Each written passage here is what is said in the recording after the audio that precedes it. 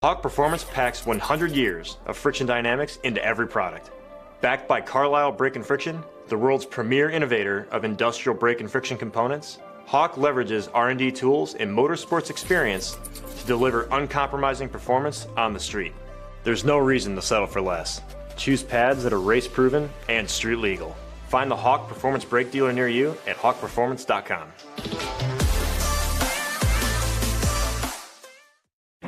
An important decision is afoot.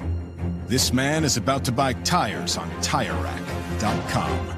Tire Rack is the leading online retailer of tires in North America and a repository of advice and expert reviews.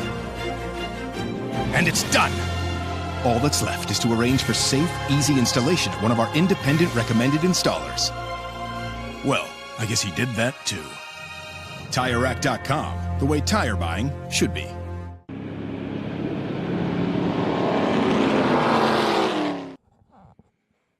Hello and a warm welcome to Road America, one of the most iconic tracks and historied tracks in the USA. We are high above the circuit and looking down on some of the skid plans, and as well as this famous circuit that has been part of Trans Am longer than anybody else in terms of the amount of times we've come here. Welcome to the Speed Tour. I'm Jonathan Green, and we've got a host of great racing to bring you over the weekend. And we start, as is almost tradition, part of the Pirelli family, which is the IGT Championship. Right now on track is the qualifying for the Formula 1600s. They'll be in action too later this morning, and we'll be bringing you the race from there. But our feature race today is TA2, and once again they will be hooning around as the championship is heating up nicely as we go into the second half of the season, with Rafa Matos, our two-time champion from Brazil, leading the way, but a host of others all capable of winning and looking to make Road America their own. As you can see, there's been a fair few clouds in the air through the weekend. In fact, we got a lot of rain overnight. And so it's going to be a little bit dodgy, as they say in England, offline. And I mean, if you do put a tire or a wheel on the grass, it's very wet. And so that could be something to think about as we look down high above the famous carousel.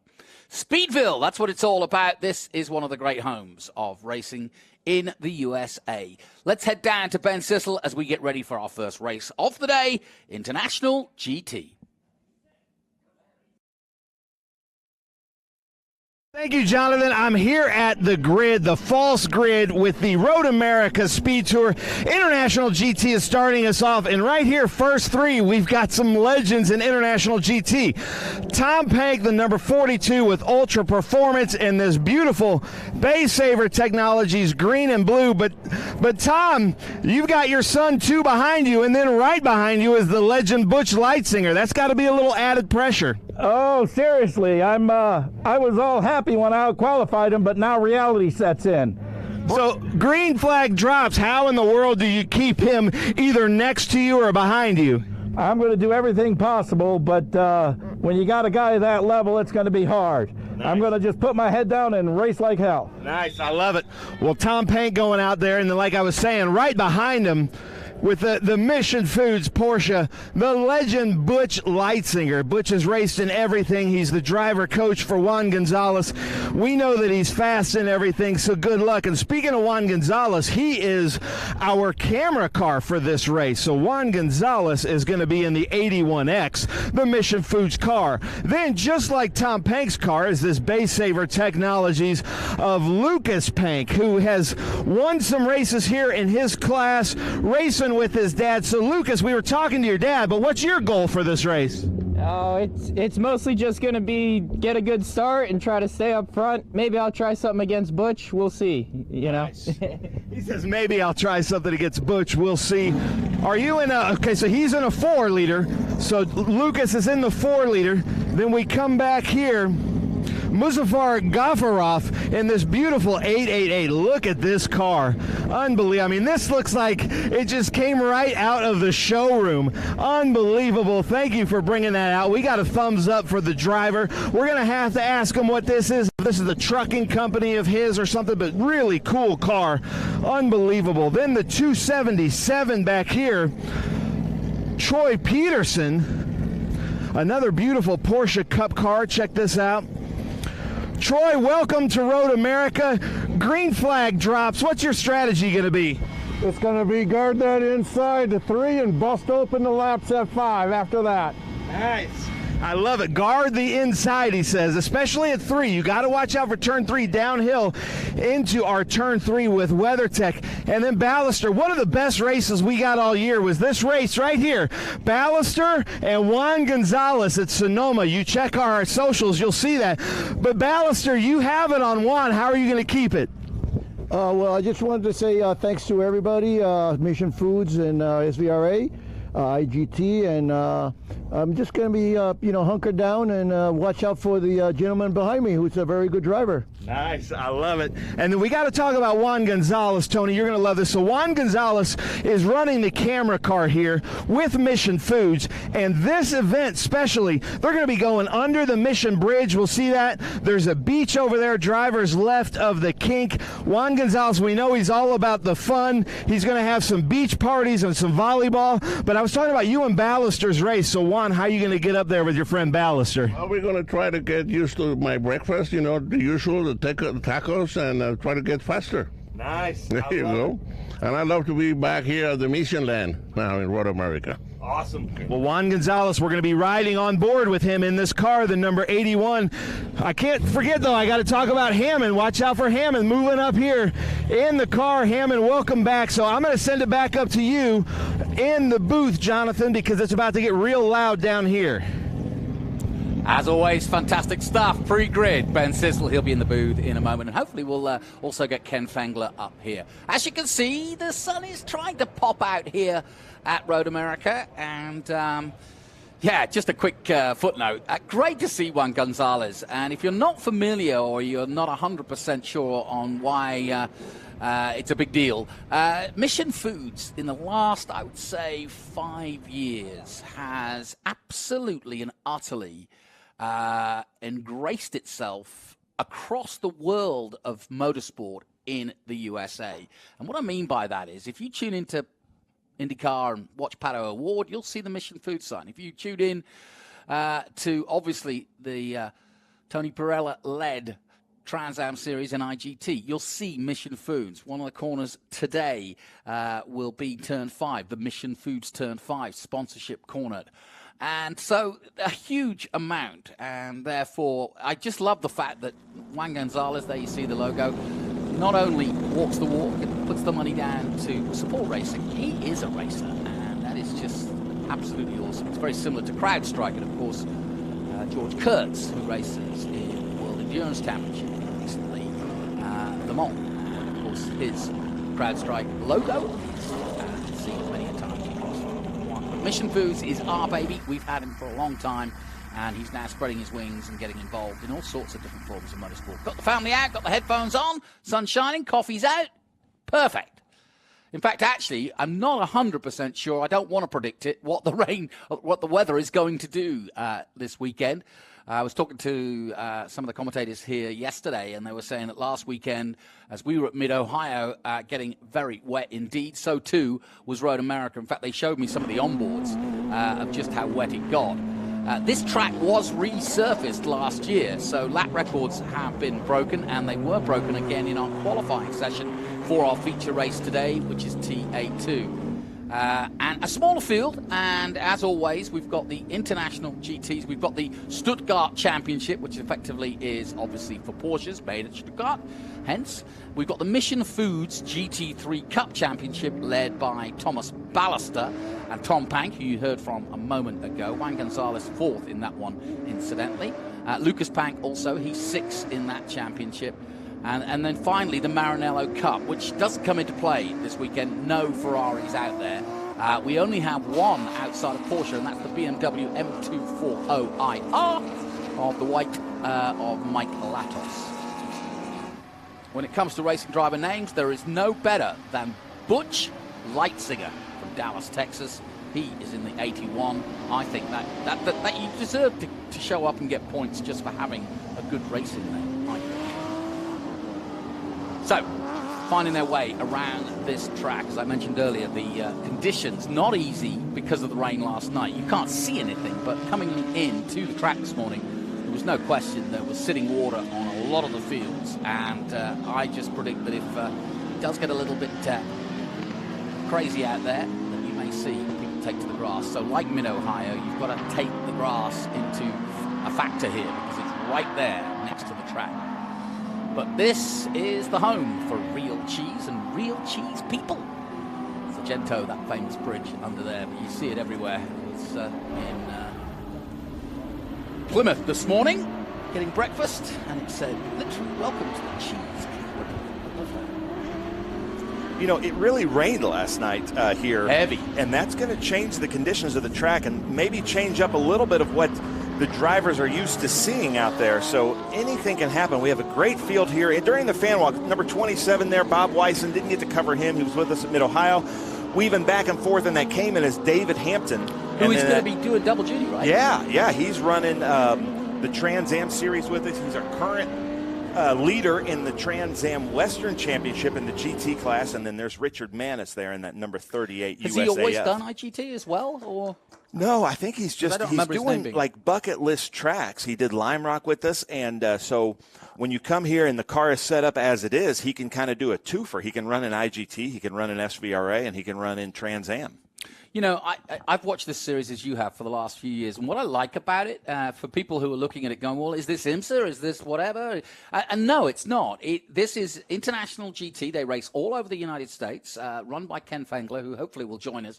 But it just, to me, seems like a really cool, laid-back series for very good drivers. Would you concur? Yeah, it's kind of people that are somewhere, in my mind, between, like, professional and amateur, and the competition is really high. These cars, you know, obviously very reliable, easy to maintain, and very fast and fun to drive. And then a lot of drivers, we'll see, like when we go to like the Sebrings or the Road America or Watkins, we have a lot of IMSA drivers joining us just to have more track time and more seat time at these tracks. But there are some legends in this field here as we come around the kink, and the weather is clearing up here. You never know. All these tracks seem to be in a microclimate, but it is clearing up. I promise not to predict the weather, so there we go. Heading down towards Canada Corner, another one of the famous corners, right through the woods. It's hard to get to, as you can imagine, right through that woods. But if you do, it's a wonderful trail along here on the right side of the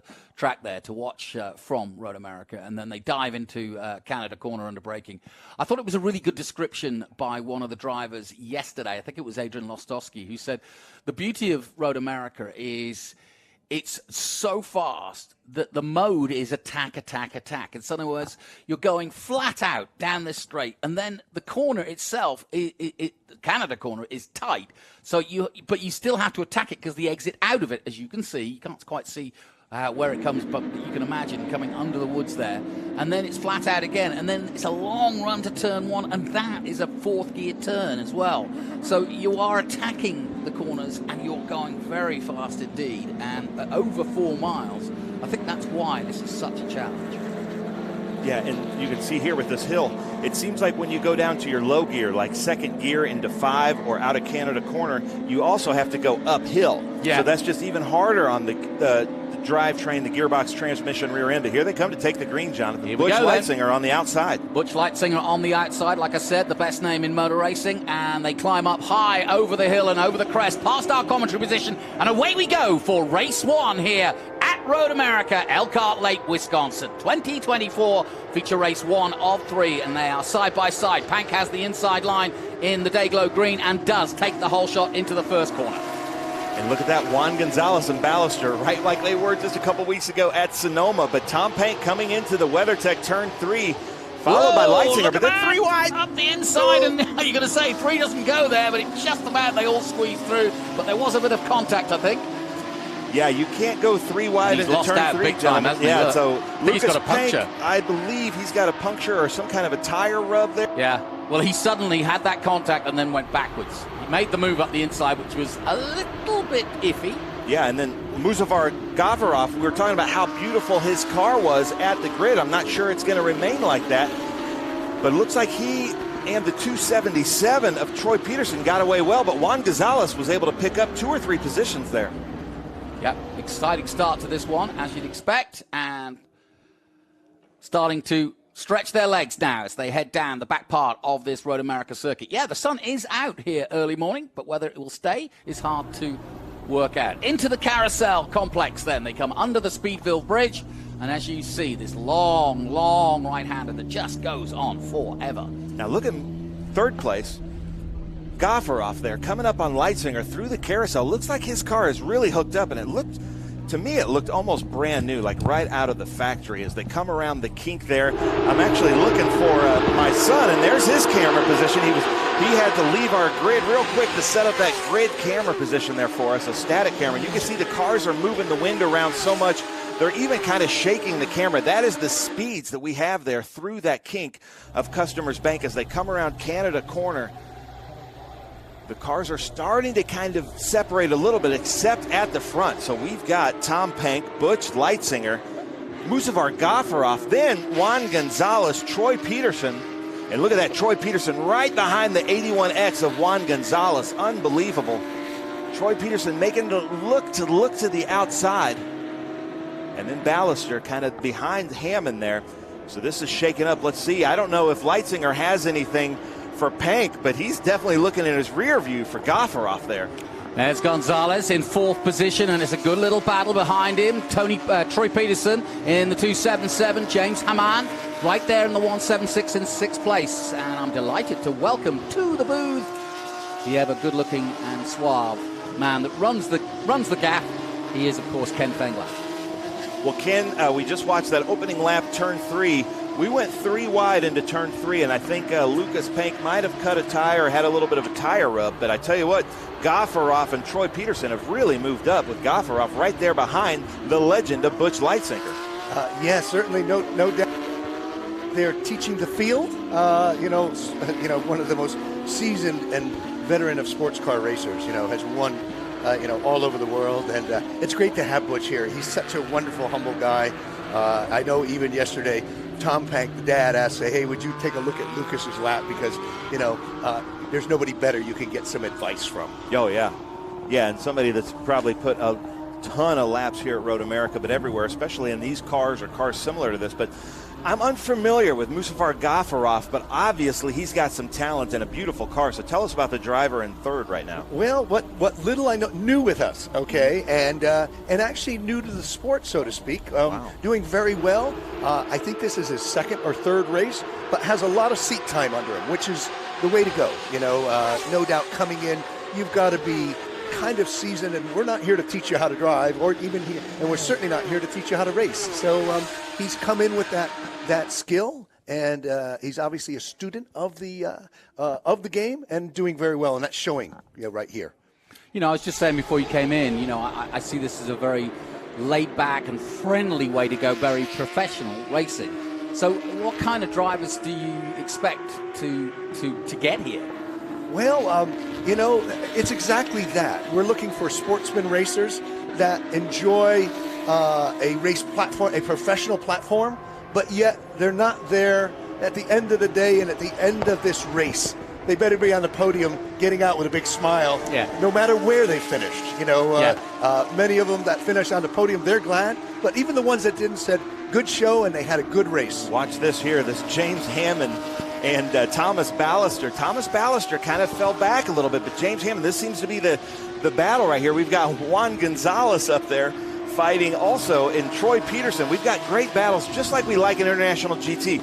At the front of the pack, the mid of the pack, the back of the pack, everybody's having a good time. But watch out for Hammond and Ballister as they come into Mission Foods Turn 5. Yeah, just ahead of them, Juan Gonzalez and Troy Peterson have been locked in battle since the start of this race. Here they are coming into 5. And that other battle you were just talking about just behind him. Yeah, Ballister was really looking up right behind James Hammond. James Hammond, a longtime IGT competitor, really good driver. Yeah, and certainly Steven's not here, the son, who's the father's son. We finished up at Indy what did we have? 8 father-sons there. Yeah. That it was a great Father's Day weekend. Yes, we did. Yeah, and I don't know if you knew, Jonathan, but the father-sons were awarded a set of Pirelli tires. So not bad. Happy Father's Day, Dad. Yeah, happy Father's Day. Yeah, we took care of the sons. As a matter of fact, I asked Tom. I said, "Did Lucas try and steal the tires back?" He goes, "Oh yeah, he tried to steal them back, but those are mine." Yes. That's well, awesome. To be honest, you've just I asked the question, who do you attract, and if it's father-son, that tells you everything, doesn't it? Yeah, we're really that's been by natural osmosis, so to speak. Natural generation. But no doubt, I think if you talk to any of the teams that are father-son, and we'll take father-daughter or mother-daughter as far as that goes, it's a compliment to the series that they feel confident enough that this is a good place to race. Their son, it's a good place to race. Yeah, you can see, right there, Ballister and Hammond going side by side into Canada Corner. Not sure who got the better of that, Jonathan, as they pop over this. Yeah, I was watching it too. Yep. Well, still Juan Gonzalez leading that little battle, but Hammer just holding on then as they came out of Canada into turn 14 and up the hill they go.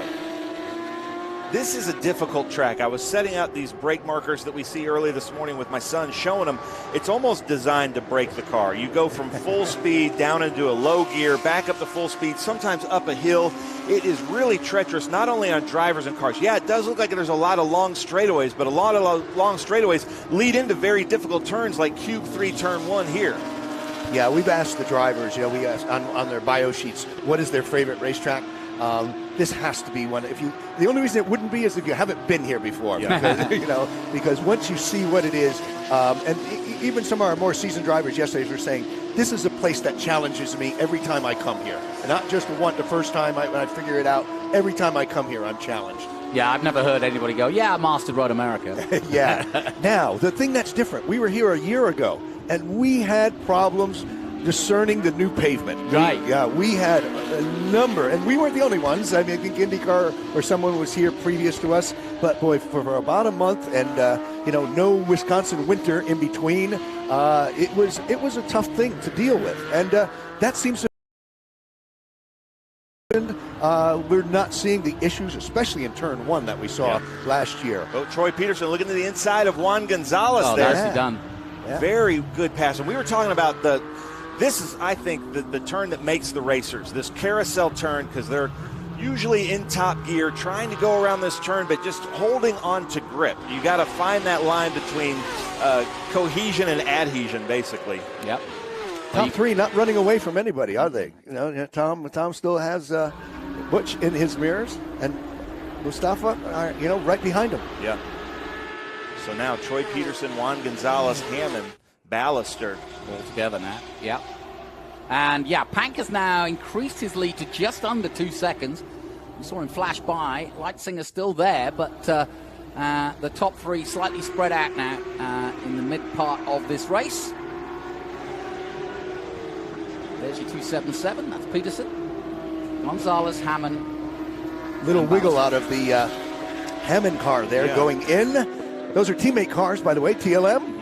Rest of TLM is at Sebring, sweating. We're here in the lovely Road It's like air conditioned outside right now. Yeah. I noticed something watching this. So watch Ballister's wing, the one in fourth in your shot here. As they come into one, there's some movement in his rear wing. You see that? Yeah, we've seen that on other aero devices here at Road America. Such high speed, a lot of pressure on those, but that's not the first time we've seen that. I wonder if that's because he's behind Hammond. If he would be by himself, that wouldn't happen. I don't know if there's a wash there or anything, but I just noticed that. Yeah. So we'll keep an eye on that. And if you're watching, if you might have some knowledge on that, leave us a comment on SpeedTour TV, watching this on YouTube. But there's David Hampton. I don't know how much you've gotten to spend time with him. I get to spend a lot of time with the Trans Am Series, but such a cool guy. Yes. Always excited to race and just seems to be having a ton of fun at these weekends. Yes, double duty between Trans Am and International GT. Comes from the West Coast up in the Oregon area, so he travels a long way, but he's having a good time, giving him a lot of seat time. This is kind of a new venture for him to jump into the racing thing, but he's done it in a big way, in a good way, and he's enjoying his time at the racetrack. And Ken, what I'm sure a lot of fans want to know, what can they do to these cars in preparation to go racing? What can they adjust besides the obvious, the tires, the wings, and so on? But what about intern? Well, technically, and we don't have a big rule book. We have guidelines, okay? but, technically, and we're looking at it a little more squinty-eyed, there are a couple of cars that I call them science projects, okay? They've done a little more to them. They essentially should be as delivered from the factory. We asked them, what spec does this car meet? Yeah. Okay, yeah. And if you write down that's the spec it meets, that's what it should be as far as weight, aero, and so forth. We're seeing, as I said, a couple of Frankenstein cars, and we're going to move that around. There'll be some changes in categories next year. Fair enough. Aero that is on a later date car, that's on a backdated car, and that's so on and so forth. So Frankenstein is probably not going to happen next year. We saw Bob Weisen go by there through the Customers Bank kink, but Jason King joined us. He said, every time I watch, I come here to watch this, and my boy Lucas Pank, something happens. And so, yeah, Lucas Pank, 3 wide into turn 3 is not suggested, and he unfortunately looks like he might have just cut a tire, which is actually a pretty good outcome for 3 wide into turn 3. Yeah, that's probably the best outcome you can hope for. And we've got Butch Leitzinger into the pits, if you're wondering what's happening with him. So not sure what's happening there, but I'm sure what's happened is Butch Leitzinger, he probably saw something in the car and thought, I'm just going to come in. He's playing it very conservative. Tommy showing his nose there on Jim Hammond. They're just saying, I'm still here. Team cars, 3.8 and 4 liter. Tom's in the 3.8 liter. Jim Hammond in the 4 liter car. So good battle, though. And we welcome our viewers on YouTube for the SpeedTour TV. Thank you very much. Jason King and et al. joining us. And he's about to go sim racing, I think, with Lucas. Now he's out. So Troy Peterson now getting a big gap as we see Juan Gonzalez coming to Mission Foods turn 5. But this seems to be the battle between Hammond and Ballister. I rode the elevator with Ballister just the other day, and we were talking about that great Sonoma race with he and Juan Gonzalez. But he's another guy that just seems to have so much fun in your paddock. Yeah, no doubt. Comes from Puerto Rico, every single race in the insurance business there, and a great. A typical, or let's say what we want to see type of competitor in International GT. Enjoyment of the sport and time camaraderie in the paddock, and enjoying his time on the racetrack. And a very good and accomplished driver. As you see, he pedals a 3.8 liter right up the tail of a 4 liter car. Yeah. Well, you just saw the gap for yourself there. 5.8 seconds now between Garoff. How do you say it? I think it's Gaffarov, Gaffarov. Julie was saying. Yeah, so we apologize if we're getting that wrong, but we will try to get that right before the next race. But, man, Gaffarov, welcome to International GT. What a showing he has been so far, and the car looks phenomenal, but really fast driver. Tom Hank, though, flying at the moment in the morning. As we all know, it either goes perfectly or there'll be a mechanical gremlin. It's one of the two. Yeah, one or the other, isn't it? Usually. Yes, especially here at Road America. Robert Weisen back with us, the first time this year. He was away, and I asked him how it was, but he broke his foot. Yeah. And that's why he hasn't been in the race car. And so it's been a long time for him since he's been in. So it's going to take him a little bit to get back up to speed, but a regular competitor with Ultra Performance. He was running for the championship just a few years ago. So yes, it was really odd early on in the season to not see him. He was with us kind of warming back up last weekend at Mid-Ohio. That wasn't an International GT event, but he was doing really well there. So, it's so... Okay. Here we go. Ballister. Turn 1. Nicely done. Classic. Yes. That was a great... That is the textbook International GT overtake right there. Yeah. Yes, I could actually see daylight between the two. Yeah, not only that, but Hammond was aware that he was there, that it was going to happen, and Hammond gave him the room. Right. And, Ballister took it, but also then took it with giving Hammond the room also. Yeah. So we appreciate the sportsmanship is greatly appreciated. Yes, exactly. And this is a long weekend. We've got this race, we've got another race today, and then you've got your hour-long enduro tomorrow. So nobody wants to take a car out in the first race. Certainly not. This is really just the beginning. This is a fantastic Speed Tour weekend for us with Trans Am. Some of the, let's say, rush to get to grid and get on and get our track time is not here at this. It's a relaxed atmosphere and, really enjoying the time here at beautiful Road America. Yeah, and you can see those buildings in the distance of where we're shacked up, as it were, to do the commentary, but you can see the huge campus that Road America covers. It really is a massive course, winding around 4 miles. Every year something new. I yet to see, Ben, you told me about it, but I heard about it, about Mission Beach. I got to get over to see that. You've got to see it. I got to see that, yes. Sand on the beach and palm trees. There. There it is, yes, right. But, I just thought, Tommy Dreesy was sort of getting mad that he didn't have somewhere to relax when he goes there, so they built him a beach. There's palm trees. a little taco stand, and it's a really cool place to watch the racing. Yeah, fantastic. I first saw that actually in South Jersey. And being a South Florida guy, a friend of mine brought me to a beachside bar there and restaurant. We were sitting there, and there was palm trees there, and I didn't think anything of it. And then as I'm sitting, I'm used to it in South Florida, and then I realized, wait a minute, I'm in New Jersey. There shouldn't be palm trees. But what it was is the guy who owned the restaurant, or partner, also owned a trucking business, and he had trucks running up and down the coast, up 95. And he said, hey, I got an empty load. Let's grab some palm trees and put them out here. I mean, what a fantastic idea. They last a season. He's the only restaurant bar on the New Jersey beach with palm trees. That's hilarious. Yeah, great stuff. So look at that Juan Gonzalez. You can see him peeking over the hill, Ballister, but Hammond giving the fight right back to Ballister. Coming back. So we've got about 10 minutes to go, and we're averaging, 2:10s, 2:12s, 2:14s at the moment. So a few laps to go yet in this one, but there's no doubt about Tom Pank's lead. Almost 10 seconds now. Yeah, this seems to be the battle right here, these three cars. Troy Peterson really pulling away, doing a really great job. Hopefully, next race he will start near the front. Yeah. Maybe be able to give a battle. And you can see Ballister getting a little loose coming into Mission Foods turn 5. Well, he's got two issues. He's trying to get by Juan, and he's trying to defend his distance from Jim Hammond. So he's a busy boy right now.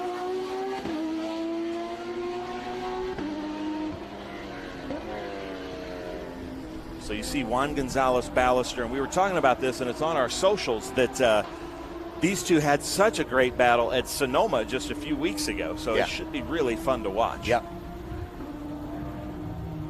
Into the carousel one more time. Clock ticking down. And just looking where there are some other battles going on here. Robert Wisen, the man you were talking about a moment ago, in 7th place overall, and he's behind James Hammond, but he's got a distance. There's the 277. There goes Troy Peterson, and behind this great battle between Gonzalez and Ballister, which has raged on, and now it does involve Hammond as well. Into Canada corner. So easy to get wrong that you've gone down that long back straight, and wanting to challenge into there, but it's tighter than it looks. And then uphill before reaching a nicely done. Ooh, almost. Gonzalez defending well. Now, can he defend as they come down the main straight, or up the main straight, I should say? Here we go.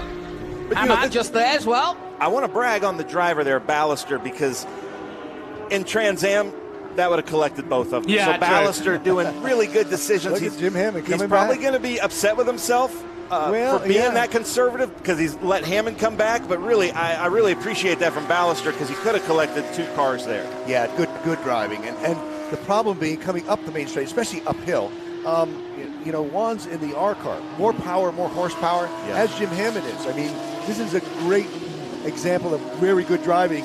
Tom Ballister in the middle car is in the smallest displacement car of those 3 cars. Yeah, the 3.8, and so he has to drive that with more momentum, and then losing that more momentum at turn 14 really kind of set him back there, but he was able to get it. Yeah, he had the momentum coming into the corner, but he couldn't make it stick, and he realized it, backed out, which gave Jim Hammond the opportunity to really pull up on him, but he was able to defend. Good racing. I think that was John Dean there in the Cayman 3.8, all black. The 2020 Cayman 3.8. But here we are. Here's Juan Gonzalez and Ballister back at it, coming into turn 8, which is a downhill. Yeah, they really are going at it, these two. Hammond trying to stay with them. Yeah, under braking, you see Tommy's very good on that, coming under braking. But as they exit the corner, that's when you'll see the extra horsepower and Juan Gonzalez pull away. Here is the beach over there to our right as they come down through the Mission Bridge. You can see that from the drone. And look to the right, there's a bridge, lovely. A beach, some volleyball, some chairs, some fake palm trees. And you do feel like you're at a beach watching some great racing up here in Wisconsin, known for its beaches. It is a beautiful section of road, though. There's no question. This back kink. Is that Bob Wyson now coming up behind him? I think it is. Yeah, it's 7th. Yeah. So he's starting to feel it. Bob Wyson from Mentor, Ohio. Yeah, his lap times come down considerably, and he's running up with those top 3, or middle 3, 4, 5, and 6. So expect to see Bob in race 2. So I have a funny story from Mid-Ohio. I can't think of his name. Is it Scott? That's his mechanic? Yes, right. Yeah, so Scott went out, and right when he went out, it started raining. He's on slicks, right. And he just came down Madness and just kissed the wall because he just lost all grip. It just started pouring on him at the worst time in the racetrack. But it was just a little bit of cosmetic. I think just a little bit of rubbing they were able to, of the rubber they were able to just kind of buff out. Right. But Bob Weisen back out there. Well, Hammond's caught back up again, so it hasn't taken him long in the Martini 176 colours. But a moment ago, he was about 2 car lengths. Now he's right there with him at just the right time. About 5 minutes to go in this one, and he's got a chance of taking them both. Yeah, I thought I heard the white flag was coming out on this next lap, so we'll keep an eye out. Yeah, this could be the final couple laps right here. Yeah, you forget it's a long circuit. This and if they don't, if nothing changes there, those 3 cars, first place in each class. So nothing to be ashamed of there, and some matter of fact, some good racing to be had in between. Yeah, Bob Weisen, look at him, really coming up behind now James Hammond. So this may be a 4-person battle that we're seeing here, and not only did we miss Bob Weisen, but also his wife is such a huge help to you and Julie. Is. Yeah, Missy's great. Yeah, she's always asking what she can do to help out and with our socials and everything, and great to have both of them, back with International GT and Ultra Performance. I'm sure Kurt's happy to have him back. So there's the shot of David Hampton Lumber out of Bennett, There's your Oregon. white flag. Yeah, you're right, white flag. And there's Tom Pank. Yep. Final lap then for our leader with a 13-second lead at the moment. And put on a great show here, no question. But this battle is going to the wire, folks. 4th, 5th, and 6th place. That's the battle we've been watching. And Weisen in 7th place has finally caught them. And they'll have the final lap to go.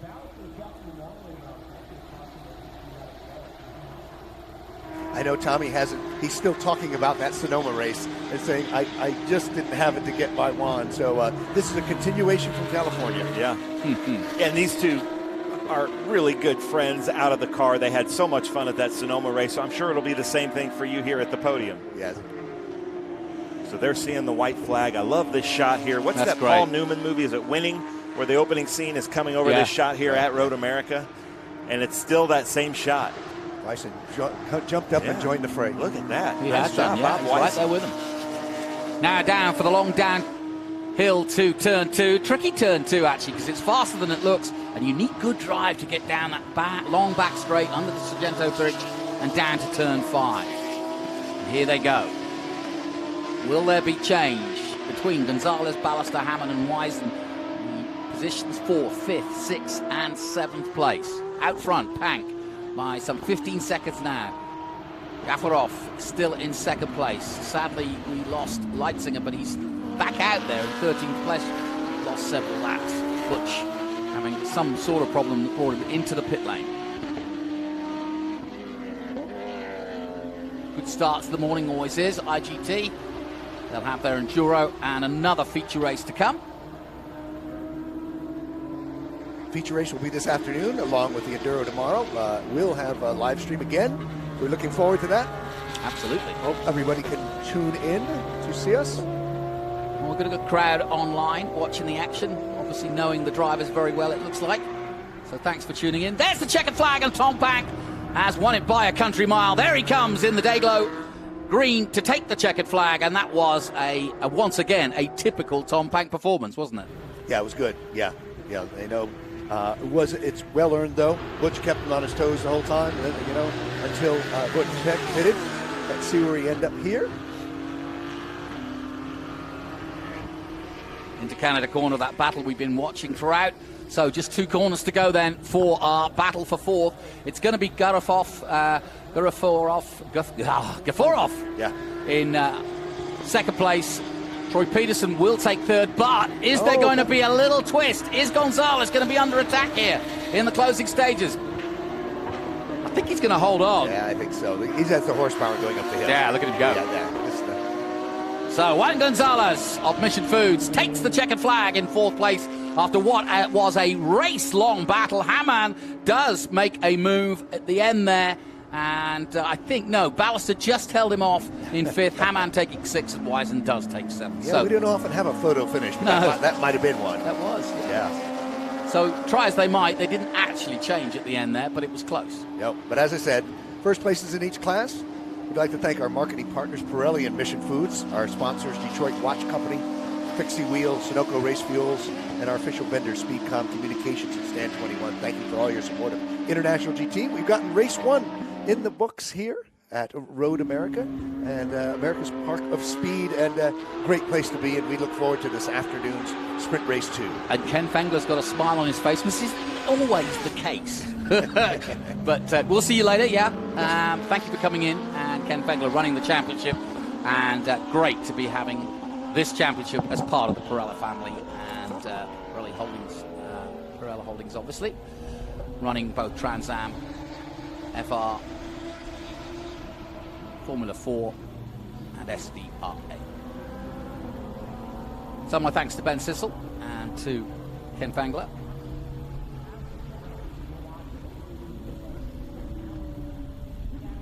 And thank you for you tuning in on our Speed Tour on YouTube. We'll take a short break from Road America. As you can see, the rain holding off for now anyway, and actually conditions perfect. We'll take a short break. We'll be right back with more action after this. One of the main reasons for poor vehicle performance is a dirty fuel system.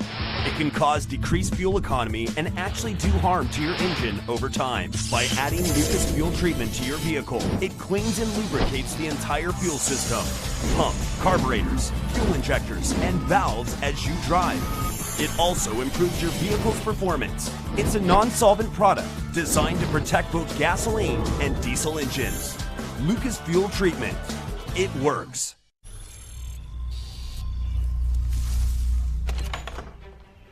Yes. Hon, the WeatherTech's here. WeatherTech is the ultimate protection for your vehicle. Laser measured floor liners, no drill mud flaps, cargo liner, bump step, seat protector, and cup phone. What about my car? WeatherTech.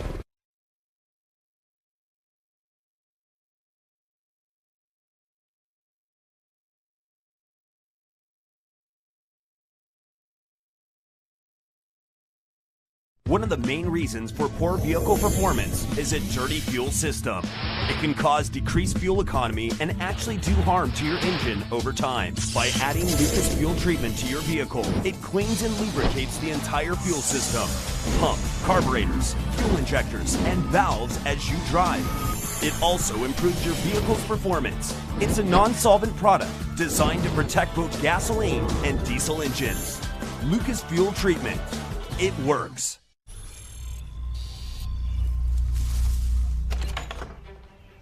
Yes. Hon, the WeatherTech's here.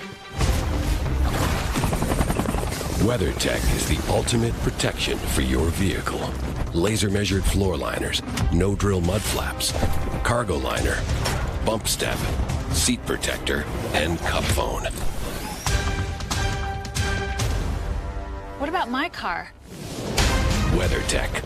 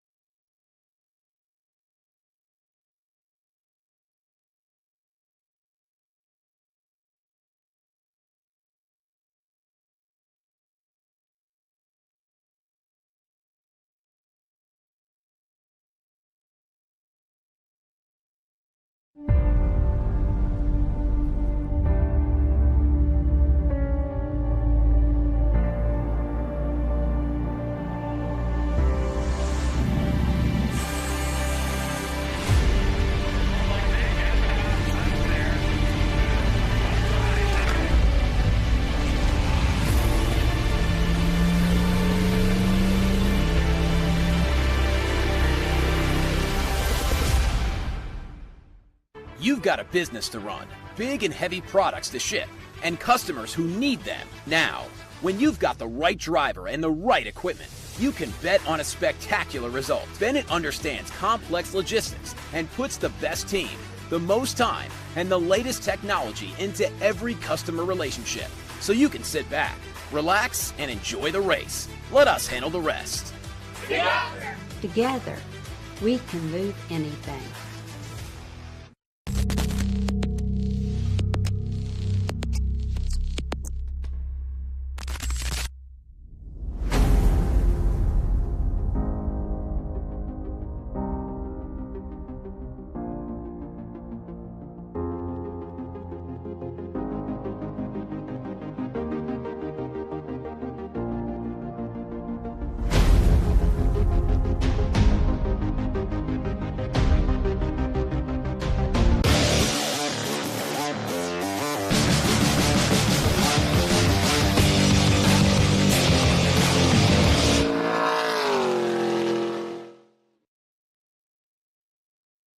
Hello and a warm welcome to the Cube 3 Architecture TA2 series presented by Pirelli. I'm Jonathan Green. Alongside me, Adam Andretti, as always. He'll be racing this weekend in TA, but we turn our attention to the very important TA2 Championship, which as we go into the second half of the season is really holding up nicely. So far, it's been a story about how Nitro can have any one of many winners, but Silver Hair have bounced back here at Road America with pole position and Jake Drew. And that's what we love about this Cube 3 TA2 Architecture series is just that. I mean, no one stops working, and Nitro has climbed ahead clearly here in the 2024 season, winning all these races, completing all these podiums. But as you just put it forth, Jake Drew, the youngster up here on the pole, showing that Silver Hair's here to play for real. Just 24 years of age, has only got a handful of races under his belt and already in pole position. Big day for Silver Hair, and we've seen their success with Maurice Hull and the rest of the team over the years. But a few ringers. We've got Rafa right to our left, leading the championship by over 100 points, and Mike Skeen coming back. Always going to be a competitive run. Yeah, I mean, absolutely. Obviously, the legend, Rafa Matos, Mr. TA2. He's no one's won more races. He's a two-time champion. Certainly looks like he's got like a few fingers wrapped around his third championship at the midway point of the season. And Mike Skeen, there's so many people that want to see Mike Skeen in a TA2 car. The amount of support he got to be here today, amazing. And anytime he climbs behind the wheel of anything, you got to worry about Mike Skeen. 10 seconds. Track conditions. Track conditions are phenomenal. All weekend long, we've had a ton of grip. So big difference from Pit Race and Mid-Ohio, the last two rounds where we were just fighting for grip. Here, it's a ton of grip. So we'll see how those tires last and how that grip plays into the role as we get through 100 miles. Ton of grip on the asphalt, but a lot of wet weather last night means it's slippy off track. Should be very interesting. Jake Drew on pole position. We'll take a short break. We'll be back with Ben Sissel to walk the grid.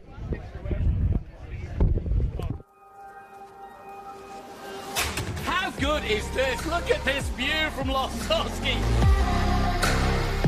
It brings all my fans, it brings the audience into the car with me. Speed turn, 140 mile an hour entry speeds. The quickest and most efficient way for me to get information to my drivers is from using the V-Box HD2 system.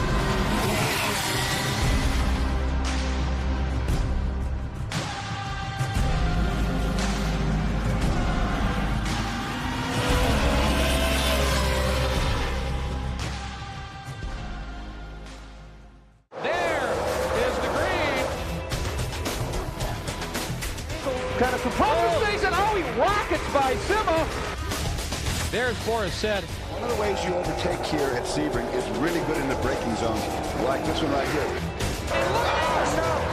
Both go around. There's the green. We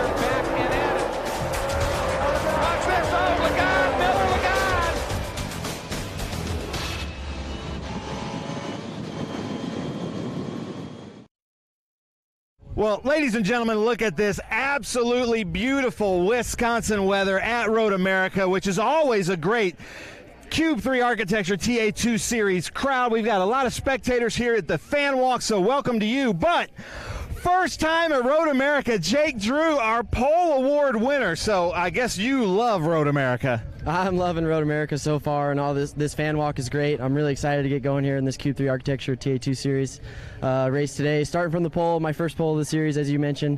My Silver Hair crew brought me an amazing race car, and we've been fast since we unloaded, and hoping to finish the job today. Nice, yeah. Maurice Laura with Waukegan Farms and Quarter Horses that always put together a good car. This is only I think your 7th race in Trans Am.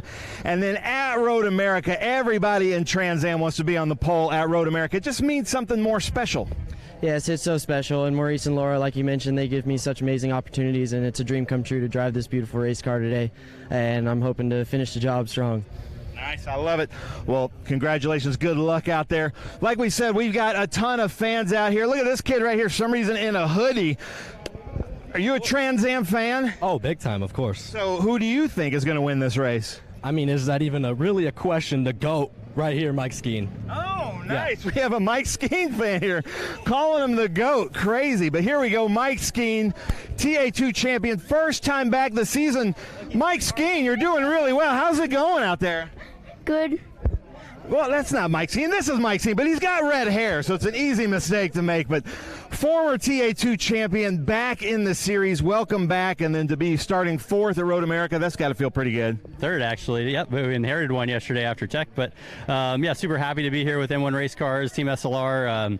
Having the support from Cube 3 and Franklin Road Apparel has been great. I love being at Road America, love being at TA2, and really happy to have the Marko Nikitich Foundation on the car, help support them and carry them forward. Hopefully we can represent them well today. Nice, I love it, and I hope you heard from that weird-looking fan over there, Mike Skeen fan, so keep it up, Mike Skeen. Then we come back here, Thomas Merrill here, and look at this, going back in time with the old Kodak cameras, the disposables. But how's it feel? I see you've got the umbrella on because the heat has increased like 20 degrees just since this morning.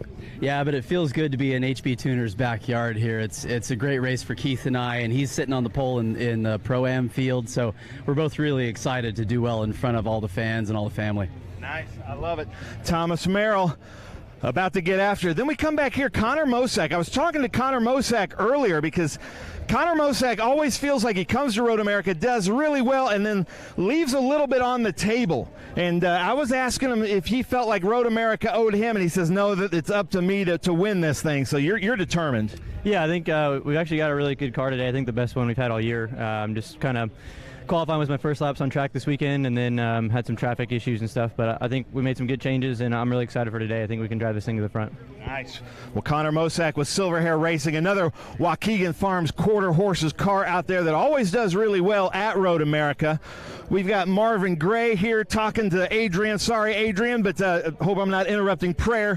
But Adrian, Road America, you've got to love this place. Yeah, no, it's a really interesting place. It's a lot of straightaway speed, high-speed stuff. The kink's really a lot of fun. It's high commitment, and I think it's going to be a lot of fun. I mean, turn 1's pretty wide, so I think you could see 3, 4 wide through there. And then hopefully we're past it and have a good race car with 30 minutes to go. I'd like to thank CMI, Compass Manufacturing International. They make sink products, sink kits, faucets, stuff like that. AMT Motorsports, upstate New York, they make Corvette race parts for Corvettes. And Spot On Services from Texas. Nice, I love it. Adrian Lostowski. I'm going to come down here. We've got Bacon. Where is Bacon? Caleb Bacon with CB Motorsports. We've got his team here. Sweet Cheeks is here. Oh, yeah. But, this car is looking good. You guys have been working hard on this thing. Yep, trying to keep it together so we can go out there and race and hopefully do good today. Nice. Well, that's Sweet Cheeks, but we've got Caleb right here. Caleb, I'm letting your team talk for you, but the car is looking good. What do you think of Road America? Oh, this track's amazing. Every time we come here, this is probably arguably one of the best tracks we come to. It's just great for this car. You got high speed, low speed, mid speed. It's just amazing. Nice. I love it. Well, there you go, Caleb Bacon. Now, I got to come across here because from HP Tuners, he had his whole family here. They've all left, but, HP Tuners out of Chicago, so it's not too far for them to come. I love seeing not only in their black HP Tuner shirts, but they got your name and number on the back. Yeah, so we got a lot of fans, a lot of friends and family and coworkers here. It's my home race. It might be the 40th time I've actually raced here, so a lot of years, about 20 years.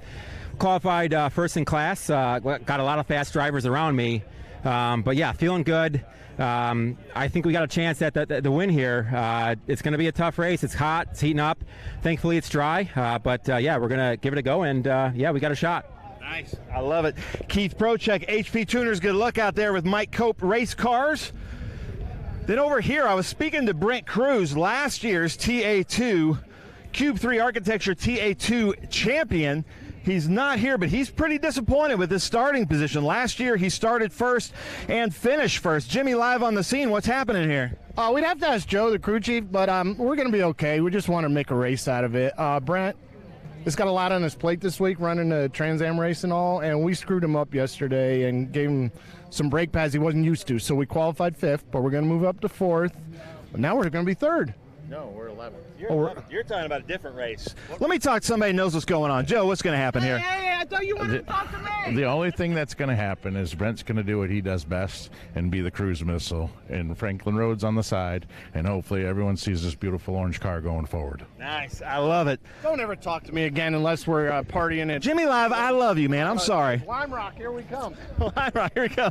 Josh Hurley, yes, sir. You know Road America really well. This is going to be a crazy race. It is. The braking zones are really challenging here, so you never know what you're going to get. All it takes is one person to make a mistake, and it bunches the whole field up and can cause a mess. So it should be a show. There'll probably be a little more bumping and grinding that we necessarily want to see, but my plan is to take advantage of that and be in the front by the end of this race. Nice. I love it. Josh Hurley there. Now we come here to Austin Green, who's always super fast here, Three-Dimensional Services Group. Back with us. Austin, I know you got to be a little bit disappointed about the finish at Mid-Ohio after leading the race, but here at Road America, I feel like Road America hasn't been super nice to you lately. Yeah, it's my most favorite track, so hopefully today we can turn that around. But you know, hats off to all the Peterson guys, and huge thanks to Doug Peterson as well. We got a super fast Three-Dimensional Service Group Ford Mustang, and qualifying didn't really go in our favor, but it's a long race, and hopefully we make it to the front. Nice. Austin Green, Three-Dimensional Services Group. Now I have to give it up. Boris Said Jr. here at Road America. His dad has so much history here, and this is his most upfront qualifying position ever in TA2. That's got to feel good, Boris. I mean, yeah, it feels great. I love this track. I mean, the HendrickCars.com Silver Hair Chevrolet is awesome. We've been, pretty quick all weekend, and I think we're in a good spot, and it should be a good race. Nice. I love it. Boris Said Jr., the HendrickCars.com, this beautiful number 75, another silver hair car. Then we come up here, Rafa Matos. Different approach to the racing because Rafa Matos is leading in points by quite a margin. You qualified second, but what's going to be your strategy? Well, first and foremost, we need to get a clean start and race from there. It seemed like I'm racing against some experienced guys. Jake Drew is a very clean driver, and Mike Skeen, we've raced together for a long time, so hopefully everybody will keep it clean, and usually these races are decided in the last 5 laps, so I'm hoping to get to there and figure out what we're going to do. Nice. I love it. Well, Rafa Matos, Nitro Motorsports, Concord American Flag Company. This is the Cube 3 TA2 Architecture TA2 Series. This is going to be a lot of fun here at Road America. Now I'm going to give the microphone to Bill Knox for our invocation. If you join me in prayer. Heavenly Father, we give you all the praise for this glorious day, for us being at this storied facility. Father, we ask that you protect everyone here, the drivers, the crews, the spectators.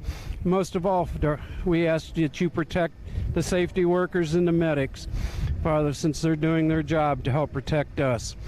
And Father, we ask that you overlook our military and our first responders, that they too may come home daily to their families. In your Son's most precious and holy name we pray. Amen.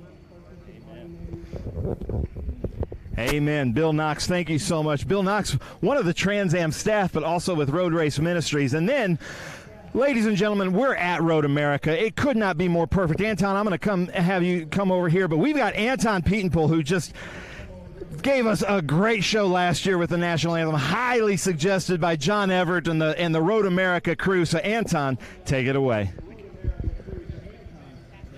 Oh, say, can you see by the dawn's early light.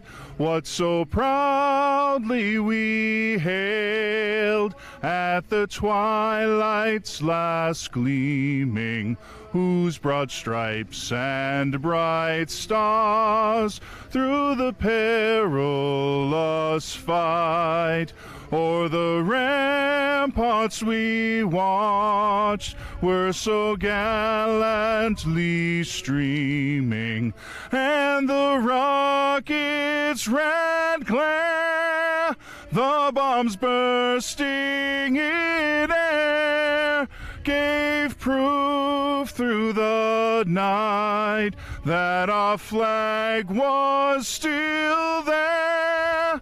Oh, say does that star-spangled banner yet wave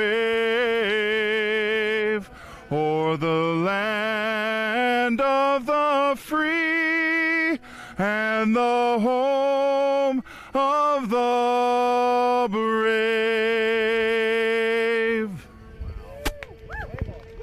Oh my goodness, absolutely beautiful. Anton Pietenpool, thank you so much for doing this at Road America. Jonathan, I'm going to send it to you in the booth. Great stuff, Ben. Thank you so much. And once again, I'm joined by Adam Andretti, who will be with us for the duration of the race. And obviously, great to have Andretti's insight onto this, simply because he's going to be out there tomorrow, and he's been out there already today. What are the conditions like out there? I'm glad to say the wet weather that we had yesterday has gone. It's a gorgeous day here in Road America. I mean, this is what you dream about when you go racing, is this kind of weather. So we're definitely blessed there.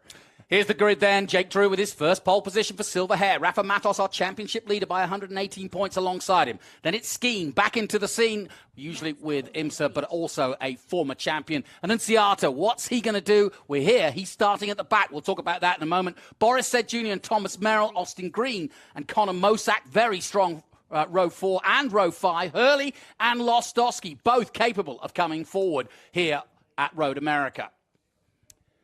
A little further down, row 6, Brent Cruz. Now, you heard he's on double duty. He's also racing against Andretti tomorrow. And Caleb Bacon alongside him for CB Motorsports. Keith Project and Thomas Ellis. Good to have them both on board. Row 8, Barry Bowes going great in Pro-Am. And Gio Ruggiero in row 8 on the 40. Then it's Jared Odrick and Tommy Sheehan. Matt Tift, his second race in a row. And Michelle Abati from Nevada.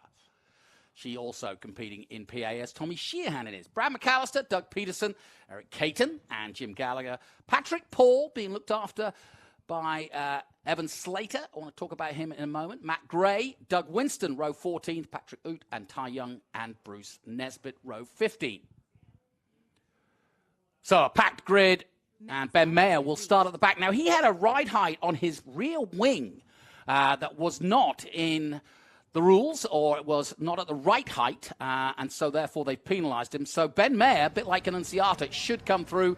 But again, what is Thomas Annunziata doing at the back? He seems to start every race there. Yeah, I mean, he's definitely passed more cars than anybody in the Cube 3 Architecture TA2 series this year, maybe anyone in the history at this point in the season. I know this is not what they want to be doing at Thomas, to be coming from the rear, or that 90 car Nitro Motorsports. So I have no idea.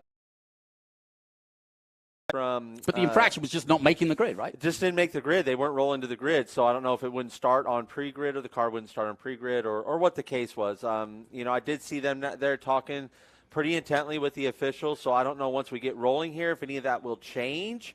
But, the grid was set here for the fan walk, and that's why we didn't see anything happening, and why he's set up in the back. As you can see, we'll be on board with Adrian Lostowski in the CMI onboard V-Box there, and a nice view of him. You'll be able to watch exactly where he's on the brake, where he's on the throttle, and more importantly, that picture there shows you his hands working, and I'm sure Adam Andretti will likely comment when he sees a driver in trouble, because you can tell so much from the hands of a racing driver as to his comfortability in the car. Yeah, so much of our feel, comes from obviously the steering wheel, and some of your most sensitive nerve endings you have are in your fingers. So that's when you pinch your finger and things that hurt so bad. And but anyway, it gives so much feedback. So yeah, we'll get a good look at Adrian and many other in-car and onboard cameras while we're out here to really kind of dissect what each one of these drivers is going through.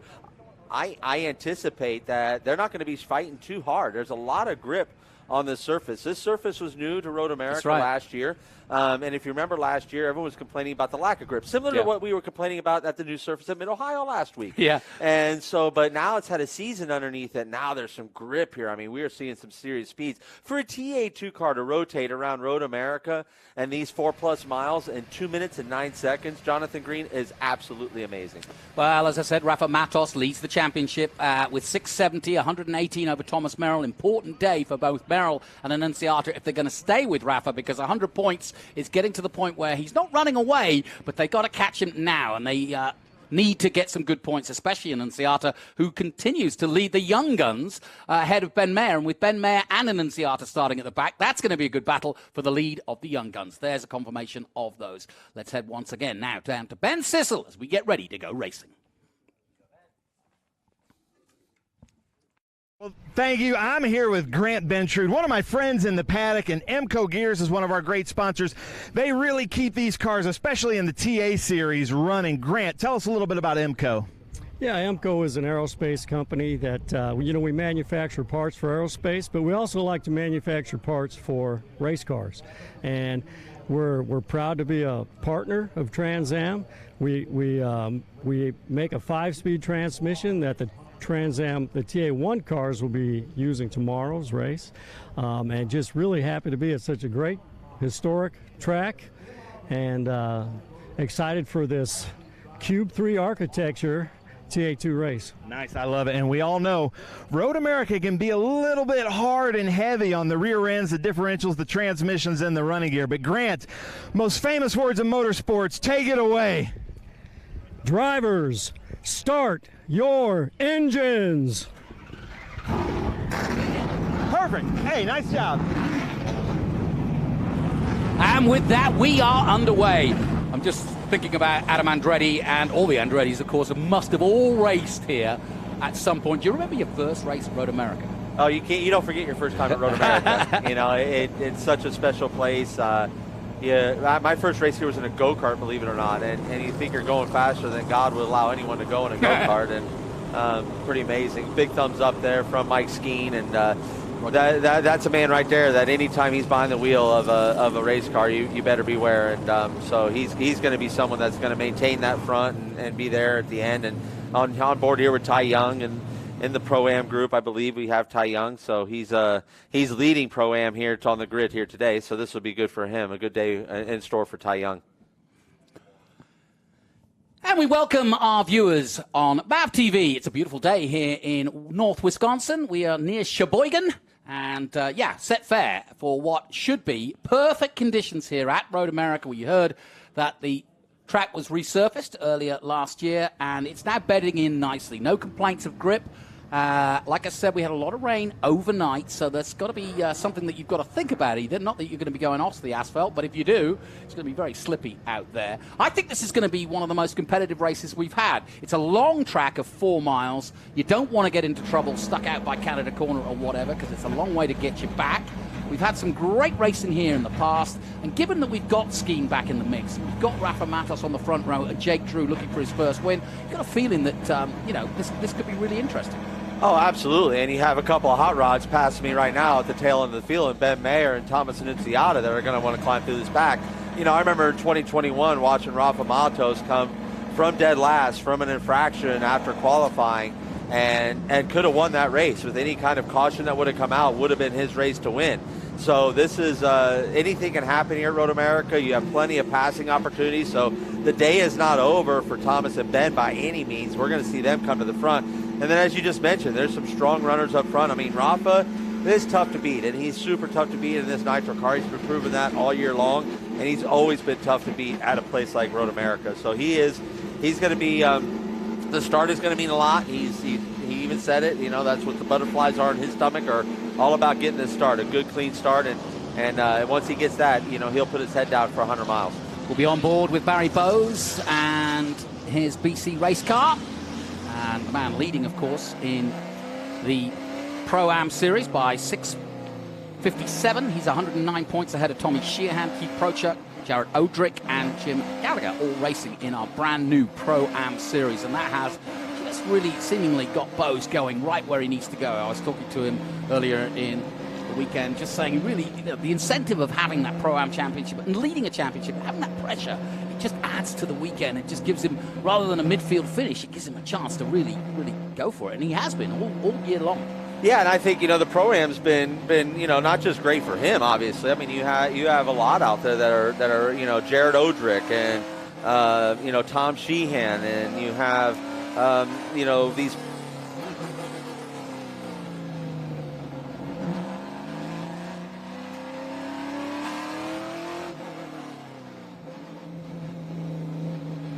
Hey, so I'm Boris Jr. and I'm going to be giving you a guide to Road America. So we start off with turn 1. Here you're braking at about the access road on the right. It's a really good spot for passing. On the start it's pretty chaotic. You can go on the outside. Turn 5 is a really important corner in the start. You have to protect the inside.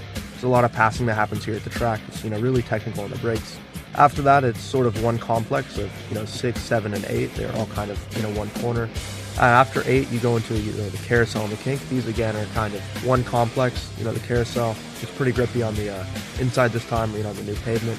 After the kink, you come into the back at the end of the back straight. You come into Canada corner.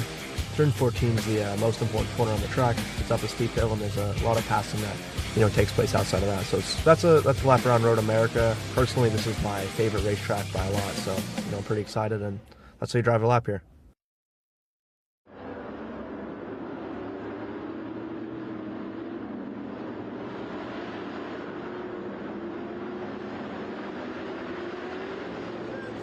Well, but as you can see in that blue and white Hendricks colours, thanks to his dad, and of course those are the colours that Kyle Larson carries in NASCAR. So quite a lot of pressure on that youngster, just 20 years of age, but he's coming on, and he is a chip off the old block.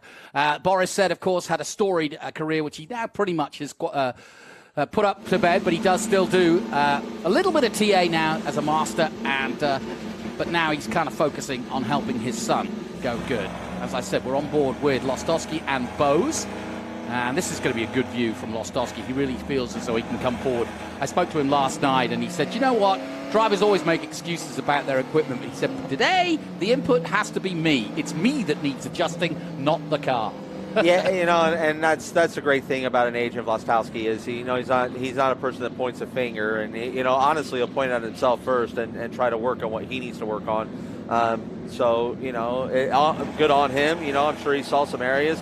Biggest thing in a TA2 car, some of the biggest lap time you can make is in the braking zone, and you have to really dip deep into your pocket of courage, Jonathan Green, when you're approaching these corners, to get deep on the brake zone. But it looks like they're all bunched up, and we're going to go green flag here, buddy. Don't forget the two cars at the back on the left in green. Annunziata missed the start grid. He starts at the back. Ben Mayer had a rear wing infringement. He got dubbed and knocked to the back as well, but we expect both of them to come through. There's the iconic shot I told you. Welcome, race fans. It's Elkhart Lake, Wisconsin. Road America Trans Am muscle cars on their way to the first corner. It's the Q3 Architecture TA2 Series, round 8, and away they go. Good start from Jake Drew. They're all queuing up behind him. Rafa Matos holding the field back. Merrill looking for a way past, but can't do it. And on the outside, it looks like Boris said, gets away well. Austin Green right behind him in the all-yellow three-dimensional services. If we go in board with Lostowski, who may get a chance to get ahead of Austin Green going into turn 2, and he does just get a nose in front. Yeah, Adrian got a great start. He's alongside. Looks like he really wants to hop into this toe of Connor Mosack and that Silver Air car and get down this straightaway. And Connor's getting behind his teammate of Boris Said Jr. And it looks like the straightaway speed of three-dimensional services car is really picked up here. They're deep down on the brakes into Mission Foods, turn 5. Oh, big lock up by for the Josh BC Hurley. car. That's Josh Hurley on the inside. Luckily gathers it all together, but he's side by side with Cruz in the number 1, who slightly goes wide, gets bounced around. Prochek is just behind him. Is that Annunziata coming on? That is an Annunziata. No, I mean, this is Road America. You can make up a lot of time in a quick amount of time here, Jonathan Green. I mean, a half a lap here is like a lap anywhere else. Yeah, so, good point. So yeah, he's making up some of that ground like we knew he would, and I'm sure Ben Mayer's right there with him. Where do you go for an overtake here? Obviously, turn 1's obvious. Where else? Where don't you go? Okay. I mean, yeah, no, there's places everywhere. I mean, you got turn 1, you've got turn 3, you've got turn 5. You can get him certainly down into 8. You can sneak in on the carousel. You get a good run off the kink down in Canada corner into turn 12. There's a good passing opportunity there. Kink coming up right now. Yeah. So this is This is good stuff. Jake Drew did exactly what he wants to do. Got out front. Got himself, who's P2 there? I didn't notice who got there. Was that Rafa? Rafa got into P2. So Rafa, grabbed his second position and was able to maintain that and keep that going. And then Mike Skeen there in P3. So the top three kind of coming through the first lap exactly how they took the flag. Yeah. Ooh, Skeen's way off here. Whoa, what's going on with Mike? It looks like he had a little bit off there in turn 13. It can get tricky there. It is blind, but if you lose the front there or you lose the rear, you start chasing that all the way through. So don't know which one he lost from the angle that we had, but that's not your typical Mike Skeen. And Thomas Merrill's there to pounce. And Thomas, he's ready. I mean, this is a driver and a team that's been struggling on the last couple events. And, seeing it, I think I had more confidence in Thomas than he had in himself. But now the green flag's dropped. He knows he's got a good race car underneath him. You're going to see a performance out of this guy. Yeah, he's had a lot of bad luck in the last few races. He was grass cracking last week at Mid-Ohio, had to come into the pits. He's still second in the championship, but like I said, 118 points is a lot to lose, and as he stands at the moment, he's 2 behind Rafa in this race in 4th position. Got Mosak behind him, Green in 6th, Lostowski 7th, and Hurley said 9th. He's dropped back, and Bacon it is, who I was looking at early, is in the top 10. Keep an eye on Mayer and Nunziata. They have moved forward, 21st and 23rd now from the start of this race, so they are slowly but surely making their way, but we are under caution again, and that slows it all down again. Yeah, we're going to be under caution at this point, and I'm sure Code 60's come up. We got Patrick Paul here dead on the back straightaway out of the kink, so this is on the way to Canada Corner. That's not an ideal place, so this was a good call by Tim Richter. Get the field slowed down, get the safety crew out there, clear that track. Good news is there's not a bunch of scattered bits and pieces everywhere, Jonathan Green. It should be pretty quick. I mean, I'm telling you, I'll go ahead and toot the horn right now for Road America and their safety crew. Yeah. You're talking about some of the best here in the country at a fixed location racetrack. They are quick, they are on to action, and they are ready to. They want us to go racing just as bad as we want to go racing. Yeah, and Patrick Paul, incidentally, it gives me a chance, sadly, my only chance, really, because he's out of the race, is being coached this weekend by Evan Slater. And Evan just wanted to remind me that the car that Mike Skeen is in has already taken a 2nd place this year in the hands of Evan Slater. So we hope to see him back in a car soon. You knew he was going to get that in. And hey, I love that young man, and for good reason. He's fast. He's got a great personality. He's a really likable kid. He deserves to be out here. I think we all feel that way. And so for him to go and remind us of how good he is and his performances, hey, I love it. That's what we need to have. And he's certainly, everyone that knows him knows that he's not a cocky young man. This is all just a good, confident pull. Under caution, Drew, Matos, and Skeen, your top 3. Down towards Canada Corner then, line astern, under caution. What do you do? What's your system check when you're under caution like this? I mean, we're so early, we didn't even get tires fully up to pressure. That's why we were seeing a lot of lockups that we were seeing. And so tire, right now it's about even maybe keeping up, like you see Austin Green doing, trying to keep some temperature in. These Pirelli P0s, they lose temperature pretty fast. Any Formula One fans out there, that they struggle with the same thing in a Formula One car, and we're far from that. So these P0s kind of have that same personality that we have in the Q3 TA2 Architecture Series, is they'll lose temperature quick. So you can see the drivers here knowing that are trying to keep the temperature in the tire, keep those pressures up, and so that when it's time to go green, they can drop the hammer and go. Talking to Formula One, I loved it. Keith Prochuk stopped me on the grid and said, "Hey, how about my boy Piastri today?" And I was like, and then I kind of thought about it for a moment. And of course, he's partner with Piastri and HP Tuners. His father, Piastri's father, runs HP Tuners with Keith Prochuk. So a great combination, and shows Trans Am connected to Formula One. Yeah, it's Keith Prochuk's so fun to be around. Period, no matter what. And then he it's fun because he'll bring some of the behind the scenes that he knows of the Formula One paddock, and that's always insightful. As you know, it's no secret what Andretti Global's trying to do there, and so it's kind of fun to hear some of the insights that he gets. But it's an interesting deal, and but we're here. We are Cube 3 Architecture TA2 Racing at Road America, and we just couldn't be happier. This is such a great place to be. The fans are amazing. I mean, I love the fans that we have out here. They always show up. You could have a tricycle race here at Road America, and the fans are going to show up to be a part of it. And so we thank them for that, and all the workers here to put on a great show, and everyone that cooks that great food down at the Gearbox and all those. So it's a really, really great place to come. We all look forward to it. keep an eye on Brent Cruz. He's 11th at the moment, and of course he is our current champion. Not doing the full season this year, but bigger things expected of him. He's doing double duty this weekend as he also races in TA. I know a little bit about that double duty. Yes, as we welcome our MAV viewers back. Yeah, a bit of double duty. How was it at Mid-Ohio? Must have been a long weekend. It was hot and then it was wet. Yes. And I was wet when I was hot. Yeah. And then I was cold when I was wet. Yeah, you can't win, can you? No. It was ups and downs, strikes and gutters. But is it not easier? But does it keep you more dialed in when you're on the track more? Oh, of course, and especially when Mid-Ohio had that new surface. You know, I mean, it was funny, like the adjustments we were making on the TA2 car, because we were always in that before the TA car. I could take all those adjustments to the TA car, and it translated, and we brought our TA car right up to speed. So yeah, it's important, and I think Brent's getting a little bit of taste of some double duty. This won't be the only time in his career that he's going to do that along the ranks of his racing career. You're going to see him do that, a lot of this, I'm sure. And he's a guy I would love to see do that Memorial Day double one day in his career, right? Do the Indy 500 and the Coke 600. I mean, I think he's a future star. That would be certainly be someone that could be targeted for such a privileged position, but he's doing really well in the TA car, which we would expect, and ponchos, and I'm going to tell you, this is early on. He's going to come to the front in this TA2 race. I give you that. Yeah, and we'll watch him tomorrow in that. I spoke to Poncho Weaver and asked why Brent was, thinking about doing TA. Was there any reason? He'd wanted to do it for a while, but he was ill at the start of the season. He wanted to do it at Sebring, but didn't get a chance. And really, Poncho's answer was simply that the feeling was with TRD, i.e. Toyota Racing Development, he's part of that program. And so Toyota just want him in anything. They want him racing as much as he can at highest level and more horsepower, and that's hence TA. More experience, that's closer and closer to NASCAR. That's where he's going. Seat time.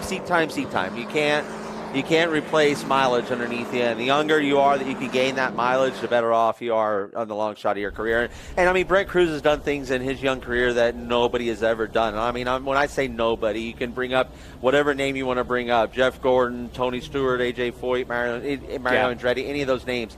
He was in a 410 sprint car at age 12 winning races. He was in a USAC midget at age 12 winning races. He got dispensation to do the Chili Bowl, I remember. Yeah, and he got dispensation to come in our championship. So he's been in big cars since age 12. We've never seen that. Like, it was an eye-opener when Jeff Gordon in the early 90s was in a sprint car at age 15. Yeah. You go 3 years younger than that, and you're finding Brent Cruz. So, we've been developing a lot of wonderful young talent here, and we see him going places, and that's what's been beautiful to watch. Let's head down to pit lane. Ben Sissel has got a story for us. Yeah, thank you so much. I'm here with Chris Seibel, and he's trying to pawn this off on anybody on his crew. He doesn't want to talk on camera. With Doug Peterson and three-dimensional Austin Green currently running 6th. And I know this race means a lot to Austin. So what's he saying on the radio so far this early in the race? Just trying to save the car for the long run. It's getting kind of dicey out there on the start, so just trying to keep the nose clean to make it to the end. Yeah, it is weird in TA2 that we run a 100-mile sprint race, and they really go. Like Austin, who's starting in the front, you can't hold back either, but you still try to save the car. Yeah, it's really a big deal to try and get out front and try to get a gap, because then you can really start saving your tires when the guys start coming at you pretty hard. So he's just trying to fall into place and save it for the end. Now, Doug Peterson, what's Doug Peterson saying on the radio? He's having a blast. He loves racing all these guys. Kind of wished he'd have started a little bit farther up front, but still gives him a lot of cars to try and pass and a lot of guys to race. So. Well, Chris, I don't know what the reluctancy was. You did great. How about that? He did really good, right? See, even the crew says you did good. So maybe next time you'll want to do the interview with us. All right, Jonathan, Adam, back to you. It's because you're so intimidating, Ben. That's what it is. Everybody's frightened of you. You come in bowling in there, as you should. Good insight. All bullish. Yeah, all bullish. No, it's and Chris said it best there. I mean, you're really doing everything you can to be there for that 100 miles to make sure you got something left at the end. Road Americas, you have a lot of heavy braking exercises here because you're carrying a lot of speed. Yeah, let me ask you about the tires. We always talk about the longevity of the tires for the 100 miles. What about this track, the resurface, and the length of the track being 4 miles? Does that change how the the deg goes? You know, I mean, here from what I've seen in RTA car, I haven't seen massive tire deg, and I haven't watched and observed the TA2 cars actually experiencing that as well. So I don't think tire deg is a huge issue here, and part of the reason is, you know, unlike Mid-Ohio and pit race where you're constantly turning, right? There's very little straightaways, and you really got the car loaded up a lot, loaded on the tire a lot. Here at Road America, you know, every time you get the wheel straight, you feel like you could do your taxes. You're on it for that long. So you know, it gives some time for the tire to just kind of relax and get its ease back. So you know, there's some TA2 drivers I'm sure will correct me after this if they were experiencing big time tire deg. Yeah. But I haven't really honestly observed it. So it's going to be a mystery for me, and it'll be interesting for me also watching this race to see how that plays out. Well, the safety car lights on the Ginetta are out, which means we are going racing very soon indeed. And in fact, you can see that the pace car has pulled away at the front, so we are line astern, the entire field ready for the run up the hill at Road America. It's still early on in this race, just 3 laps gone, but it's Jake Drew, the pole man, with the championship leader Rafa Matos in second. Mike Skeen coming into the championship. Of course, he's a regular now in IMSA, but has done pretty much everything in his career. He's an FIA silver driver, which means to you and me, he's darn good. Oh yeah, he's you know, 2020 TA2 Cube 3 Architecture TA2 champion too. So for Miller Racing, yeah. So he's very, very familiar with what goes on here and how this place, how these drivers race, how these cars race, how this works over 100 miles. So that's why I say, you know, you never, anytime Mike Skeen's in the building, you got to pay attention because he's one to watch. And as I said earlier, there's so much support for him to be here. You know, Franklin Road Apparel with Ken Thwaites jumped on board to make sure he's here. Cube 3 Architecture, Nick over there.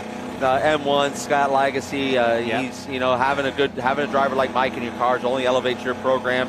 And then biggest thing is this Louis Schreiber, Marco, Nick Heddick Foundation. Tragic accident that happened, no-fault accident that happened a couple weeks ago that where a life was lost. And so our thoughts and prayers out to you. And you know that Mike and Kelly are here supporting you and putting out a good run for you. Jake Drew was worried about restarts. He had a chat with you because they moved the bollards, right? Yeah, they moved the cones. He was asking me if I saw him. I was like, why did I need to see him? We were in practice. I didn't need to see him. But there's such a long run down to turn 1, and that's your concern is the toe. Is the car behind is going to get that toe, and they could pop at any moment to get that run. So you're going to see a pretty heavy protection to the inside here at turn 1, I would say. Should do. Well, up the hill they come and starting to accelerate as we're on board with Lostowski on the CMI on board. Away they go, the green flag waves, and across the crest they come. Jake Drew in the all silver and red leads the pack. Rafa Matos looking, jinking to the outside. Skeen follows him, but they're not going to make it. Merrill locks up for a moment, so does... Yeah, that's Connor Mosak. Yeah, Mosak had a lock up underneath. He did get a good run off of turn 1, through 2 here in the little kink, and then into turn 3. Looks like Austin Green is going to be deep on the brakes. They'll have a drag race down the straightaway into Mission Foods turn 5. So much talent in that lead group, including former 22 champion Thomas Merrill, who needs a good result today. He's had a bit of bad luck, but he's been lucky in the points. He's been consistent. But he wants to now carve a little bit more out of Rafa's lead. But he's got to get past him first. Here comes Rafa on the brakes. Oh, that's textbook Brazilian magic from Rafa Matos at turn 5. That's how you do it. And Merrill is going to get up underneath. So Thomas got around Skeen. And Drew. Down the straightaway. Mike Skeen has lost 3 or 4 spots here in just a couple corners. Wow. Yeah, Jake Drew goes from first to third in a matter of corners, and that is good news for Thomas Merrill because now he's got the prey in sight. That's his arch rival, first and second in the championship, but reverse because Rafa Matos leads the way from Thomas Merrill. If we go back on board, Lostowski in 7th place as they go through the carousel. And I was a little curious of if Skeen was having some sort of top speed issue or any kind of issue of how quick he lost, but he seems to be tucked right up on the back bumper of that three-dimensional services group Mustang of Austin Green. I earwigged into a conversation between Evan Slater and Rafa Matos. Evan said, hey, you got this today? And he goes, yeah. He said, I think so. He goes, but not in a straight line. In the corners, I'm good, but not in a straight line.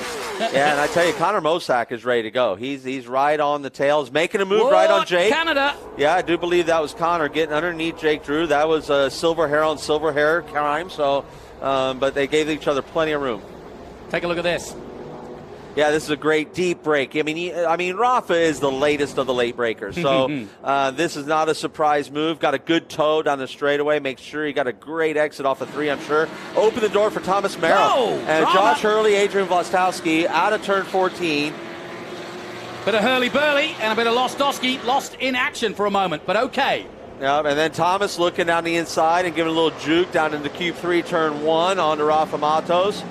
How hard is it if you're Jake Drew or just any racing driver when you've led the race, you've done the restart, you've done everything right, and then you're kicking yourself because you're in third? How quickly do you have to kind of reset your mind? You know, you have to have a very short-term memory as a race car driver. Be a goldfish. Yeah, absolutely. Yep. You have to put all that behind you, put the head down, race forward. And, you know, Jake's doing a great job. I think he's doing a wonderful job. I think Adrian might have a little issue here. He seems to be... Doesn't seem to be pulling. Yeah, that was a very quick overtake. Yeah, he doesn't seem to be pulling down the straightaway. He seems to have some sort of an engine issue. Here's another look. But yeah, so he's got Josh coming inside of him there, and I think maybe he went down, wasn't expecting, and they're both off into the dirt here. Turn 14, yep. Nicely done. Luckily, Lostowski.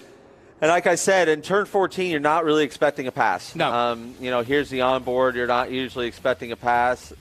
He left some room down there. Yeah. So I don't know if Josh maybe lost a little bit of the front. And, you know, you're kind of twisted up there, and it's a hard place to get deep on the brakes. So had a chat with Lostowski last night and was talking about Nathan Hearn, the Australian, who came in with, again, guns blazing last weekend at Mid-Ohio. And I said, hey, thanks for letting Hearn put on a show for us. And he goes, I said, any chance to do it again? And he said, yeah, we're looking for it later in the season. So, Australian fans, if you're watching, we want your best. Yeah, bring them over. Austin Green has moved himself into a podium position, getting around Connor Most. Actually, we have now a new top 3 with Austin Green getting up there in P3.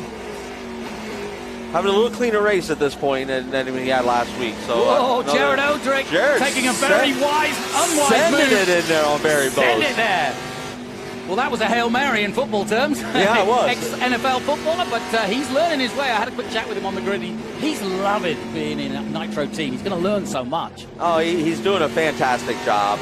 You know, he and I spent some time talking Thursday night socially, and you know, above all, he's just such a grounded human being. He knows where he's at in the sport right now. He knows where he wants to be. And the great thing about him, what he understands more than most is, as a professional athlete at the top level of a sport, he understands the mental game. He understands what he has to keep, you know, straight between his ears. And I mean, the most diligent note taker, I can almost guarantee, inside this entire paddock.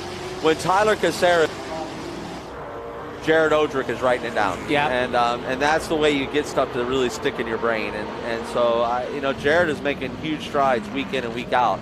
And he's going to be a serious contender for this PA championship as this year goes on. Tyler Caceres also looking after Brent Cruz this weekend, so a busy weekend for him. As through goes Ben Mayer. Look, he's already taken Keith Prochek in the Pro-Am. So Ben Mayer flying at the moment. He's up to 12th place and Nunziata up to 14th. We'll keep an eye on those two. There is Nunziata just going through the back shot there. Barry Bowes on board with him. And that Prochek would have been for P11. So he's up to P11, almost into P10, the youngster and Ben Mayer. And that kid is calm, cool, and collected. I wish I was as calm as he is when I was 15. I'm not that calm at 45. And but yeah, he is so calm and focused, and his head's down on what he needs to do. And I really feel strong about his future, and in any way that I can try and help it out, I'm going to be there for him. Somebody went wide there. We'll see who that was, but Lostowski's got past it. But 7 laps now of the 25 completed. It's still Matos, Merrill, and Green, your top 3. I don't know who that was that went wide. We're trying to work that out. But we'll find out. So fast through the kink, isn't it? Oh, this is, you know, they're exiting the kink here onto this is the back straightaway heading to Canada Corner, and yeah, it's so crazy fast through there. I mean, that is, when you talk about level of commitment at a racetrack, that's the biggest level of commitment we have anywhere we go, is the kink at Road America. Yeah, it was Jim Gallagher who, there, the number 16. In fact, you can see him recovering as they go up the hill there. Yeah, Green got Thomas Merrill. So Austin is out there. You know, Austin is not the fastest car on the track. That is still our leader, Rafa Matos, in clean air. But Austin about a 1/10 and a half behind Rafa as far as lap time goes, and Thomas has kind of been falling off a little bit. And Connor Mosack is starting to come back alive, setting some of his fast laps. Mike Skeen is coming back through the field, got around Jake Drew.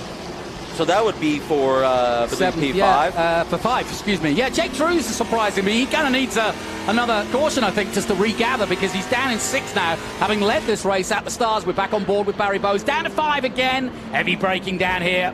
There's Skeen.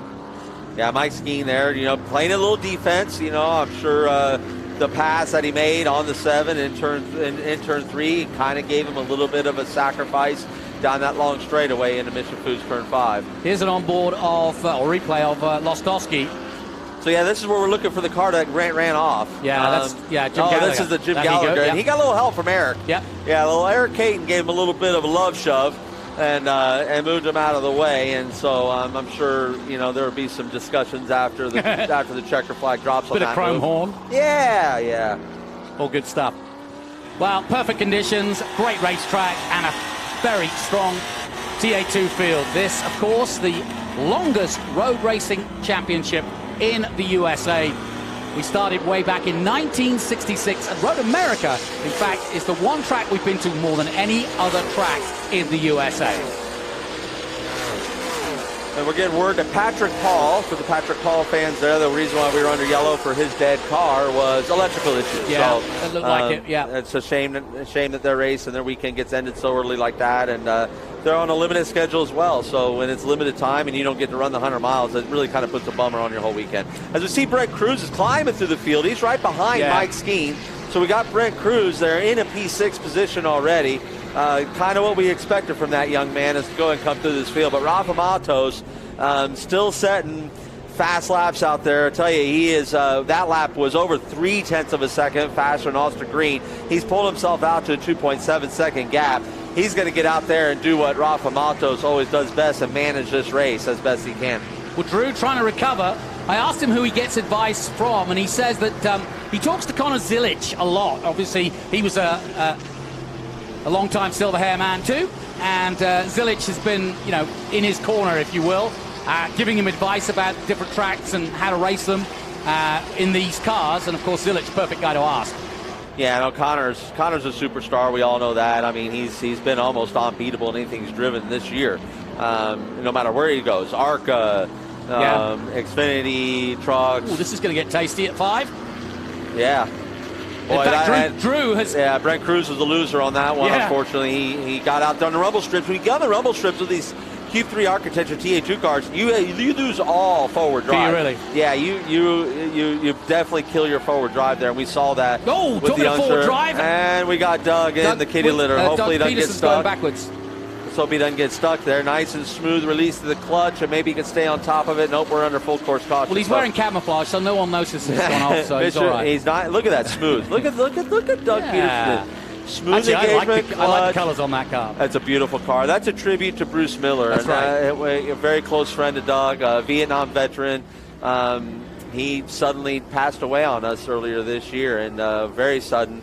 He shot a lot of pictures of this Trans Am paddock over the years, a lot of pictures, and that portfolio I'm sure floating around somewhere. And but Doug Peterson running that tribute scheme, but saw him right before I got up here in the booth. There's Peterson going off. Yeah, he came together with the 24. From the 24 Brad there. McAllister, yeah. So McAllister, again, the camouflage, maybe Brad didn't see him. And you beat me to it. But yeah, that's a shame for Doug. But again, like the pro that Doug Peterson is, smooth release of the clutch, got him out instead of Doug in the kitty litter there, and he'll be coming back around. But it looks like Adrian's going to be preparing for a pit stop and coming in for a pit stop. So I think that contact that got him out there at the Bennett Bridge Hall turn 14 earlier in the race, I think that contact has caused something that they feel like they need to pit for.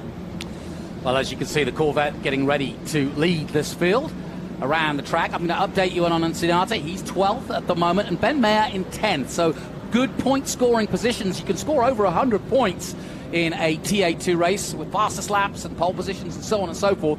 So anywhere in the top 20 is good points in Trans Am. So you never want to give up, regardless of what's happening. But we're under caution. 8 laps gone. This is our second caution of the day. So exciting stuff. But it's Matos who leads. Green is second. Merrill is third. Connor Mosack is fourth. So there's an art to the restarts, obviously, but Matos knows that art, and it's, well, I don't think you can fool the guy behind, but you can sort of plan your own. It's the one time in racing that you can plan your restart. Yeah, no, Rafa's pretty coy. He's got a lot of tricks in his pocket, and you know, he doesn't ever show them all. He shows them one at a time. So we'll see one of his new tricks on this restart, I'm sure, because you're going to need to pull anything you can to keep that 89 car behind him. That car looks like it's been handling pretty good down the straightaways. You know, so I think it's going to be pretty important to, and like I said, it's a long tow. It's a long tow into turn one, and we saw what the restart completely jumbled our running order last time it came out. So I'm excited for it personally. From up here in the booth, Jonathan, I'm glad I'm not in the car. You know Rafa pretty well. You've raced with him as a teammate as well. His decision to join Nitro, certainly Nick Tucker wanted his insight with his youngsters that he's got, because sometimes setup with a two-time champion can be very useful. Or was it more that he wanted to be with a championship-winning team? I think it's quite simple. You know, Rafa Maltos is a winner. He's a champion. Nick Tucker is a winner and a champion. That whole Nitro group is full of winners and champions, and that's what you surround yourself, right? Birds of a feather are flocking together, and so yeah, I think it was an opportunity. The opportunity presented itself, and when you have a guy like Rafa Maltos on the driver market, you can't let him slip through your fingers, because it's either have him race in your camp or have to race against him. Yeah. And which would you rather do? I would rather have him in my camp. You know, he's only going to elevate your program, which he's done. It's shown that. I mean, Nitro's been all but unstoppable, and I know it's not just Rafa Matos that does that. They do, you know, you win races at the shop, and Nick Tucker and his group are definitely doing that. But you can't discount the way that Rafa elevates every program he's been part of.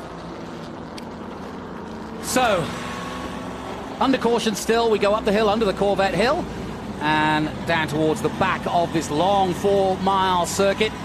But we're about to explode into action again. I would hope so. I think, I think no matter what, we're clear of everything out here. So I have a good feeling that we should, get this thing under green rather quickly. And as we welcome our MAV viewers back, you've missed nothing. We're under caution still. Matos, Green, and Merrill at the top, and leading in PA, Prochuk, Bose, and Odrick. Great to see Jared Odrick, who is just starting out his career in motor racing, having basically had a very star-studded NFL career and a movie career, I may add. He's worked with the likes of Sylvester Stallone and many others. So kind of an exciting cat to have on board, isn't he? Oh, he's a superstar. No, he's a superstar. And like I said, he's so grounded. You have no idea, about him. And other than when you go to research who he is, he's very get humble. out of a car and he's played football. Oh yeah, I mean, he either played football or been in the World Wrestling Federation. He's a very his physique is very solid and as you would expect of an NFL defensive end. But yeah, he's a race car driver now, and that's what he wants to be known as. This is his career shift. He's a race car driver. He's competing.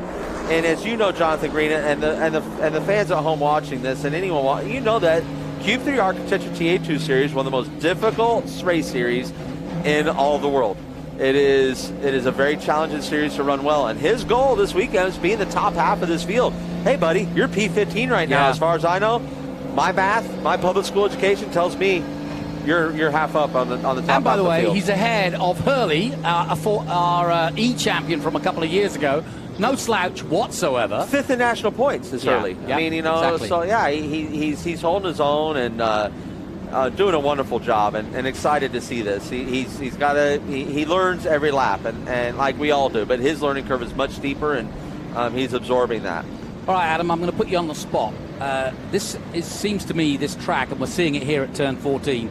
We're going to do another lap, but this time, next lap will probably be green.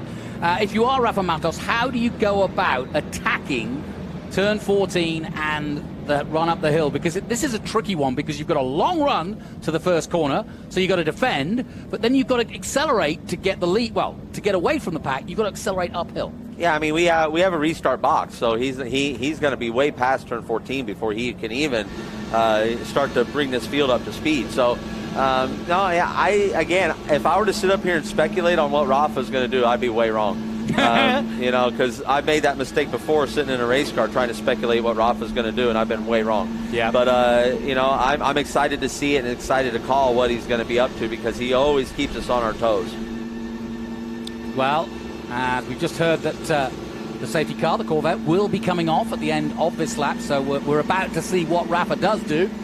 And Green, son of a former Xfinity champion, now racing in Xfinity himself, as in comes the 49. That's checking a wheel bearing. When he's checking that, he's checking if there's any kind of slop in the wheel for Patrick Oot there, and to see if there's any kind of give. If there's give there, then we have a wheel bearing issue. Last thing you want at the speeds that we carry here, good sensitive feel to be able to pull in and have your crew look at that. You know, so you definitely don't want to have that come apart on you. So Patrick, good on you getting that thing in here, getting that Camaro in here nice and safe and sound. You gotta love Tony Garcia. He's like a kid in a candy store. He's got the camera between the mechanic's legs while he's tightening the wheel. He knows no bands. He's got the angles. He's got the angles.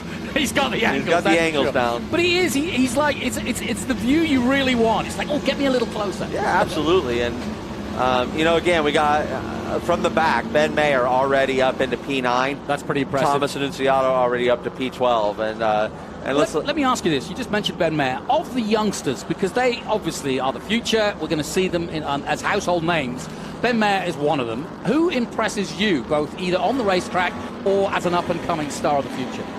I mean, it's hard to just kind of, you know, put it in one, right? I mean, obviously, I think Brent Cruz is special. He's a generational talent, just like we're seeing in Connor Zilic. You know, I think those two are super. Reminding them all, between the Brent Cruz and your Connor Mosack, your Austin Greens, your Ben Mayers, your Thomas Annunziatas, and Connor Zilic's, they're going to be racing against each other for a long time. Yes, and they have been already. And they already have been. They've been, racing a decade. And so, I mean, and it's great for our sport to have that. I keep reminding them, you are exactly the breath of air that the sport has been looking for here, and it's going to be exciting to watch what they all do with that and how it all plays out. But I'm impressed. I mean, Ben Mayer has made huge leaps and bounds, improvements. You know, and his speed is there. He's super fast. Thomas Annunziata, he's totally driven. His head is down. He puts a lot of effort into this on and off the track to be here. Brent Cruz, same way. Him and his dad, Matt, they're so sharp. They're so in tune on what they need to do, what steps they need to make, and keep a Ben protected, protected at this point in his career at all areas, safety and they take everything so very serious. So, yeah, it's hard to pinpoint onto just one. They're all so talented. And you know, Marco was telling me in ARCA, every name that Marco was naming last week in Mid-Ohio, man, that guy's fast, that guy's fast. Yeah. I said, yeah, I know. They came through TA2. They race against me, Yeah, we trained them well here. But, yeah, it's a really, really talented group here. I can't express that enough. Yeah, you're talking about, of course, Marco Andretti, who he and Connor Daly were in a great battle a week ago or so in Xfinity, and great to see them both taking to NASCAR and enjoying it. Former Indy pole winner, and of course one of the men who led the race this year, Connor Daly. And 500, I should say. Yeah, and a shout out to Boris Jr. holding strong there too in P8. We haven't mentioned his name much today, but he deserves a mention. You know, he's staying up there in the top 10, staying up in the fight. We'll see what happens on this restart here, Jonathan Green. Yeah, talking about NASCAR, what an honor to wear the Hendricks colors. I mean, that is a real, I know it's because of his dad, but that's a real honor to be, associated with that team in any way. As you can see, the Corvette is off. Now it's up to Rafa, up the hill. This is what I'm talking about, and this is where it's tough. He's got to accelerate away and defend from Green. You see his brake lights on. Yeah. Yeah, don't go. You're not going anywhere. This is one of the Rafa tricks I haven't seen yet. Away he goes. And he got a good jump. Merrill got a good jump, too. and Merrill got a good jump on the 89 here. So we'll see what happens down here in turn one. But it looks like a little bit of debris up there going on. But looks like Rafa got a super clean start here to get down here into Cube 3 turn 1. They get through there nice and clean. 7-car and the 1-car champion, defending champ of Brent Cruz, sitting there. 89 playing a little defense on Thomas Merrill, the 26. And Rafa Matos up front saying, see ya. Yeah, see ya. Under the Sargento Bridge and down towards turn 5 then. Matos, Green, Merrill, Mosack. Good restart from Mosack. We're on board with Ty Young now, as he is also trying to come forward. He's all the way back in 22nd place at the moment. And let's hear, it looks like Thomas got a run down the back straight. We're going to have to go around the hard way. Going to try to do the over-under up the hill. I don't think it's going to happen here. No. To Roy, he's going to try. Maybe. Nope. Nope, not quite. I'll say, man, you got to be pretty brave right there. That's a tough move to pull off. You got to really be alongside your competitor to get up there at the top of the hill to make that move work. So, but Thomas, he's itching. He feels he's got speed, especially on the restart. It looks like that 26 car really fires off. When we saw the last run, the 89 car took like 4 or 5 laps for Austin to really come up to speed, and then once he was there, just picking them off one by one. So it looks like Austin has to be a bit on the defense. The car doesn't want to fire off. Not quite as good as that 26 car, and certainly not as good as that 60 car out front. Yeah, I'm going to say Rafa Matos has gapped them very well in just a very short period of time. Look at that, 4 or 5 car lengths as they come through the kink after the restart, through the customer's bank and down towards Canada corner yet again.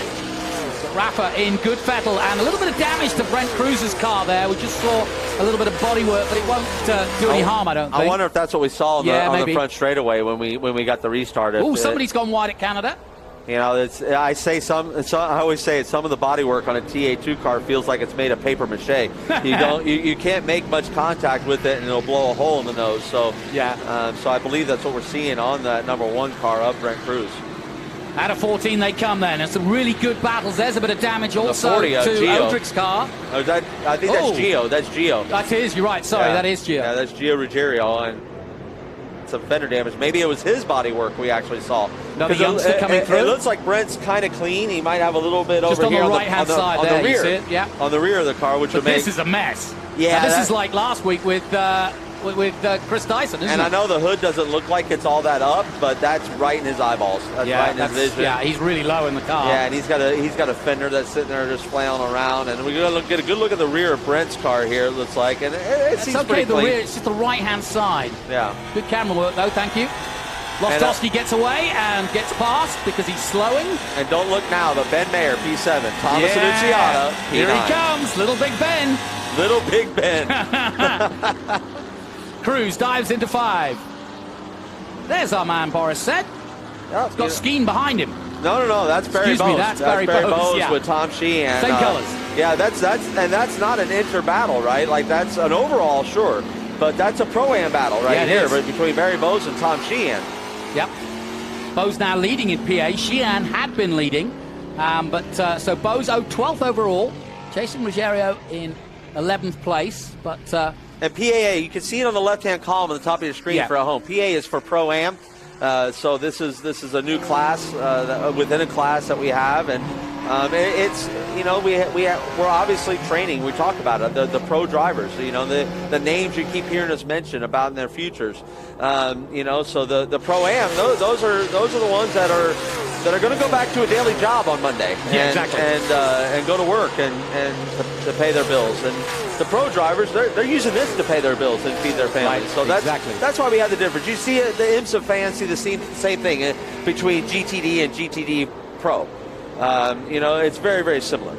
We've been very lucky. We've taken a lot of Pro-Am drivers or semi-professional drivers and really turned them into professional drivers. Scott Borchetta springs to mind immediately. For sure. Obviously from the music industry and a big investor, of course, in both Trans Am and IndyCar. But what he did was amazing, actually. Well, it was. I talk to him about it all the time. I mean, he legitimately was a podium car, and what you've heard me say already is one of the most difficult series in the world to compete in, and some of the most high talent drivers that you're coming. Oh, Michelle Abate.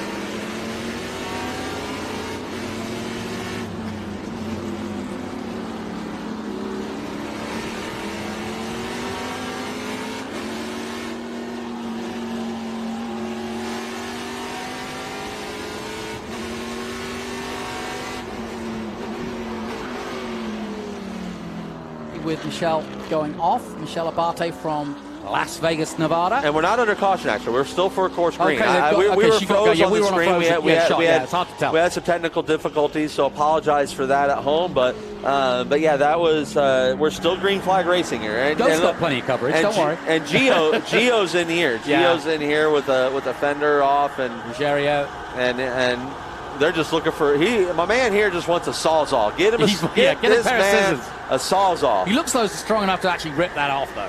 Yeah, and he's being respectful, and I love that. Here we go. There he goes. Just muscle that off of there. It didn't take him much, did it? No. Like you say, there's your paper mache. Now we are under full course caution. Okay, we are under full course. And that's after everybody really, I mean, like 3 out of the top 5 just turned their fastest lap of the race. Yep. Right then, so that says a lot. Well, Gio might get back out there. There's the Corvette, and there is coming up from behind or coming up the hill, Rafa Matos. So it's still Matos, Green, and Merrill. That's your top 3. Mosak is 4th, but the big movers are Ben Mayer now up to 7th and Annunziata up to 8th. The pair of them are almost working together. I bet you Rafa does something different on this restart. All right. I might put you on the spot again and see what it is. I just know. You don't know, do you? No, you don't. We're in that building to the left, so that's our view. We're on board with Adrian. Another rough day for him. He's struggling today down at P16. Had an off-course excursion there at the Bennett Bridge Hall, turn 14, and earlier in the race. That didn't get a real super clean shot of what exactly happened there, but really, really interesting stuff. So, under caution, as we have been, and there's not been anything major. It's just been a few little breakdowns, one electrical and then a spin here, there. So nothing much, but Matos still leads the overall race, and in PA, it's Barry Bowes in 13th and leading Pro-Am. Back on board with Ty Young. Yeah, Ty Young here in his Mike Cope Racing prepared Ford Mustang. Always having a great time. Mike Cope's got a big entry both here at Mid-Ohio and Road America. Really, like the other teams, really growing with the number of entries he's got going in there. And of course, Thomas Merrill probably his go-to guy as the top man in the team. Yeah, I mean, this is what we love about being in the Trans Am paddock. It's a full paddock, and we got a lot of great competitors here. And looking at one there, Josh Hurley, colleague as well, right? Yeah. Up here in the booth, calling TA races for us when he's not in the TA2 car. He's doing a great job. I had some fun racing with him at Mid-Ohio before he had his mechanical issues. They had a wheel bearing that was seizing up on him, but he's there having a good battle with Boris Said Jr. Big winners on that restart were Ben Mayer, Thomas Annunziata. Some of the drivers and Caleb Bacon. Some of the drivers that struggled on that restart, were like Boris Said Jr. Did not really enjoy how that restart went down. But yeah, we're gonna get another shot at it this time. And then the restarts, I mean, that is so important. That is your easiest opportunity to make a pass on your competitors. Now, you saw Odrick going wide, or at least going deep at Canada. Well, he was up in the top 12, wasn't he, at one point, or in the top 15? Yeah, he's in the top 15. He's dropped down to 24th after that incident. Yeah, no, it can happen quick here, especially, on these restarts when we're all bunched up. And, yeah, he definitely had some sort of a mishap that has pushed him pretty far back within the Pro-Am rankings. But we're looking right here, Barry Bowes is leading in Pro-Am.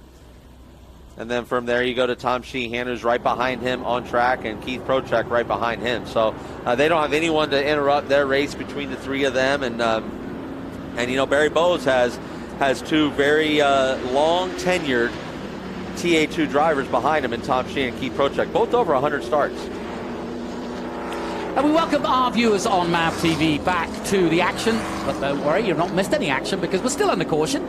But it's still Matos, Green, and Merrill. That's your top 3. And in Pro-Am, Bowes leading the way from Sheehan. He's recovered well. So Bowes, Sheehan, and Prochuk stuck together in 13th, 14th, and 15th for that Pro-Am battle. Got a good story while we're under caution. Of course, Connor Mosak has been flipping around between Xfinity last year and then coming back for a full season this year. And he drives the number 57 for Silver Hair, and he was on duty on Thursday in Chicago doing some sponsorship work for NASCAR, and he looked down at his sort of test times that they were doing here, because you guys were testing on Thursday, and he saw the 57, and he went, wait a minute, I'm not out there. Turns out it was Maurice Hull in another car, his team boss. Yeah, it was so good to see Maurice back inside the race car. It's been a long time. He had some knee replacement and things of that sort. So, you know, Maurice, Laura Hall, they're two people that really are. They're an inspiration. They live their lives the way as an inspiration for an example for how you should live your life. And they take really good care of people. They treat everyone with love and respect, and they're really a bright point in our paddock. And they love to support the talent. You know, they're very supportive of talent. I mean, Connor Zillage, I promise you, if you're watching Connor Zillage race anything, he's got silver hair somewhere. Well, either on the overalls or he's got on the race car somewhere, but silver hair. And the Halls are supporting these young drivers. Yeah, and he's neighbors with them down in North Carolina, isn't he? Yeah. So, yeah, great story. In fact, you know, when you think of Silver Hair and you think of Nitro and you think of Scott Lagacy, all of them running programs to effectively arrive and drive, but they all offer the chance to get in a Trans Am if you are an up-and-coming racer from some other series. So have a look at Silver Hair, have a look at M1, and any of the teams. Well, there's so many. Yeah, I mean, Mike Cope, BC Race Cars. I mean, the list really is a pretty long list of places that you can go inside this paddock. SLR, as you mentioned, Scott Lagacy Racing, Nitro Motorsports. You know, all these are, you know, Team Fast. You know, with Adrian Vlastowski, they've got, you know, Doug Winston underneath their tent and Eric Caton. So yeah, there's development all the way around. There's always a place that you can come and do your ride and drive program. You can own your car. There's Gio going down pit road with half a fender, and something Dale Earnhardt made famous back in the day. Yep. Hey, listen, while we're under caution, shameless shout out to the All-Star event coming up in a few weeks. And my All-Star is in the race. I've got a pocket car of his, and I'm putting money on my man Andretti. I love it. Thank you. Yeah, no, I'm Who are you racing against? I'm so proud to be racing with AJ Hendrickson. He's if Trans Am fans know AJ as ECC Motorsports, and the Hendrickson family are the reason why I'm in Trans Am. They believed in me and put me in TA2 cars early on in this series, and I'm here because of them, and it's going to be really fun and special for me to get to share that with them. And what a special event in Lime Rock. We cannot wait to do that on July 19th. Now, one man who's looking after Jake Drew is one of the greats, Gil Martin, with silver hair. Let's head down to Ben Sissel. He's with him.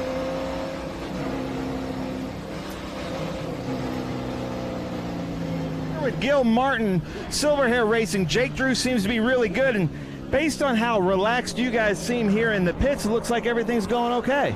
Yeah, I think so. Jake's doing a great job in our Silver Hair Chevrolet. He's going to school right now. He's got a lot of experience out there around him, and he needs to learn a few things. He's on this racetrack. He's never been here before, but I mean, what an amazing job he's doing sitting on the pole on his 7th start. So we're looking forward to great things from him.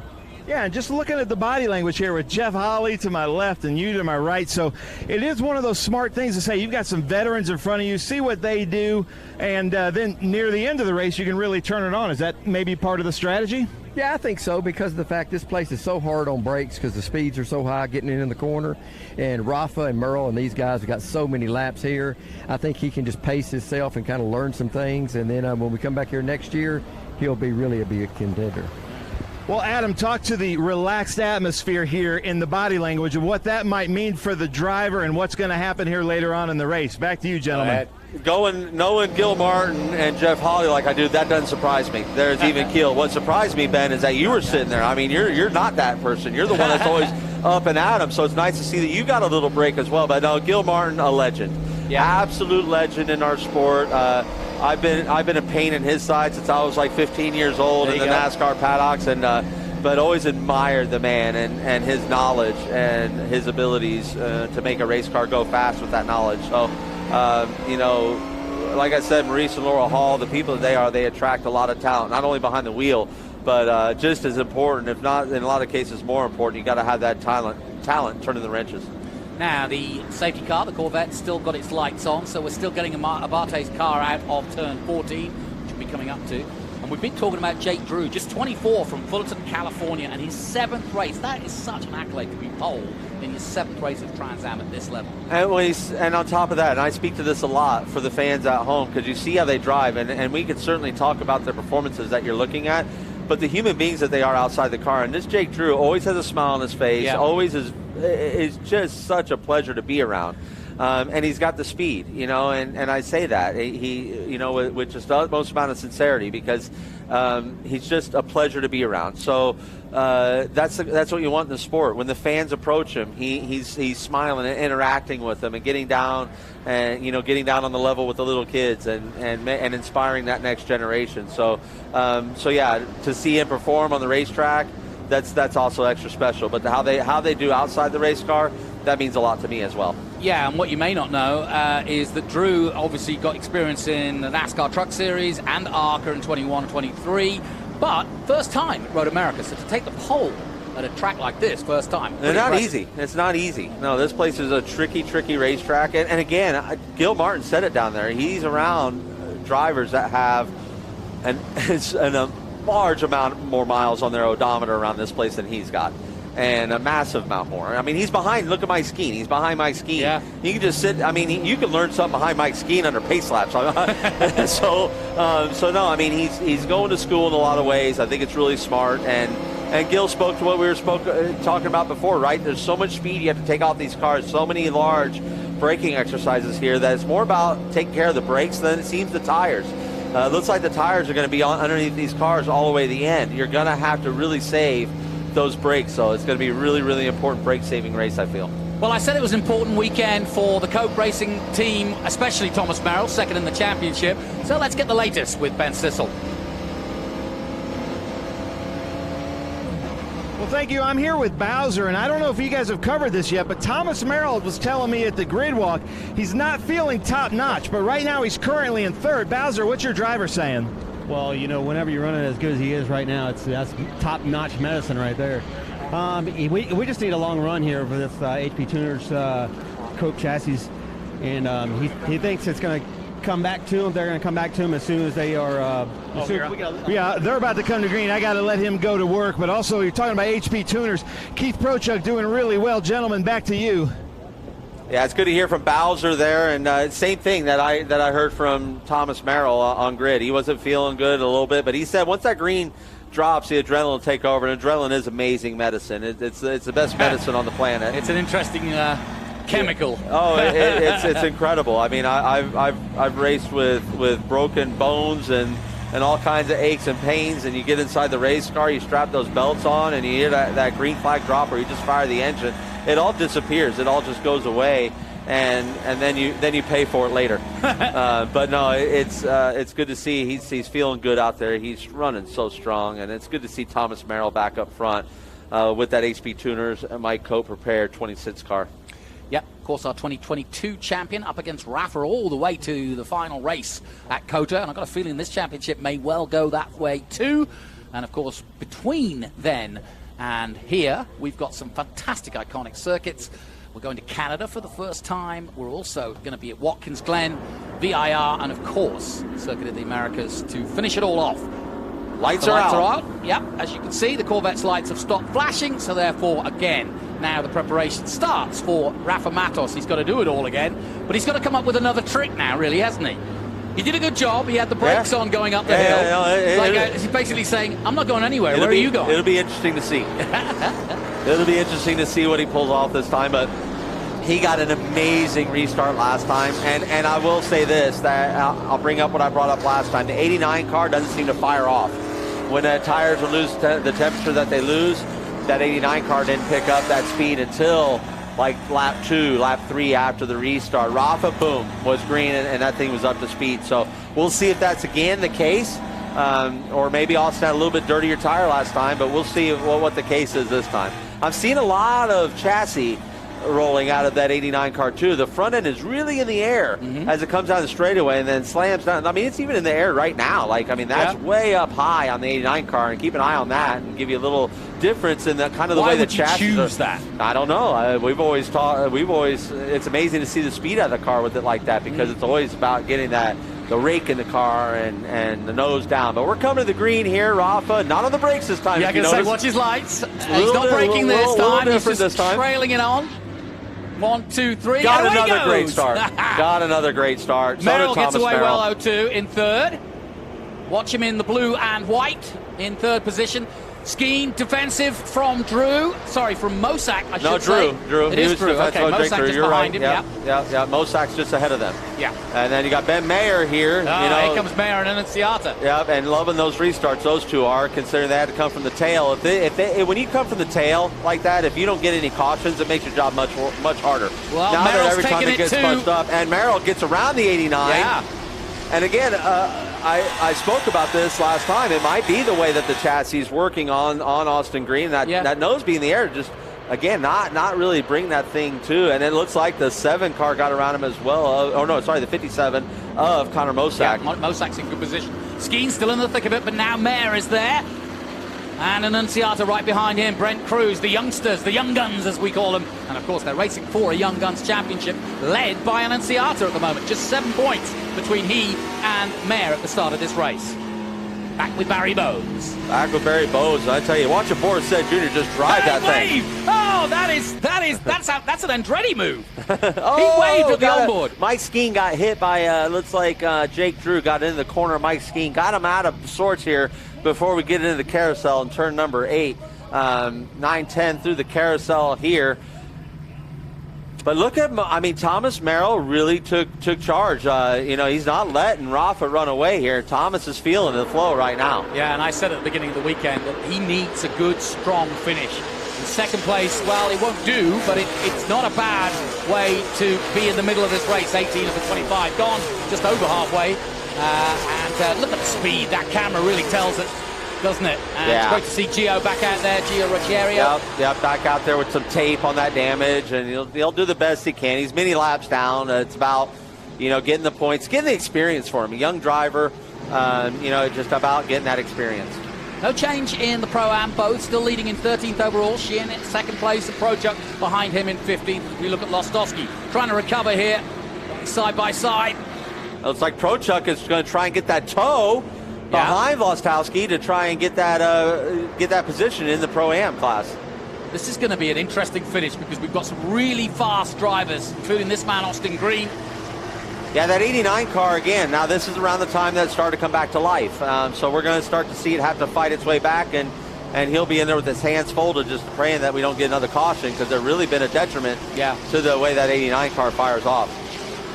Well, here's a replay. Let's take a look at high above. There's Matos going through, and as we look on the inside, that was the moment of touch. A late move. I think he chose to go inside instead of hitting him in the back. I think Jake was a little bit deeper on the brakes there, and he made a move in there. And Mosak trying to make a late move on the 26, moves him to go up the hill out of the Mission Foods turn 5 up the hill to turn 6, side by side. It looks like he did not complete that pass.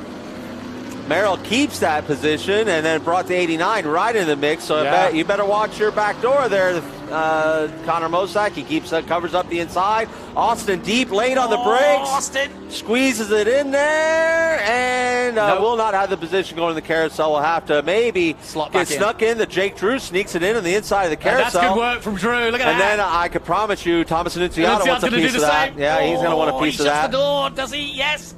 Annunziata's got drive, though. What great shots from this drone. I know, love it. What great shots. Really do see the racecraft from above. And wonderful stuff. And Rafa's just like, enjoy it back there, boys. I'm going to check out. But he's had to work for it. He's had so many restarts. He's had to really absolutely be on it.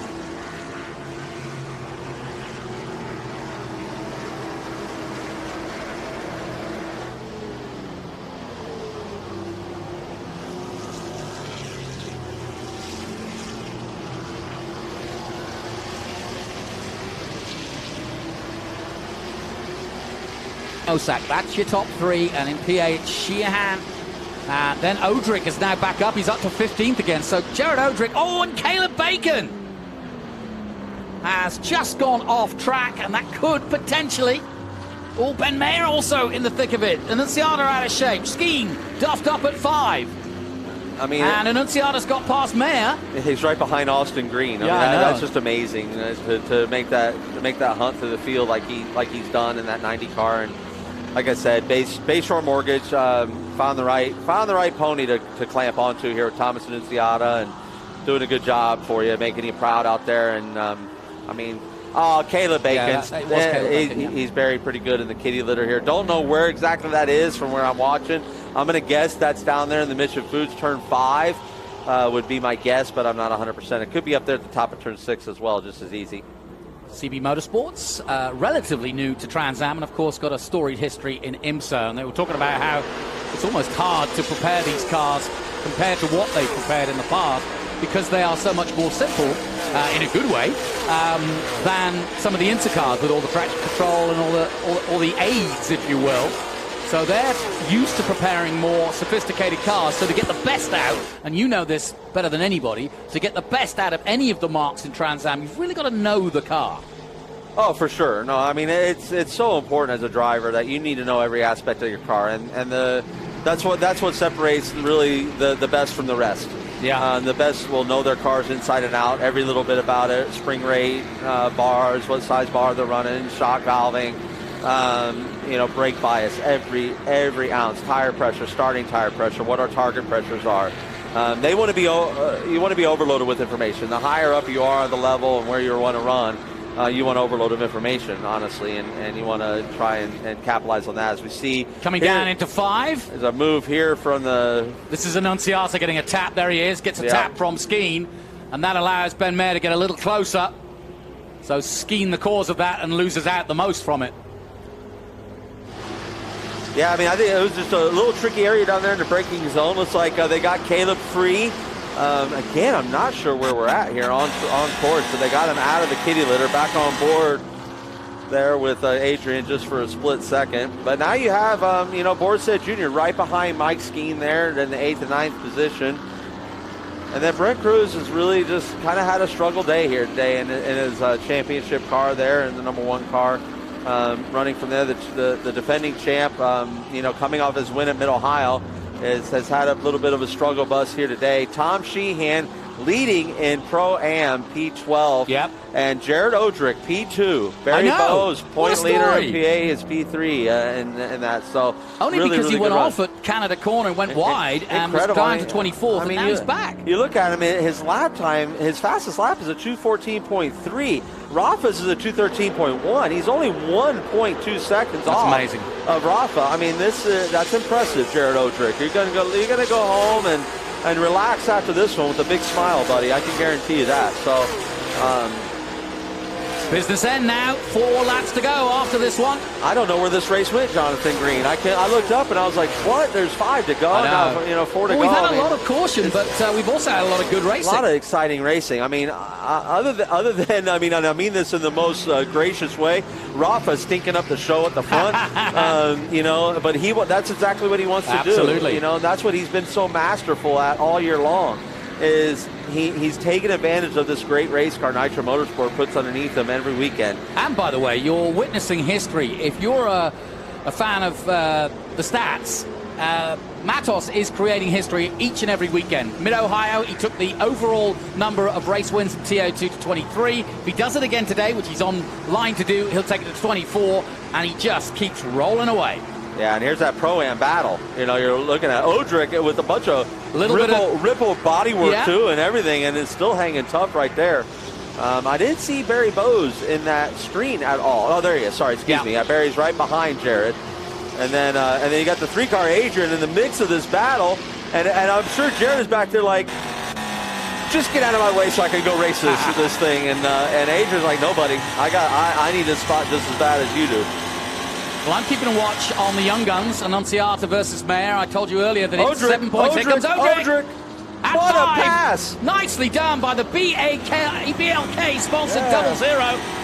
Black Underwear is a sponsor, and and I tell you what, Adrian's getting a good look of that BLK, the back bumper. But, I mean, Jared is after this PA win. Yeah. He is on the tail of Tom Sheehan, and let's look at this, folks. Wow, this is if a he heck does of a that, battle. that'll be so impressive.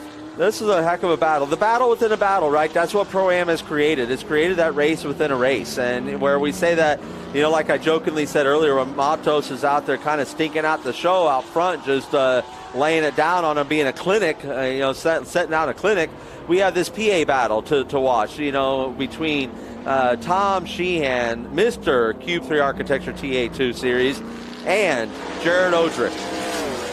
Yeah, watching it very close indeed.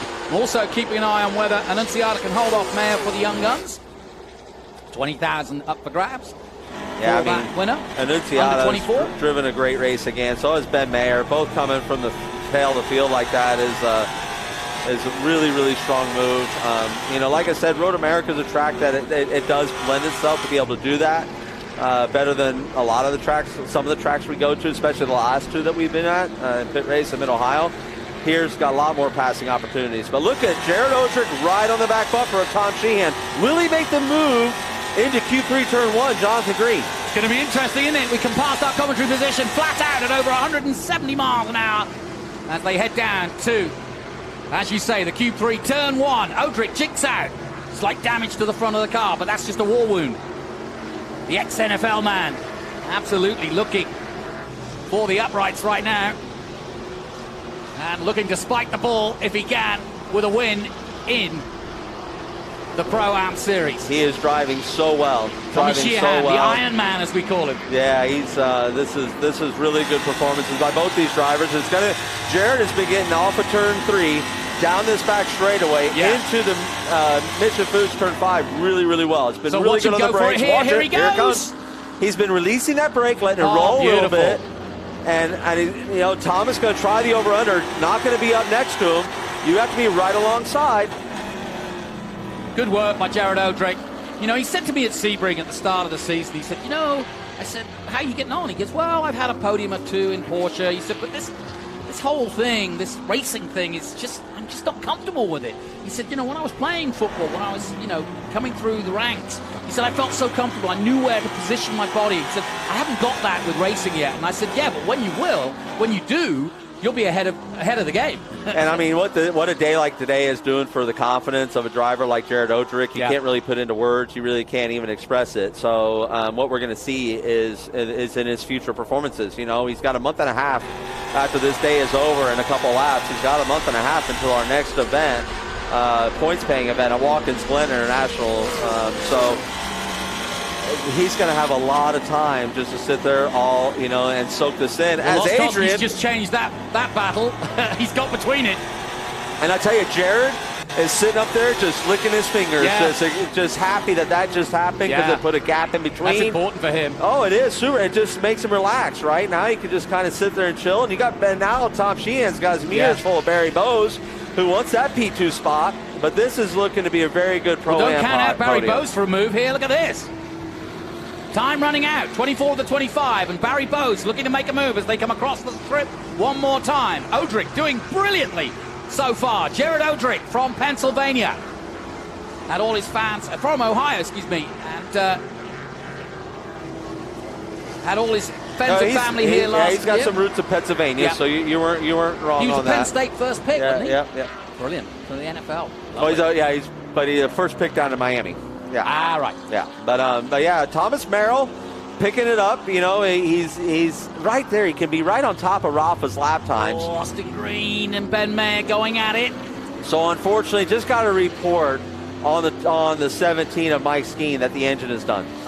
So that's what we've been watching. I was skeptical of it because he was getting passed on the straightaways. You remember me making that call earlier, Jonathan Green, that he was getting passed on the straightaways. That's not a Mike Skeen type thing. You know, that means that he's not coming off the corner or he's got an engine issue. And when I'm talking about Mike Skeen, I'm going to go ahead and that he's got an engine issue. So this has taken Mike out. I hate that for all those that supported him here, but everyone knew Mike Skeen was back, and that's why he got the support that he got to be back in this Q3 Architecture TA2 series. Penultimate lap then, Matos Merrill Drew has recovered well to third place. Mosak, Green and Mayer still battling it out, and Annunziata very much in that battle. Here's Thomas Merrill. You just saw Rafa go through his shot. He's going through traffic. That could slow him down and give Merrill a chance to catch up, but I think he's running out of opportunities, is Thomas Merrill, because he's quite a distance. The gap 2 seconds now as we head towards that last lap. And I think Jake Drew's going to be really happy with how he salvaged this, you know, where he did fall back to, I think, as low as P6, and now he's sitting in the last podium spot, as Rafa really, like, has to get around this traffic, right, of Gallagher, Jim Gallagher. He wanted to make short work of that. But, you know, it definitely held him up a little bit to where now you got Merrill going to get a tow all the way down the long front straightaway here. White flag is out. Well, Thomas the white Merrill. flag denotes that it's the last lap, but it could be just surrender for the rest of the field, because Matos has once again put on a masterclass, the Brazilian. Merrill, former champion himself. Matos, a two-time champion. Two of the best. So 89 seemed to have gone off track at some point that we weren't able to catch. So that's where we lost 89 down to P7. But Ben Mayer has also got around Thomas and Annunziata because they have flip-flop positions. And Ben Mayer's now in the top 5. Thomas and Annunziata is P6. But definitely a really good showing here. We got a Nitro car, which is Cope Chassis up there leading this thing. Got a Cope car with obviously Cope Chassis Thomas Merrill.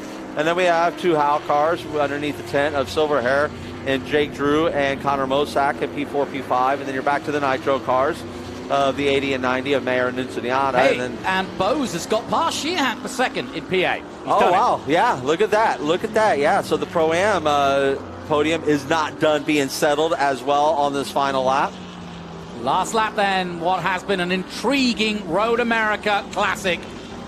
We're in the second half of the season as they go through the carousel for the last time, but Matos in full control. He's knocked it off a bit. The gap now 1.1 seconds between himself and Merrill. Drew still third. Yeah, and I mean, Jared Odrick, you look at him, he's only 4 seconds from a top 10, a legit top 10. That's really awesome. And yeah, no, that's amazing. That's really good work by that man, and we're so fortunate to have him in this series and doing his thing. But right here's your top 3. It seems to be pretty sorted, so it's up to all of them to get through these last few corners clean. Here you got Canada corner, then you're going to have turn 13, the nice fun blind, one of my favorite turns on the track, and then you're going to come to Bennett Bridge Hall 14. Out of there, the long haul to this, the flag tower, the checker flags await you, the Concord American flagpole, Ford Mustang, a Rafa Matos, going to do it again, Jonathan Green. Up the hill he comes, and you can raise that Concord flagpole and hoist it high for Rafa Matos as he takes the checkered flag here at Road America for yet another win to his storied career. That's a record 24 career wins in TA2.